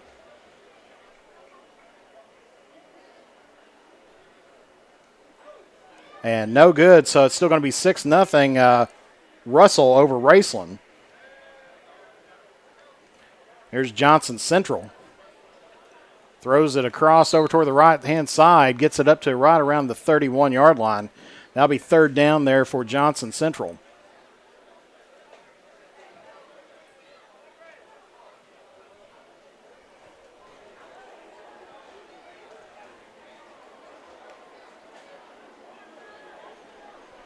So we'll see Raceland 2 with their first offensive possession over against Russell. As Russell leads them 6-0. Raceland leads Johnson Central 6-0. With a third down situation coming up here for Johnson Central.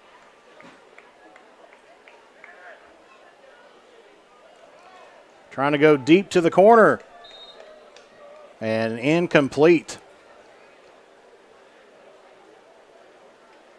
So that's going to bring up, or actually that's a turnover on downs there by Johnson Central. So Raceland will have the possession.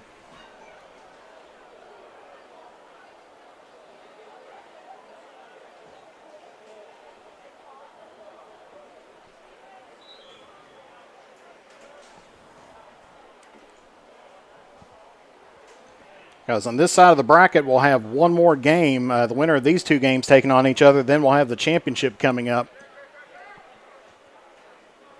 As Raceland on their first possession.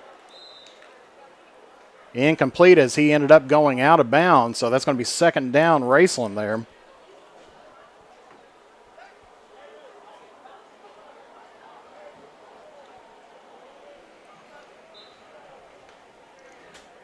Incomplete pass there by Raceland 2. Raceland 1 with the ball.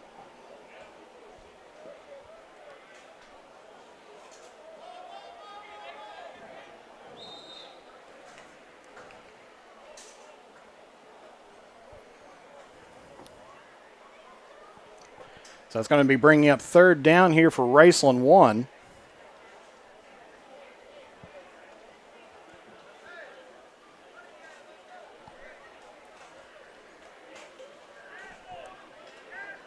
Raceland 2 up against Russell. Gets it inside the 25, so that's going to be a first down for them. Third down situation here for Raceland 1. That's going to be incomplete, so that's going to be a turnover on down, so Johnson Central will get the ball back as they trail 6-0.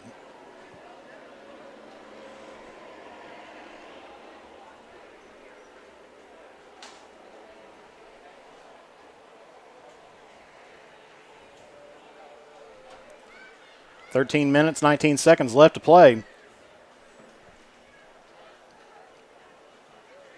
As Raceland takes the sack against Russell.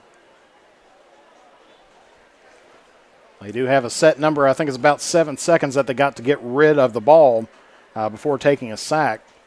So we're going to see Johnson Central over here trying to tie up Raceland 1.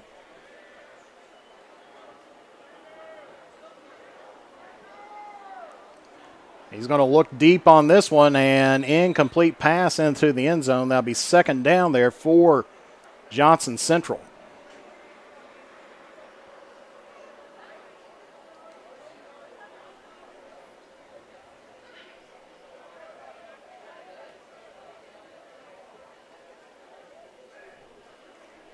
Raceland 2 going up here against Russell. Throws it across the middle, and he's going to be in for 6. Touchdown, Raceland 2. So they have tied up Russell at the moment, 6-6. Take a look back over here. Johnson Central facing a second down situation, I believe. And that's going to be picked off by Raceland, and so that's going to be a turnover there. Raceland 1 will have the ball back again.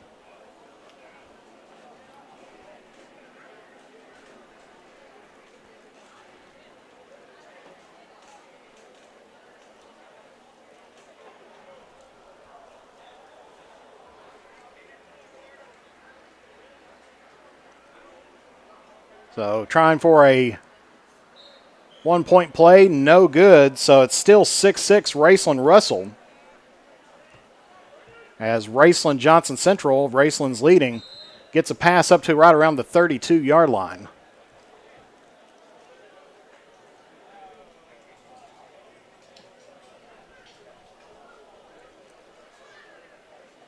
So Raceland 1 leading Johnson Central 6-0 with the ball.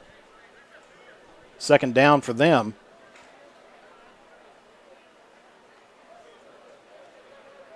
Throws it across the middle and gets that inside the 30. That's going to be bringing up third down there for Raceland. Russell, incomplete pass there on the far side.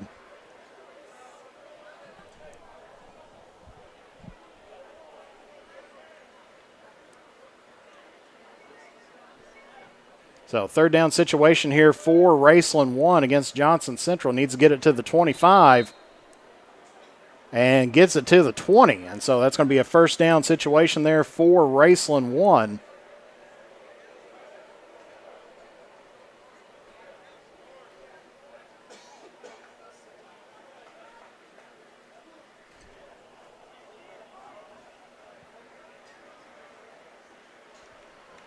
Russell misses a man deep.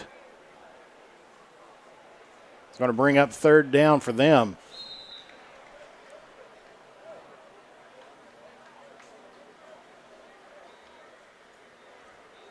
As that's going to be second down now here for Raceland 1 against Johnson Central.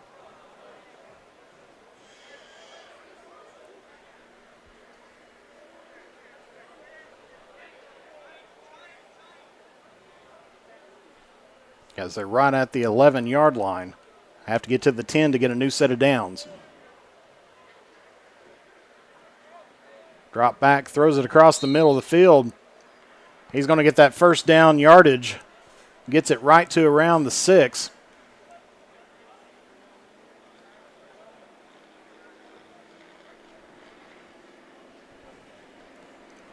Russell right now trying to avoid the... And that's going to be a drop pass, and so that's going to be a turnover there by Raceland. Or by Russell, excuse me. And Raceland 1 puts it in for 6, and that's going to be a touchdown for Raceland. They now lead Johnson Central 12-0. Still tied up over on the other field, 6 apiece. The main field that you're watching right now, that's Johnson Central and Raceland, is Raceland trying to go for the 1-point conversion. They didn't make it on the initial go.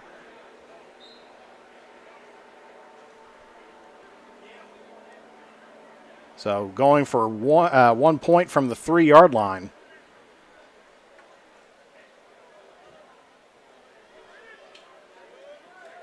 And just overthrows his man, so that's going to be still 12-0 as Johnson Central going to be picking back up the ball here from the 40-yard line. Taking a look over here with Raceland 2.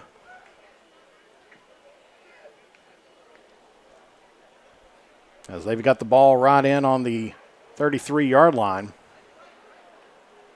Tries to throw it across the middle, and that's going to be incomplete.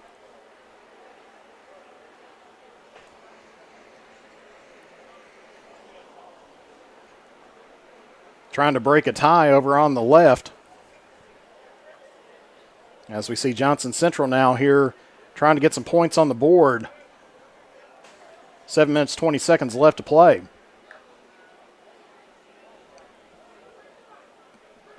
Looks like he's going to try to go deep on here and overthrows his man. Bring up second down there for Johnson Central. As Raceland 2 over on the opposite side.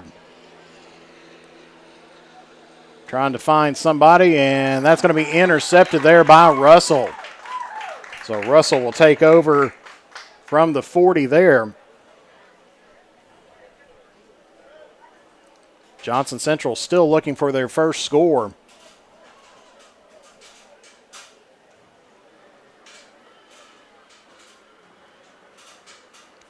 Now looking toward his left, trying to find somebody. He's going to try to go deep on him. And that one just about intercepted, but it falls incomplete. I'll bring up, I believe, third down if I'm not mistaken.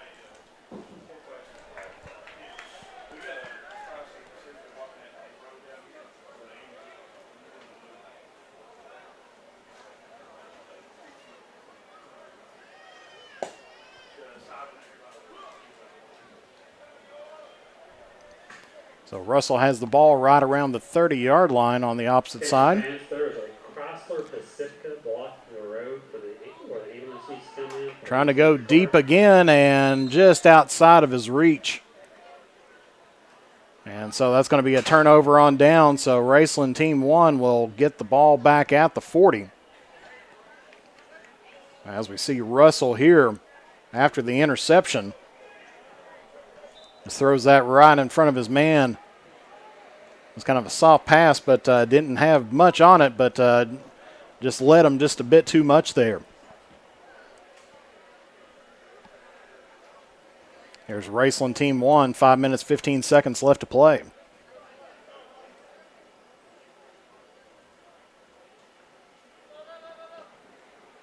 And makes his connection, actually ends up right around the 30-yard line. Be second down there, Raceland.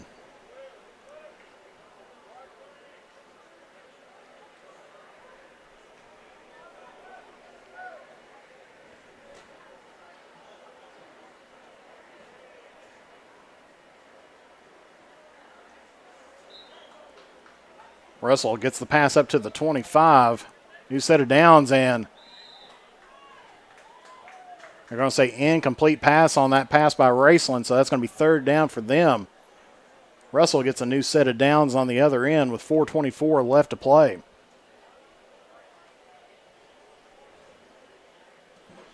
So third down here for Raceland 1, but they still lead here 12-0. Still 6-6 on the other field.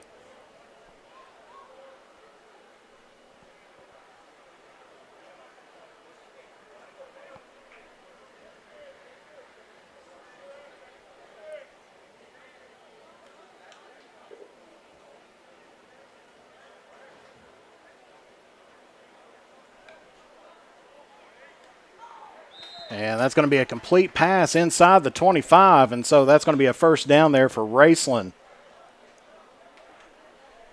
As Russell gets an incomplete pass there. Looks like they're turning over the ball on downs, so it'll be Raceland's ball over on the left hand, or I believe Raceland's ball. No, Russell's still out there. This is a ping pong match going back and forth, and there's everybody's playing all at the same time period, and Raceland gets that one up to the 11-yard line, so that'd be second down for them against Johnson Central.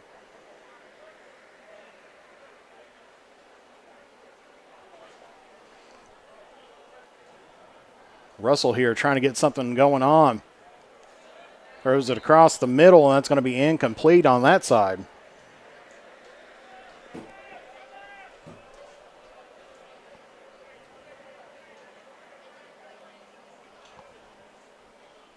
Incomplete pass there by Raceland. That's going to be bringing up third down as they're just outside the 10.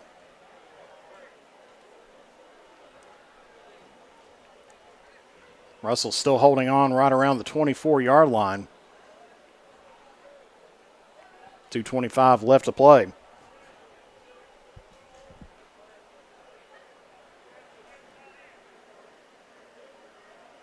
Russell throws it across the middle and gets it within the 5-yard line.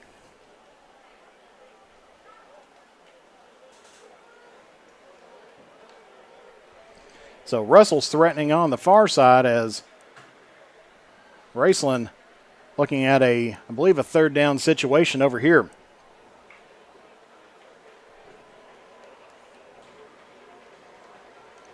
We'll take a look at this game as it is a closer game at 6-6 right now. Raceland versus Russell.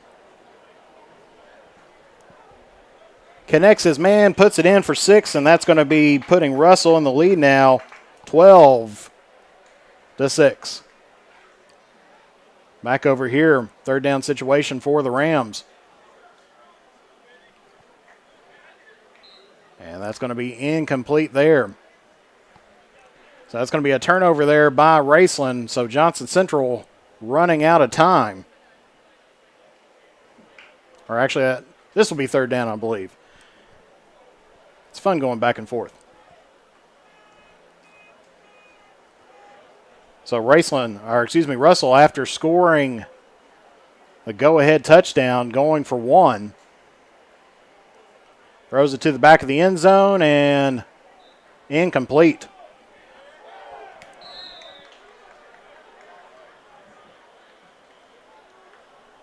And so over here, that's a turnover on downs now by Raceland. So Johnson Central will have the ball, be 1st and 10 for them. as they're in a hurry-up offense now. They're going to have one chance at a bomb here to try to score some points.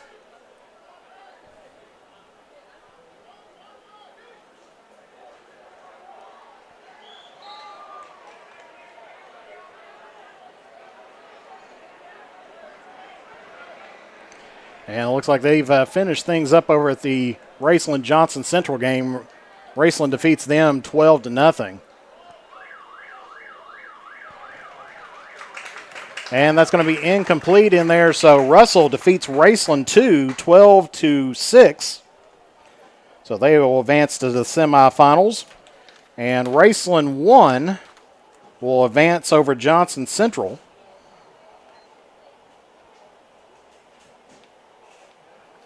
So now we can just call them Raceland. Raceland 2 was eliminated. So Russell and Raceland will go against each other. And we'll take a look at who's coming in from the other fields.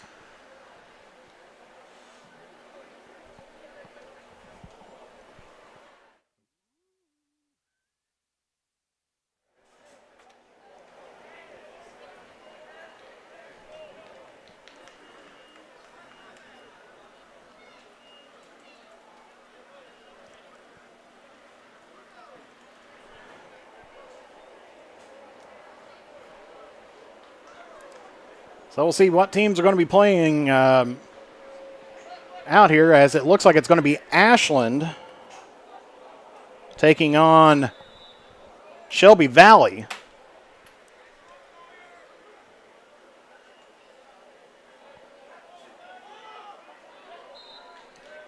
That's an incomplete pass.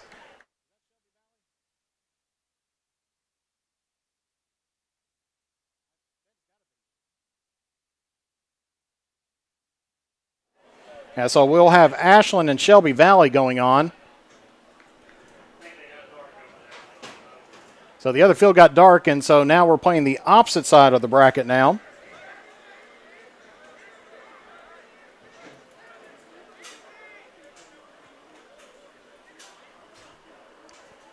Shelby Valley trying to go deep against Ashland, and that's going to be third down now for Shelby Valley.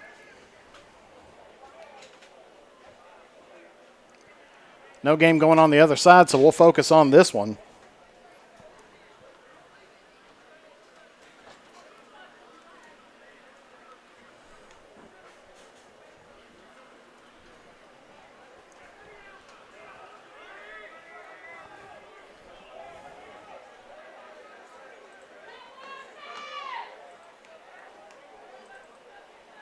So first time we've seen either of these two teams here today.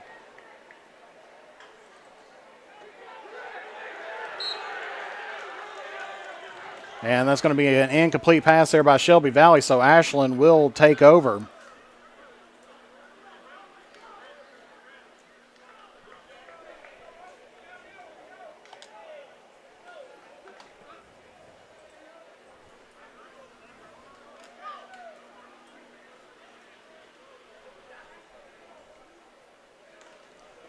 Because this is the only lighted field right now in the area. So we're playing the opposite side of the bracket now. So it's going to be Russell and Raceland in the semifinals. They'll get a little bit of a break here. Now we're going to see the Ashland Tomcats here in action. Makes the pass complete, gets it up to right around the 27-yard line. So that'll be second down here for Ashland.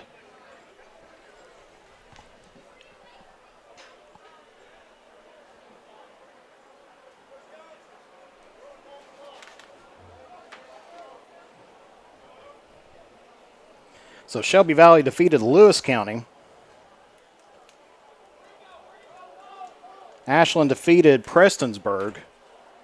Not sure about the bottom part of the bracket. We'll try to get that information here soon. What's that? So it looks like Boyd County probably defeated Magoffin. And that would just leave Round and Pendleton.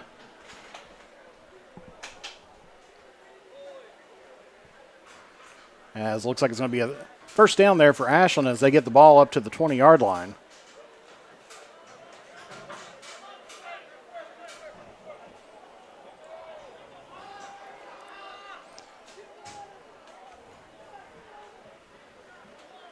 Ashland gets the ball, advances up to right around the 10-yard line, so new set of downs there for the Tomcats.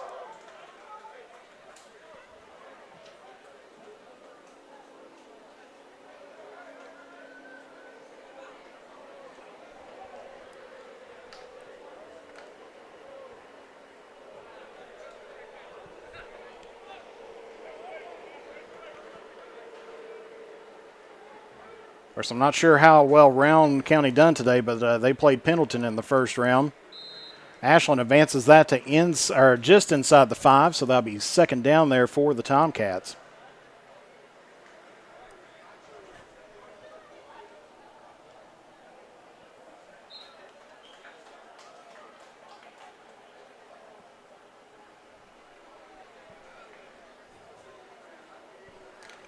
So second to goal here for Ashland.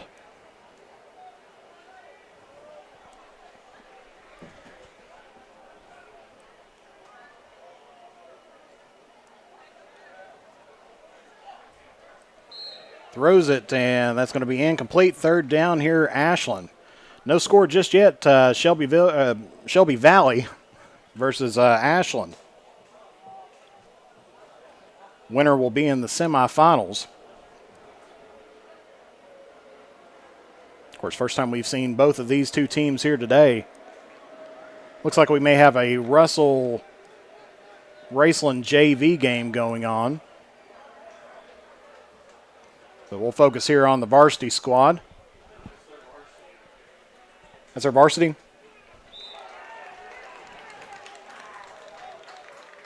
So it looks like Russell and Raceland is playing on the varsity squad, but looks like Ashland couldn't get that one punched in. And so it's going to be Shelby Valley ball here at the 40-yard line. I'm sure the Russell Raceland game is just the time filler because they didn't start the clock right at the 20-minute mark. They started right around 15 minutes. But Shelby Valley will have the ball here. This is the game we're going to be following. Drops back, connects the man wide open, makes it over around the 25 and almost to the 20. We're going to mark him down at the 21, so that'll be first down there, Shelby Valley.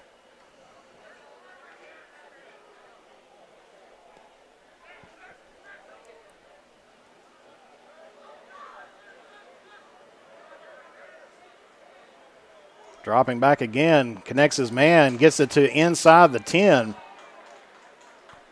So that'll be another first down there for Shelby Valley as they're threatening right at the 6-yard line.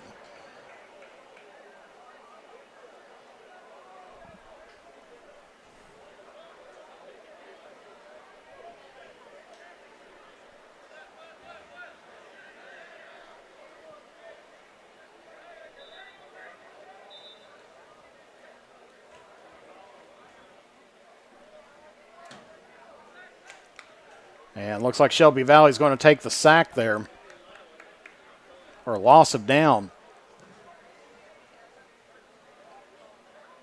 Didn't have a man open, so loss of down there for Shelby Valley be second down for the Wildcats.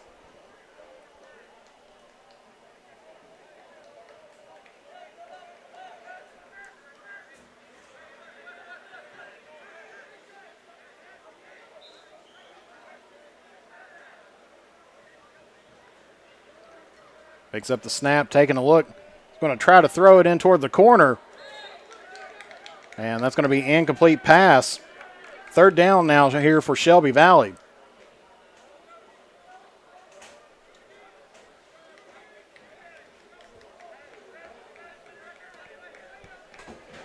It's hard to cover the corners of the football field here, but we try our best with what we got.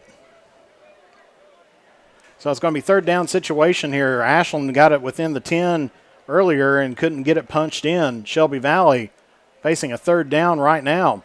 Throws it across the middle, and that just goes off his hands and end up kicking it, and that's going to be turnover on downs there. So Ashland dodges a bullet. And with 11:45 left to go, Ashland still or still scoreless here. Shelby Valley nothing, Ashland nothing.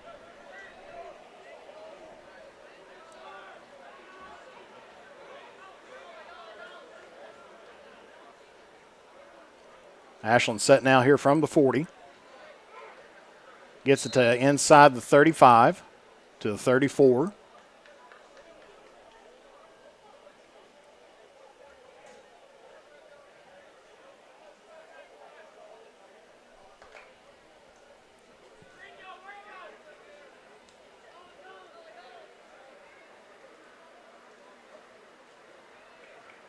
Dropping back, pump fakes. He's going to take a look deep into the corner. And that's going to be incomplete, as they call that. He was going for the back corner of the end zone, but just barely missed it. Which will bring up third down here for Ashland.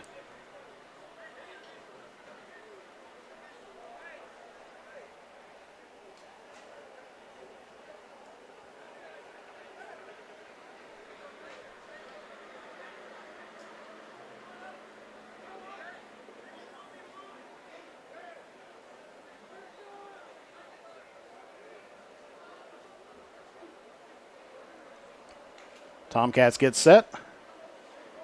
Dropping back, taking a look, throws it across the middle of the field, connects to his man in right around the 20-yard line.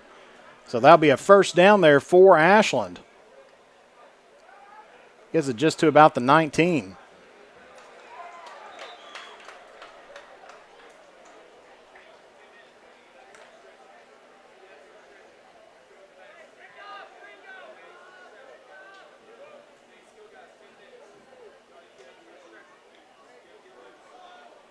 Ashland makes the connection. Gets, I believe, just inside the 10.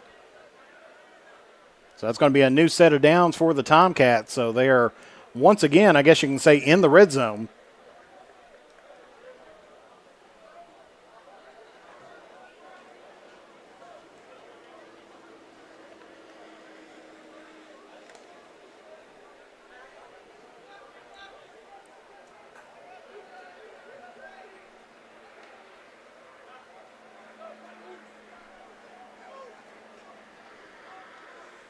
Throws it across and just right through the fingers of the wide receiver there, right around the 6-yard line. That'll bring up second down here for the Tomcats. 8:54 left to play.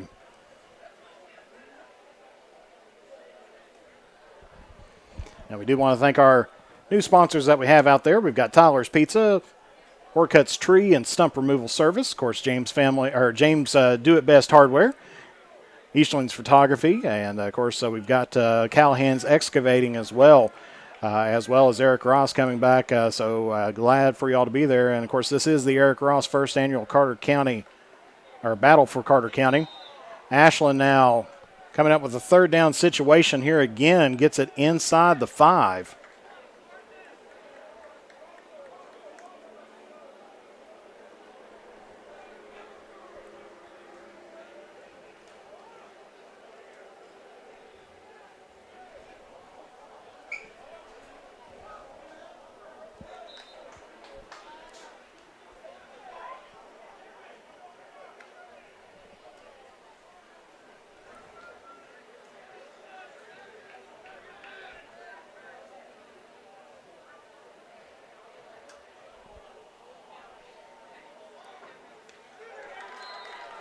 And finally gets that one punched in for a touchdown there. So Ashland scores first. Or, excuse me.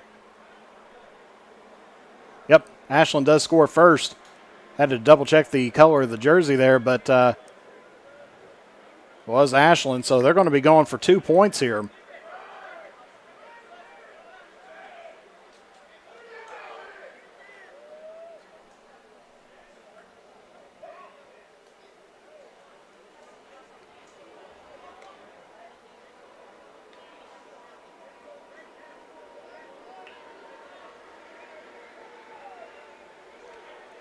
Six minutes, 55 seconds left to play. Ashland going for 2. Throws it down in the dirt, and so that's going to be Ashland 6, Shelby Valley nothing.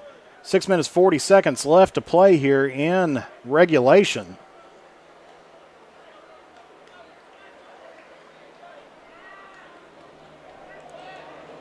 Boyd County looks like it's on deck, ready to play next, and trying to determine who the other team is over that way.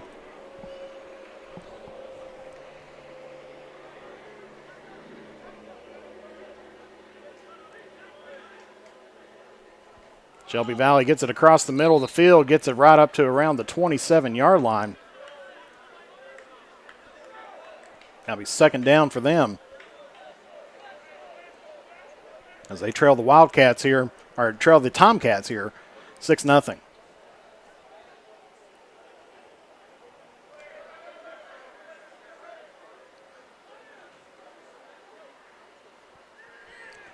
Shelby Valley dropping back to pass again, throws it over toward the left, and that's going to be off the hands of the defender, or off the hands of the receiver.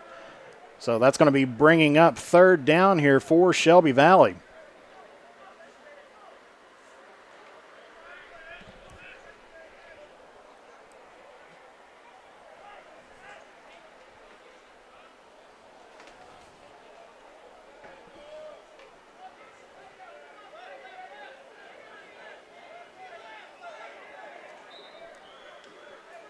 So Shelby Valley third down situation here, needs to get to the 25.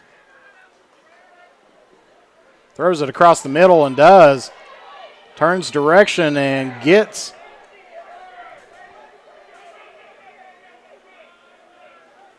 to about the 1, and a little bit of scuffling going on there between the both sets of cats. So I guess we can say a cat fight going on.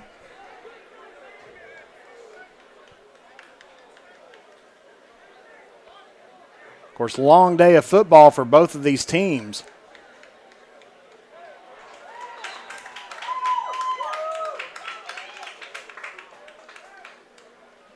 Shelby Valley gets the ball at the 6-yard line.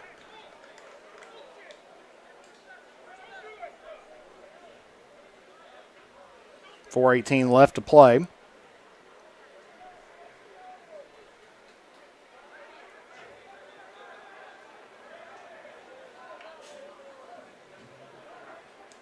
Drops back, looking to pass.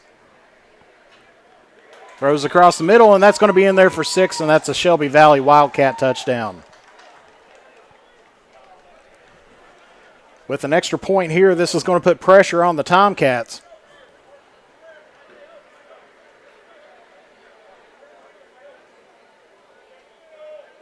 As it looks like Shelby Valley may be going for 2.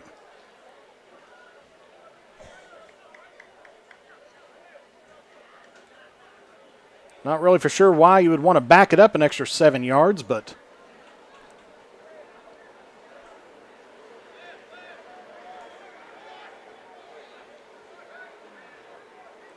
Shelby Valley putting 4 receivers on the left. Throws it out, and that's going to be incomplete. So with 3:10, we got a tie ball game on our hands, 6-6.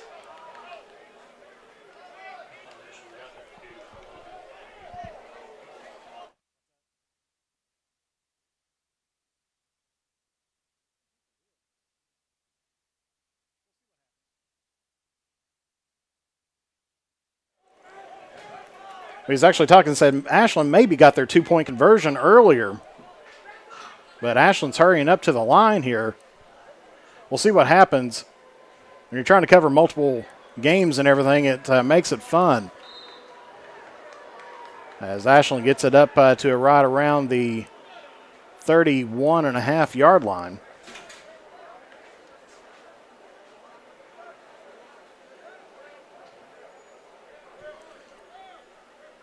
Second down, Tomcats here.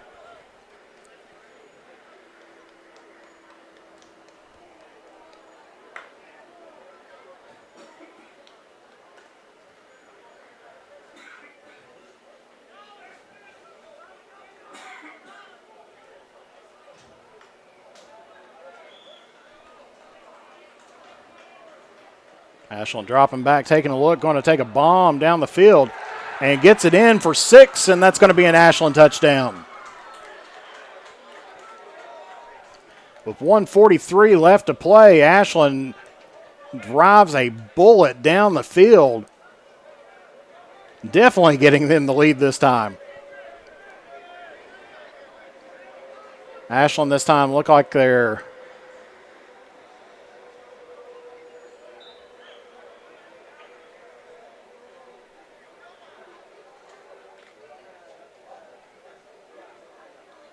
looks like they're going for 5 from the 5-yard line, but actually it needs to be, there we go. They moved it up to the 3.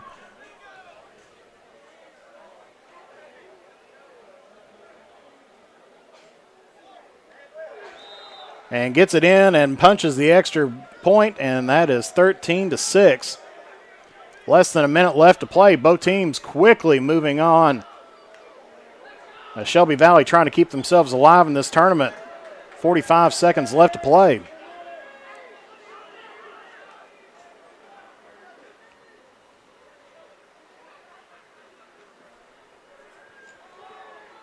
Going deep and overthrows everybody. That'll be second down there for Shelby Valley. They're going to have to quickly try to get that ball up. 25 seconds left to play.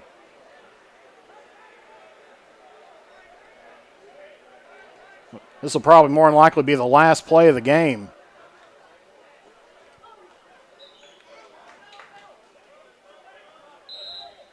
Gets it up to right around the 25.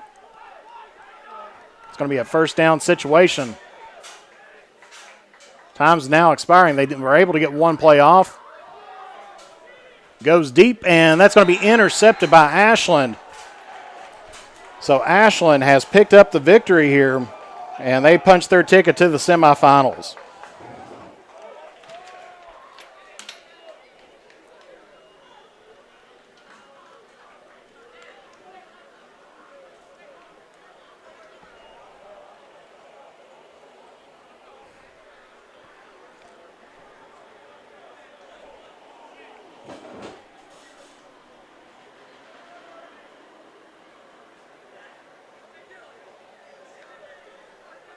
So Ashland gets a last play victory there. Defeats Shelby Valley 13-6.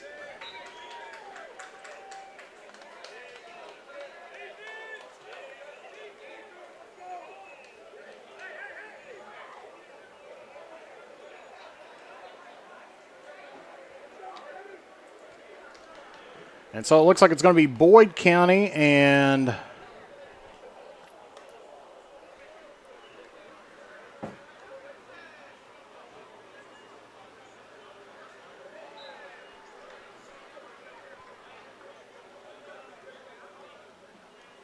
looks like Ashland. So I guess it's going to be Ashland and Boyd County playing for the, or well, trying to figure out what's going on here. Because we got Boyd County still out on the field. We got Ashland still on the field. Raceland and Russell just did something.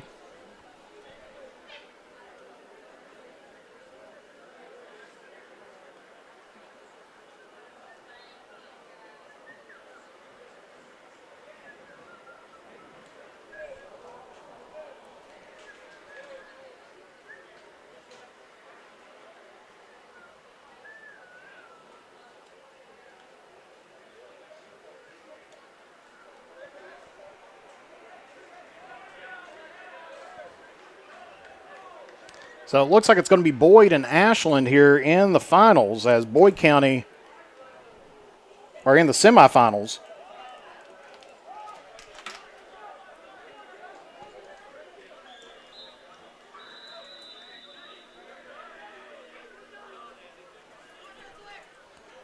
Boyd from the first play. Misses the pass, so that'll be second down. Did see the post earlier about I did not. I know typically on 7x7 rules that there's a 2-point play that if you get a turnover, but that was not in the rules that was given to me. So that's where we're trying to get things squared away there. So Boyd and Ashland now playing. That's going to be another incomplete pass there by Boyd, and we'll get their graphic fixed up here. They're not the Wildcats.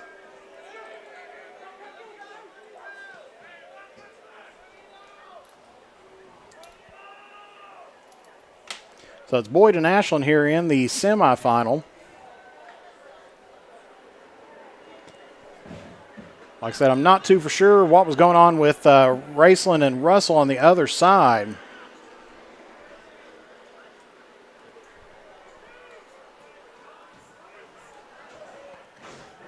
As that one intercepted, they're going to say incomplete pass. Either way, Ashland will get the ball at the 40. I know a lot of 7-on-7 rules. I was actually looking up individual rules before this, but in my messages with Coach Barker, the leader of the tournament, he didn't say anything. Or actually, he does say interceptions are worth 2 points. So that was an incomplete pass, so no score there. So do apologize for scoring errors, but the teams that won did win.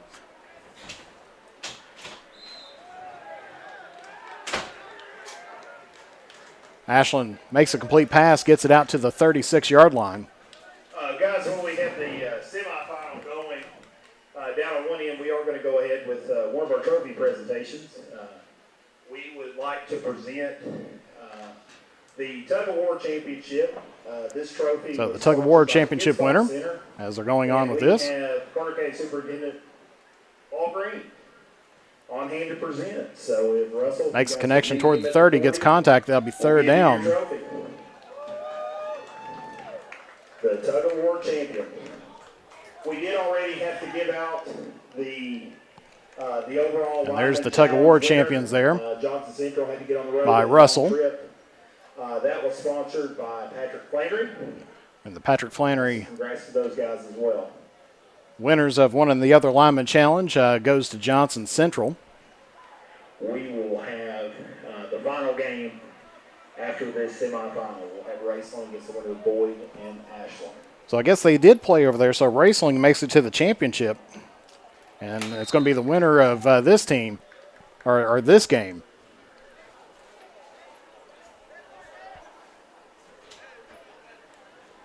And it looks like that's going to be a turnover on downs there by Ashland. So Boyd County should get the ball here back at the 40. First down.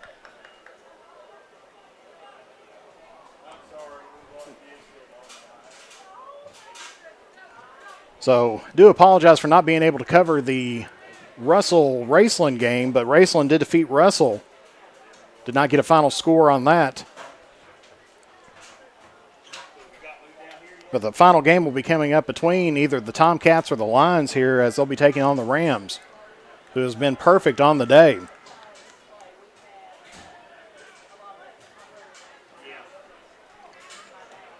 Overthrows the man there, and that's going to be second down there for the Boyd County Lions.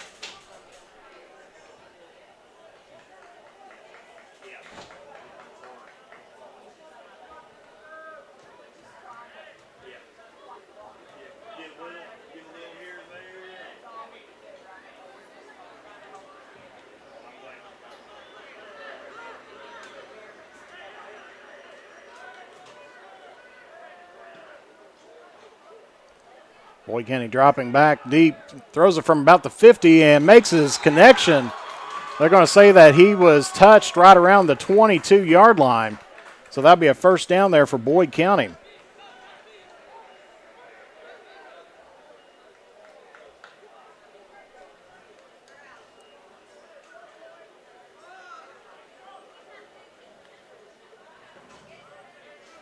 So Boyd County, first down, trying to get it to the 10-yard line or to the goal.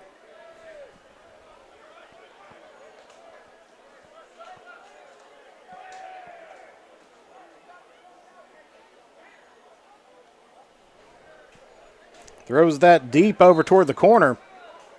That's going to be incomplete. Bring up second down here for Boyd County. So championship game coming up next. It's going to be the winner of Ashland and Boyd taking on Raceland.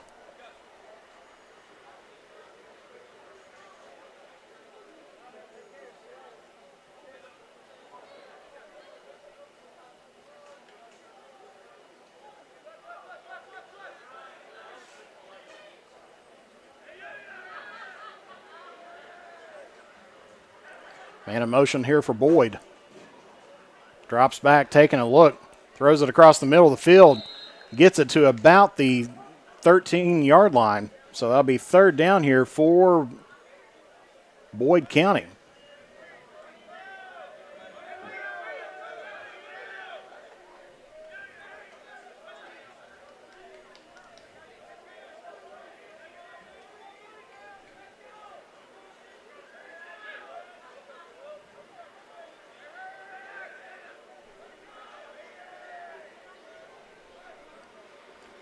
Dropping back. Looks like he's going to throw it toward the corner.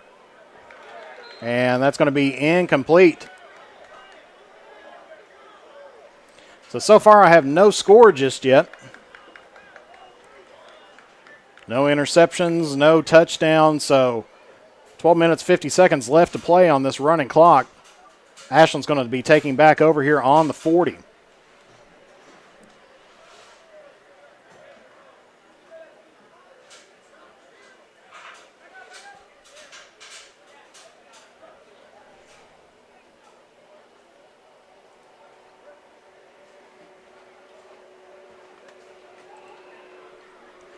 Takes it across the middle of the field, and in and out of the hands. He had it, and he had a touchdown on the way, and he knew it. But it just went in and out of his hands, so that's going to be second down there for Ashland.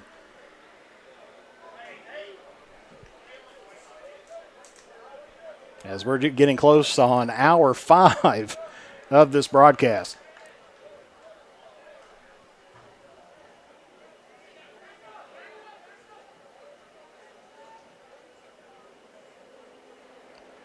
Ashland dropping back again. Throws it over toward the left. Makes the connection, gets it right up to around the 30-yard line.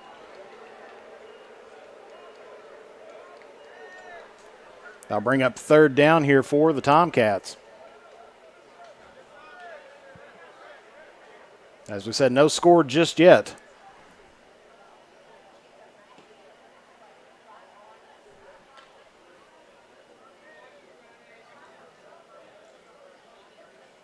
Ball's on the 30-yard line. Needs to get 5 yards to pick up a new set of downs.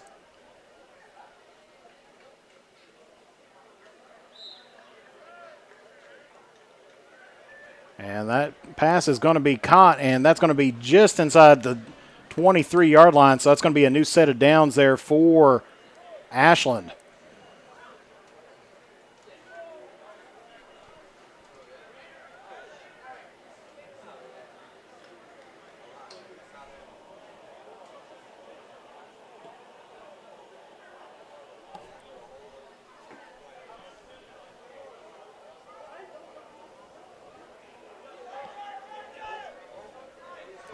Throws it over toward the right-hand side of the field, and that one comes out. So incomplete pass.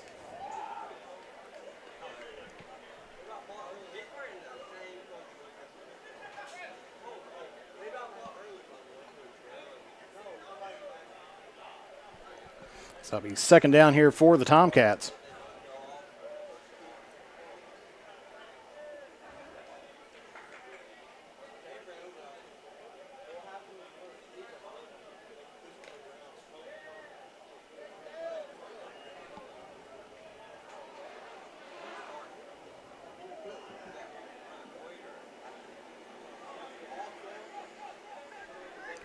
Dropping back, taking a look, where to go. And that's going to be off the hands of the defender there, and so that is going to be a third down situation here for the Tomcats. On the 21-yard line.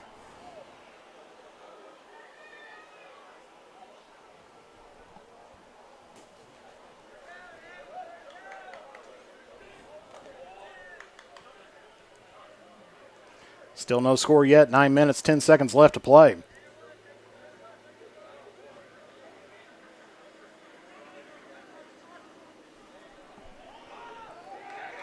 Throws that incomplete. And so that will be a turnover on downs. And so the Boyd County Lions will get possession once again at the 40 with 8 minutes and 50 seconds left to play.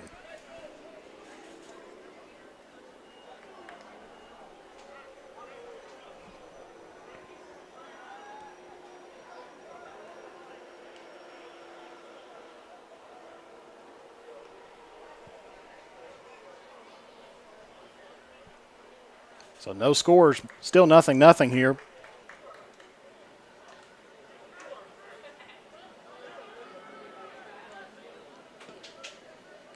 Boyd County lines up 2 backs, 4 wide receivers, 2 on each side. Taking a look. Tried to take that deep, and he does. And they're going to say he was down right around the 3-yard line, so that'll be another first down there for Boyd County.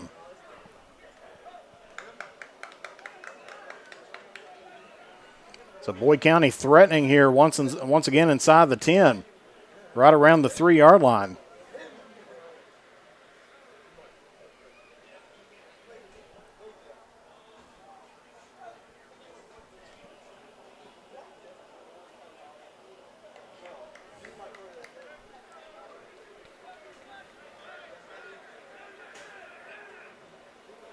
So the winner of this game will take on Raceland in the championship.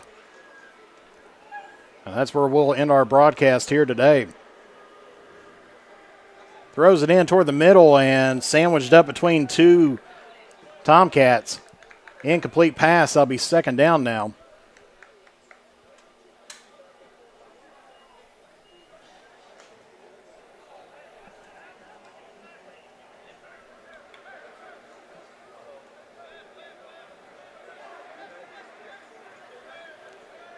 Boyd County threatening once again. Of course, it seems like those last few yards on a passing play is some of the toughest to get. Throws it across the middle, and it gets it in there for 6. Boyd County Lions touchdown breaks the stalemate between these 2 teams, and Boyd County now leads 6-0 here over Ashland.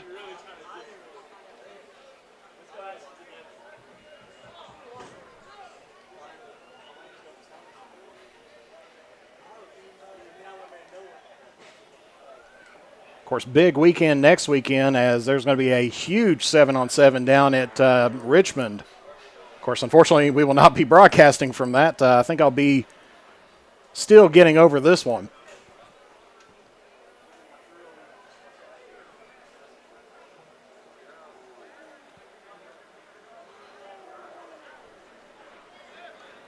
So Boyd County setting up for the 2-point play.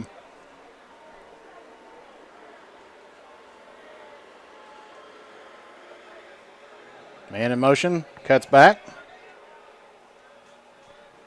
Looking for the corner, and that's going to be incomplete. So score still remains 6-0 here in this chess match between 2 of the top teams here in the 16th region.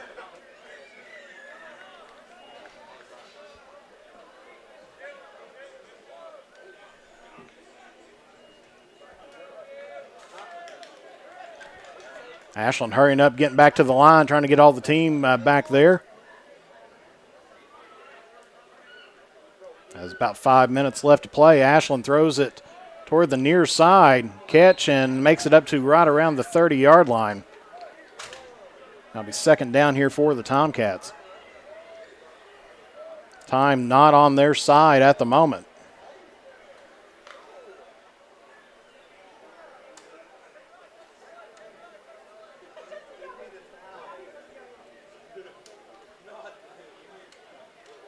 Taking a look, throws it across the middle.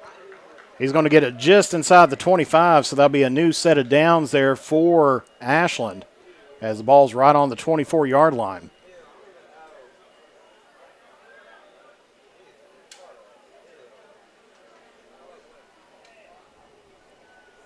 Four minutes, 15 seconds left to go in this one, and then there'll be another 20-minute championship game for the varsity title.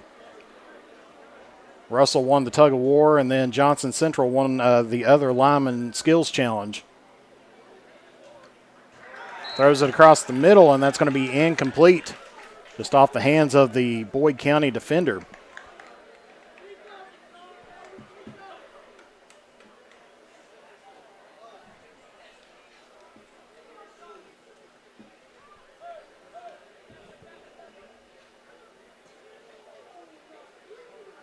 Needs to get 14 yards to get a new set of downs, but they're just here at second down in this play.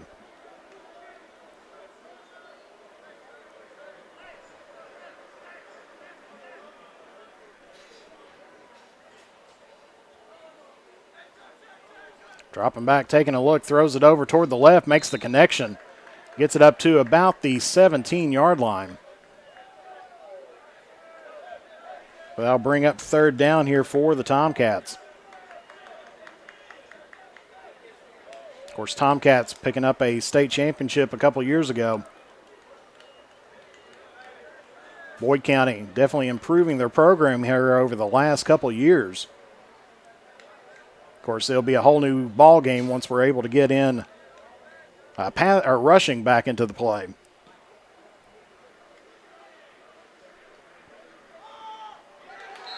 And that's going to be incomplete. And that will be a turnover on downs there by the Tomcats.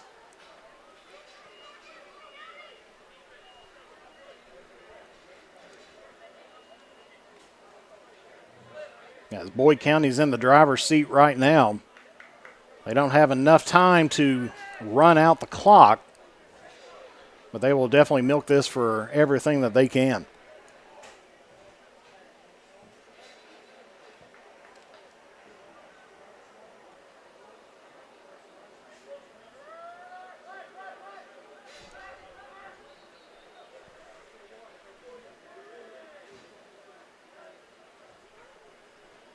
Boyd County dropping back, trying to get it over on the far side, ends up throwing that one out of bounds.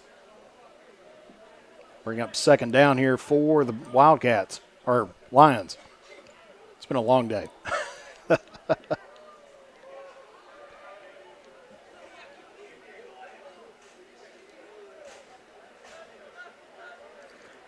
So 2nd and 15 here for Boyd County Lions.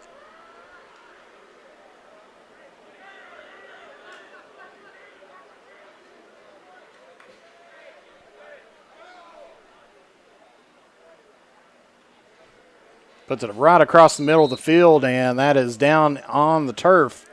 That's going to be bringing up third down here for Boyd County. 1 minute left to play.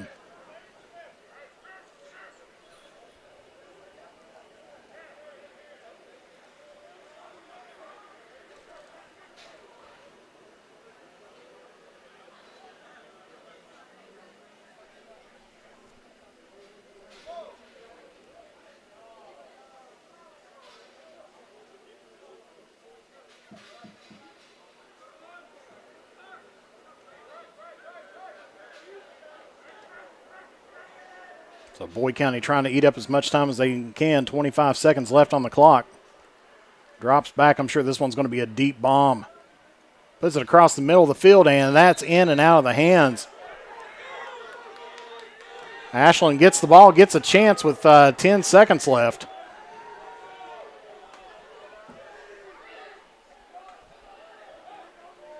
Sure, this is going to be a Hail Mary pass. And overthrows it, and Boyd County's heading to the championship.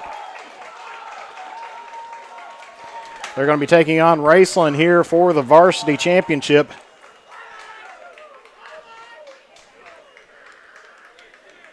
Of course, the Raceland team has been undefeated.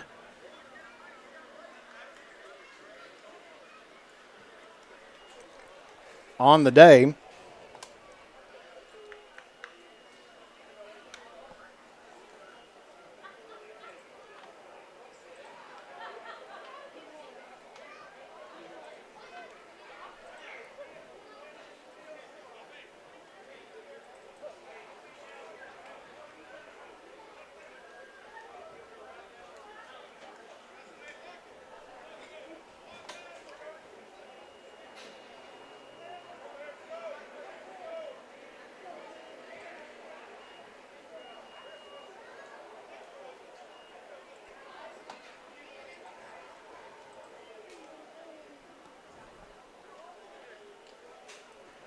And so we see the two teams that's going to be going for the championship here today, the Boyd County Lions and the Raceland Rams.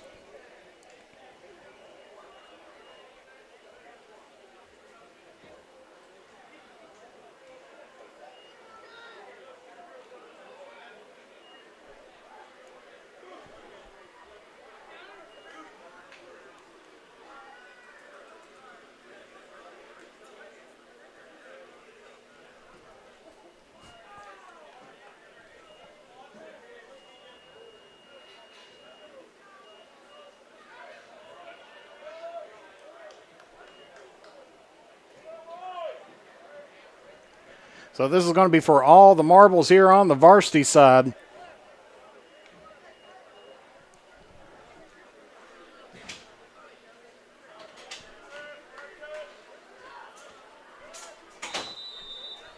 And we are underway. Raceland with the ball first. Throws it over toward the left, and that's going to be incomplete. Second down here for Raceland. We will have two trophy presentations on the other side of the field.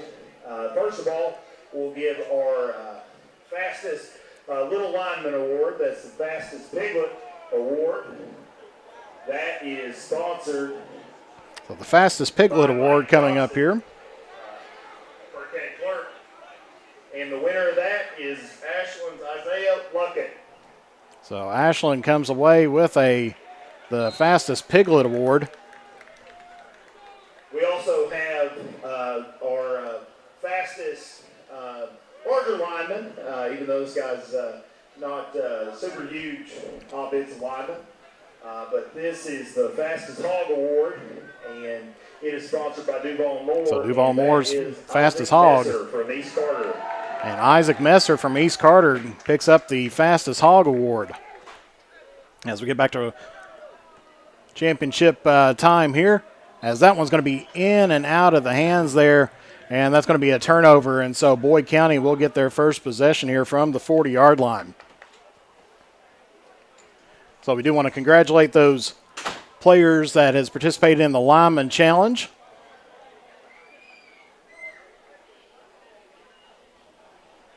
As we're on our last game here, and they'll be giving out the award for this game here right afterwards.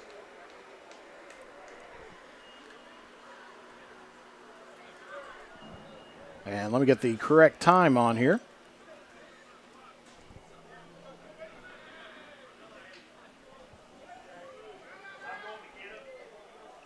It's going to air this one out down the sideline. Makes the connection, but then goes out of bounds right at the 10-yard line. So that'll be a first down there for Boyd County.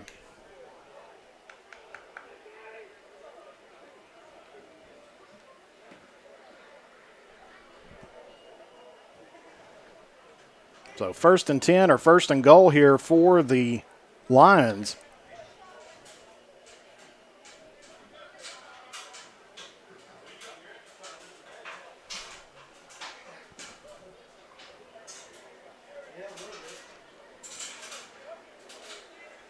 Taking a look, he's going to put this in the back of the end zone.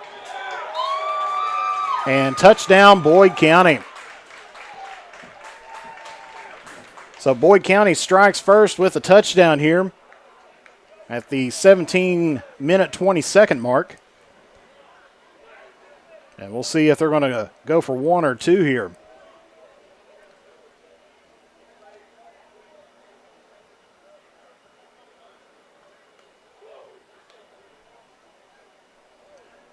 Looks like they got the ball near the 3-yard line. So it looks like Boyd County here is going to be going for one. Putting trips on the far side. It's going to go right across the middle and throws that right into traffic, and that's going to be incomplete. So Boyd County strikes first. And they lead 6-0 here. 16 minutes, 20 seconds left to play here in this championship game.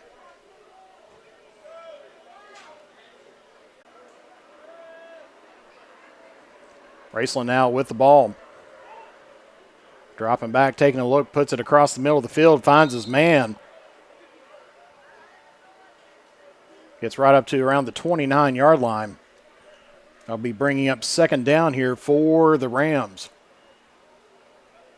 As we said, Raceland has been undefeated all day here.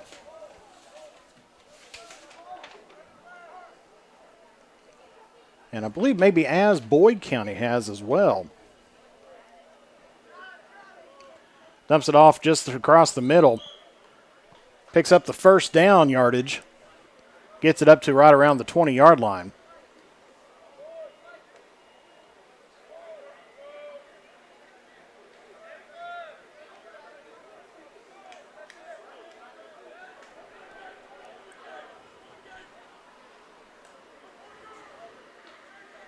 Taking a look, dropping back. He's going to go for the end zone on this one.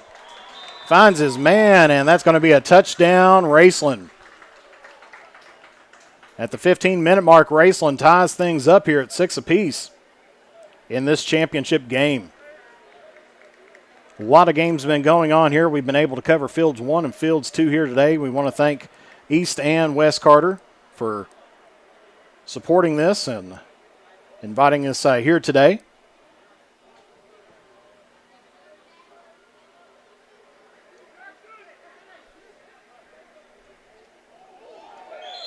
Gets it right down the line and says that he is going to be about a foot short. So the extra point there was no good, so we're still knotted up here at 6 apiece. With right around 14 minutes left to play.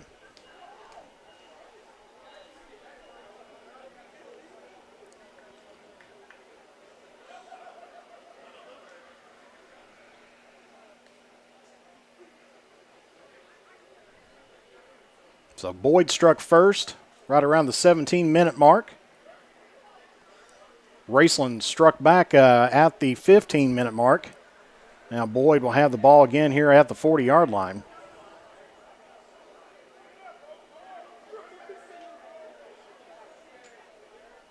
Man in motion for Boyd. Drops back, taking a look. Throws over toward his right, and that's going to be intercepted there by Raceland. That's going to be a 2-point interception there by the Rams.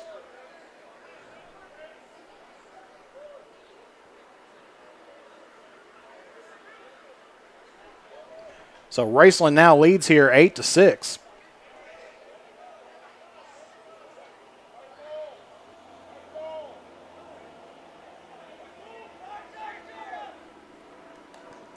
Dropping back, throws it over toward the left-hand side. That's going to be incomplete.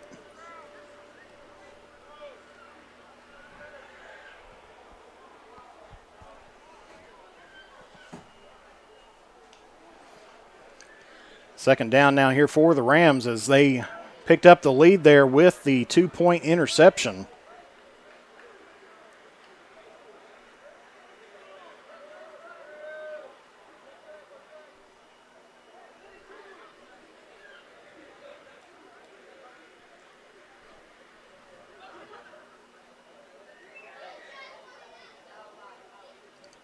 Raceland dropping back. Going to go deep down the field and just overthrew his man there. That's going to be bringing up third down.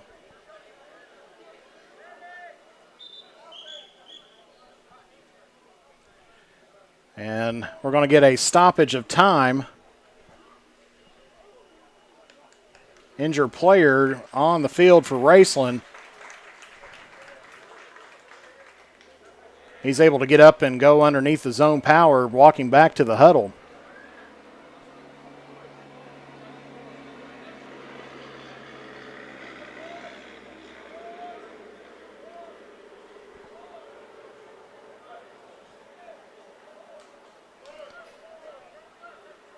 So Raceland now looking at a third down here as they have the lead 8-6.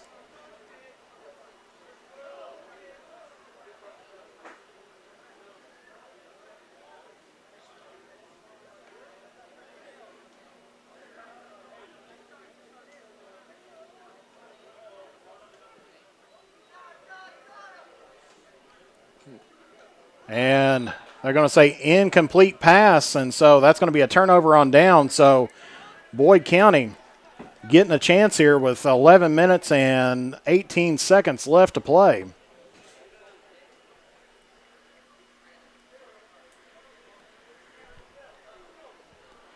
We'll get our time started back here once again.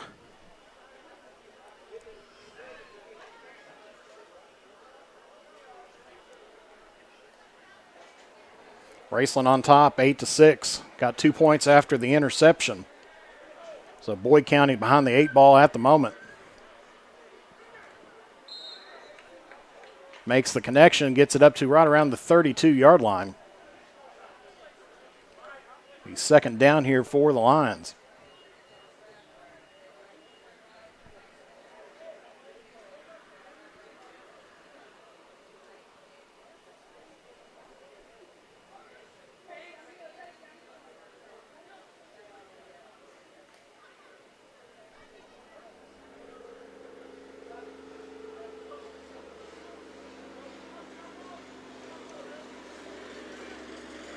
.10 left to play. Man in motion for Boyd County. Dropping back. He's going to head down toward the end zone.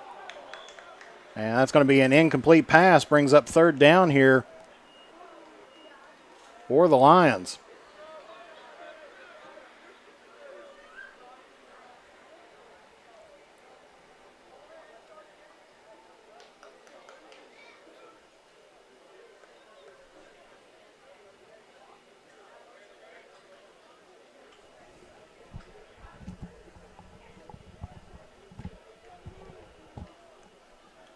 Nine minutes, 30 seconds. Raceland still on top, 8-6 after the interception.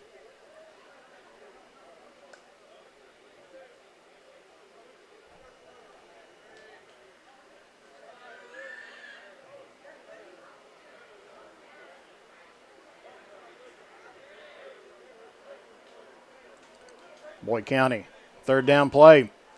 Gets it across the 25. That's going to be a new set of downs there. Gets it right inside the 24.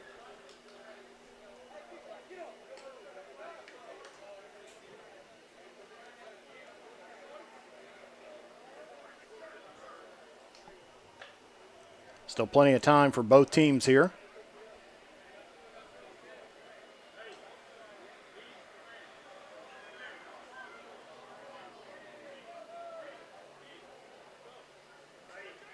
Throws it out toward the left, gets it inside the 20. He's second down.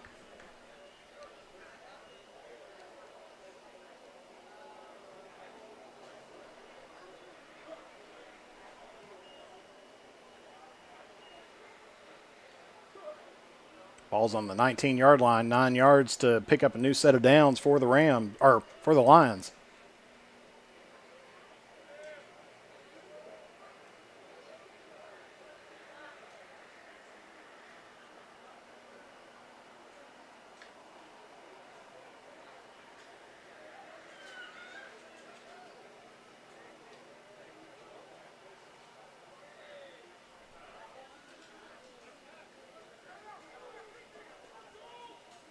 Throws it into the corner over top of 2 defenders.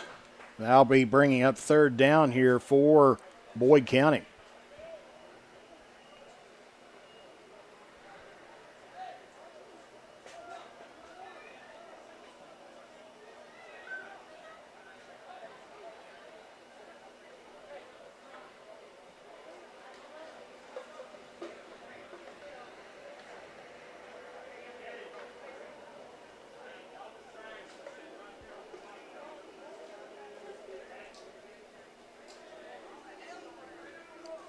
There's the snap.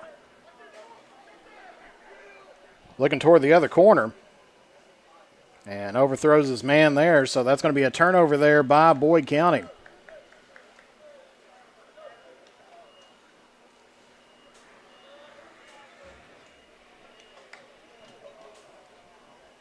So Raceland holding on to the 2-point lead here with 6 minutes and 35 seconds left to go.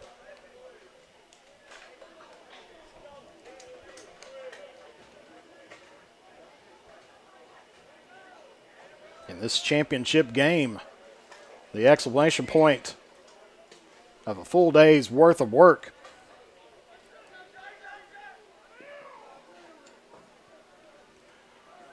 Just about intercepted there, but a flag on the play. And this one's going to go against the defense.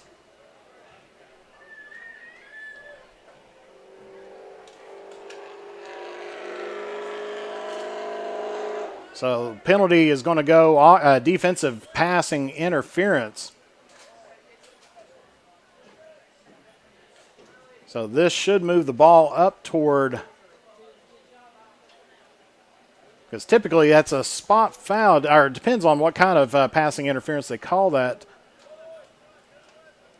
But they're going to put it right on the 25-yard line. So it'll be a first down once again here for Raceland.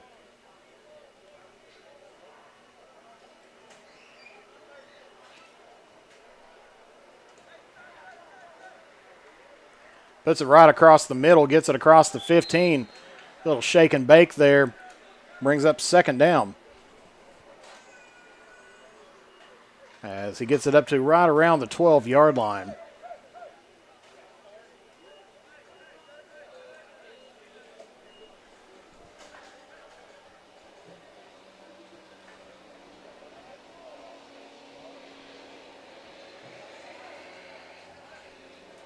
Taking a look, throws it to the middle.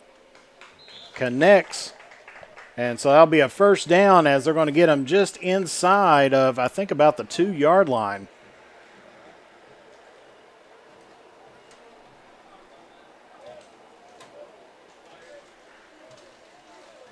Or he's actually inside the 1. The tip of the ball is just over top of that 1-yard line.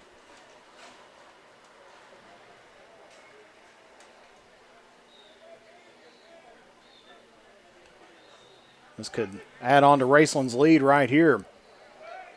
Taking a look, and he's going to just throw that one down, take the loss of down. Second down and 1.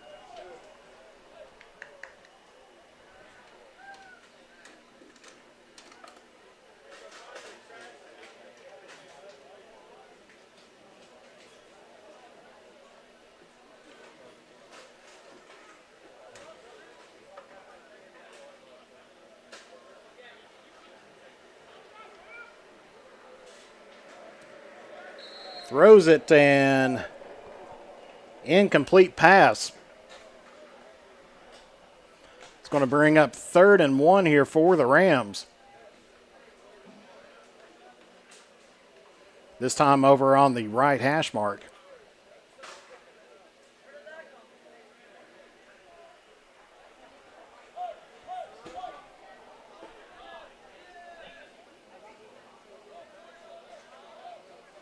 Three minutes left to play.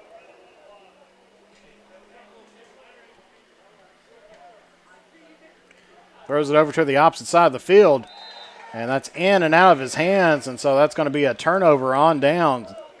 No flags called, so it'll be Boyd County ball as they quickly move back as they have 2 minutes and 40 seconds to try to get on top here as they trail Raceland 8-6 after the interception.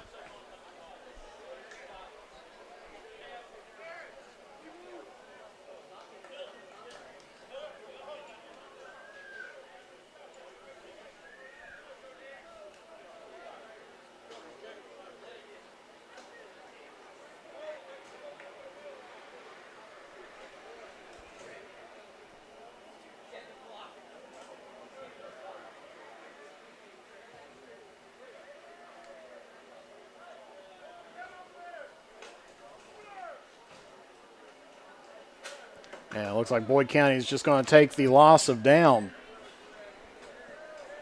1 minute, 50 seconds. I do believe, if I'm not mistaken, that there was a 2-point interception, but we'll see here.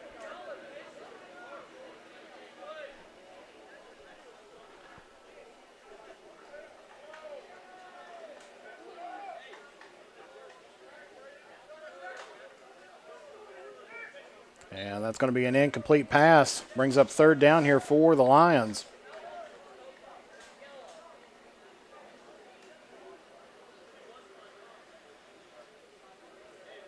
Unofficially, I have it as 8-6, but we'll see what happens here after the minute.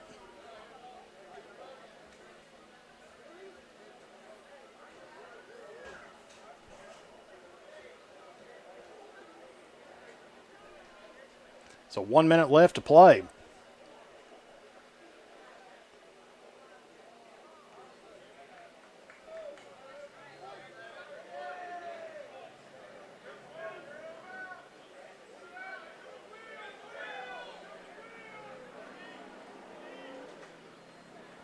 And in and out of the receiver's hands.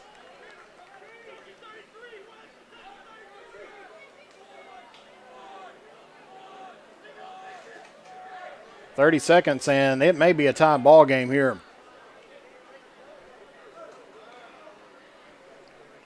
Scoreboard has it 6-6 here at Kentucky Christian University.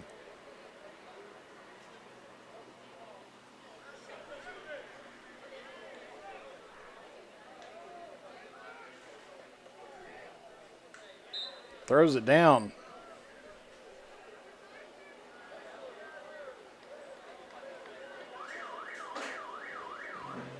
And that's going to be it. So your final score here as Raceland picks up the victory as they win 8-6 over top of the Boyd County Lions. It was the interception that made the difference here this afternoon.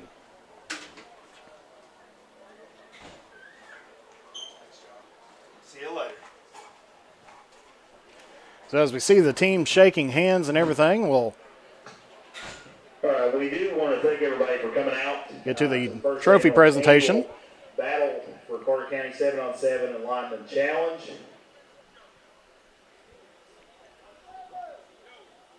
At this time, we will be presenting the championship trophy and shirts to this year's champion, the Raceland Rams. So there's Raceland picking up the varsity championship victory here today. As we see Dr. Paul Green giving the trophy, and they'll also be picking up T-shirts here as well.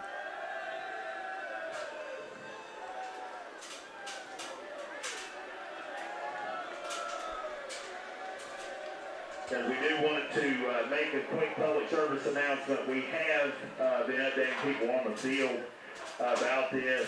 The lights at KCU are on a timer, so they will be done, or they will turn off at 11.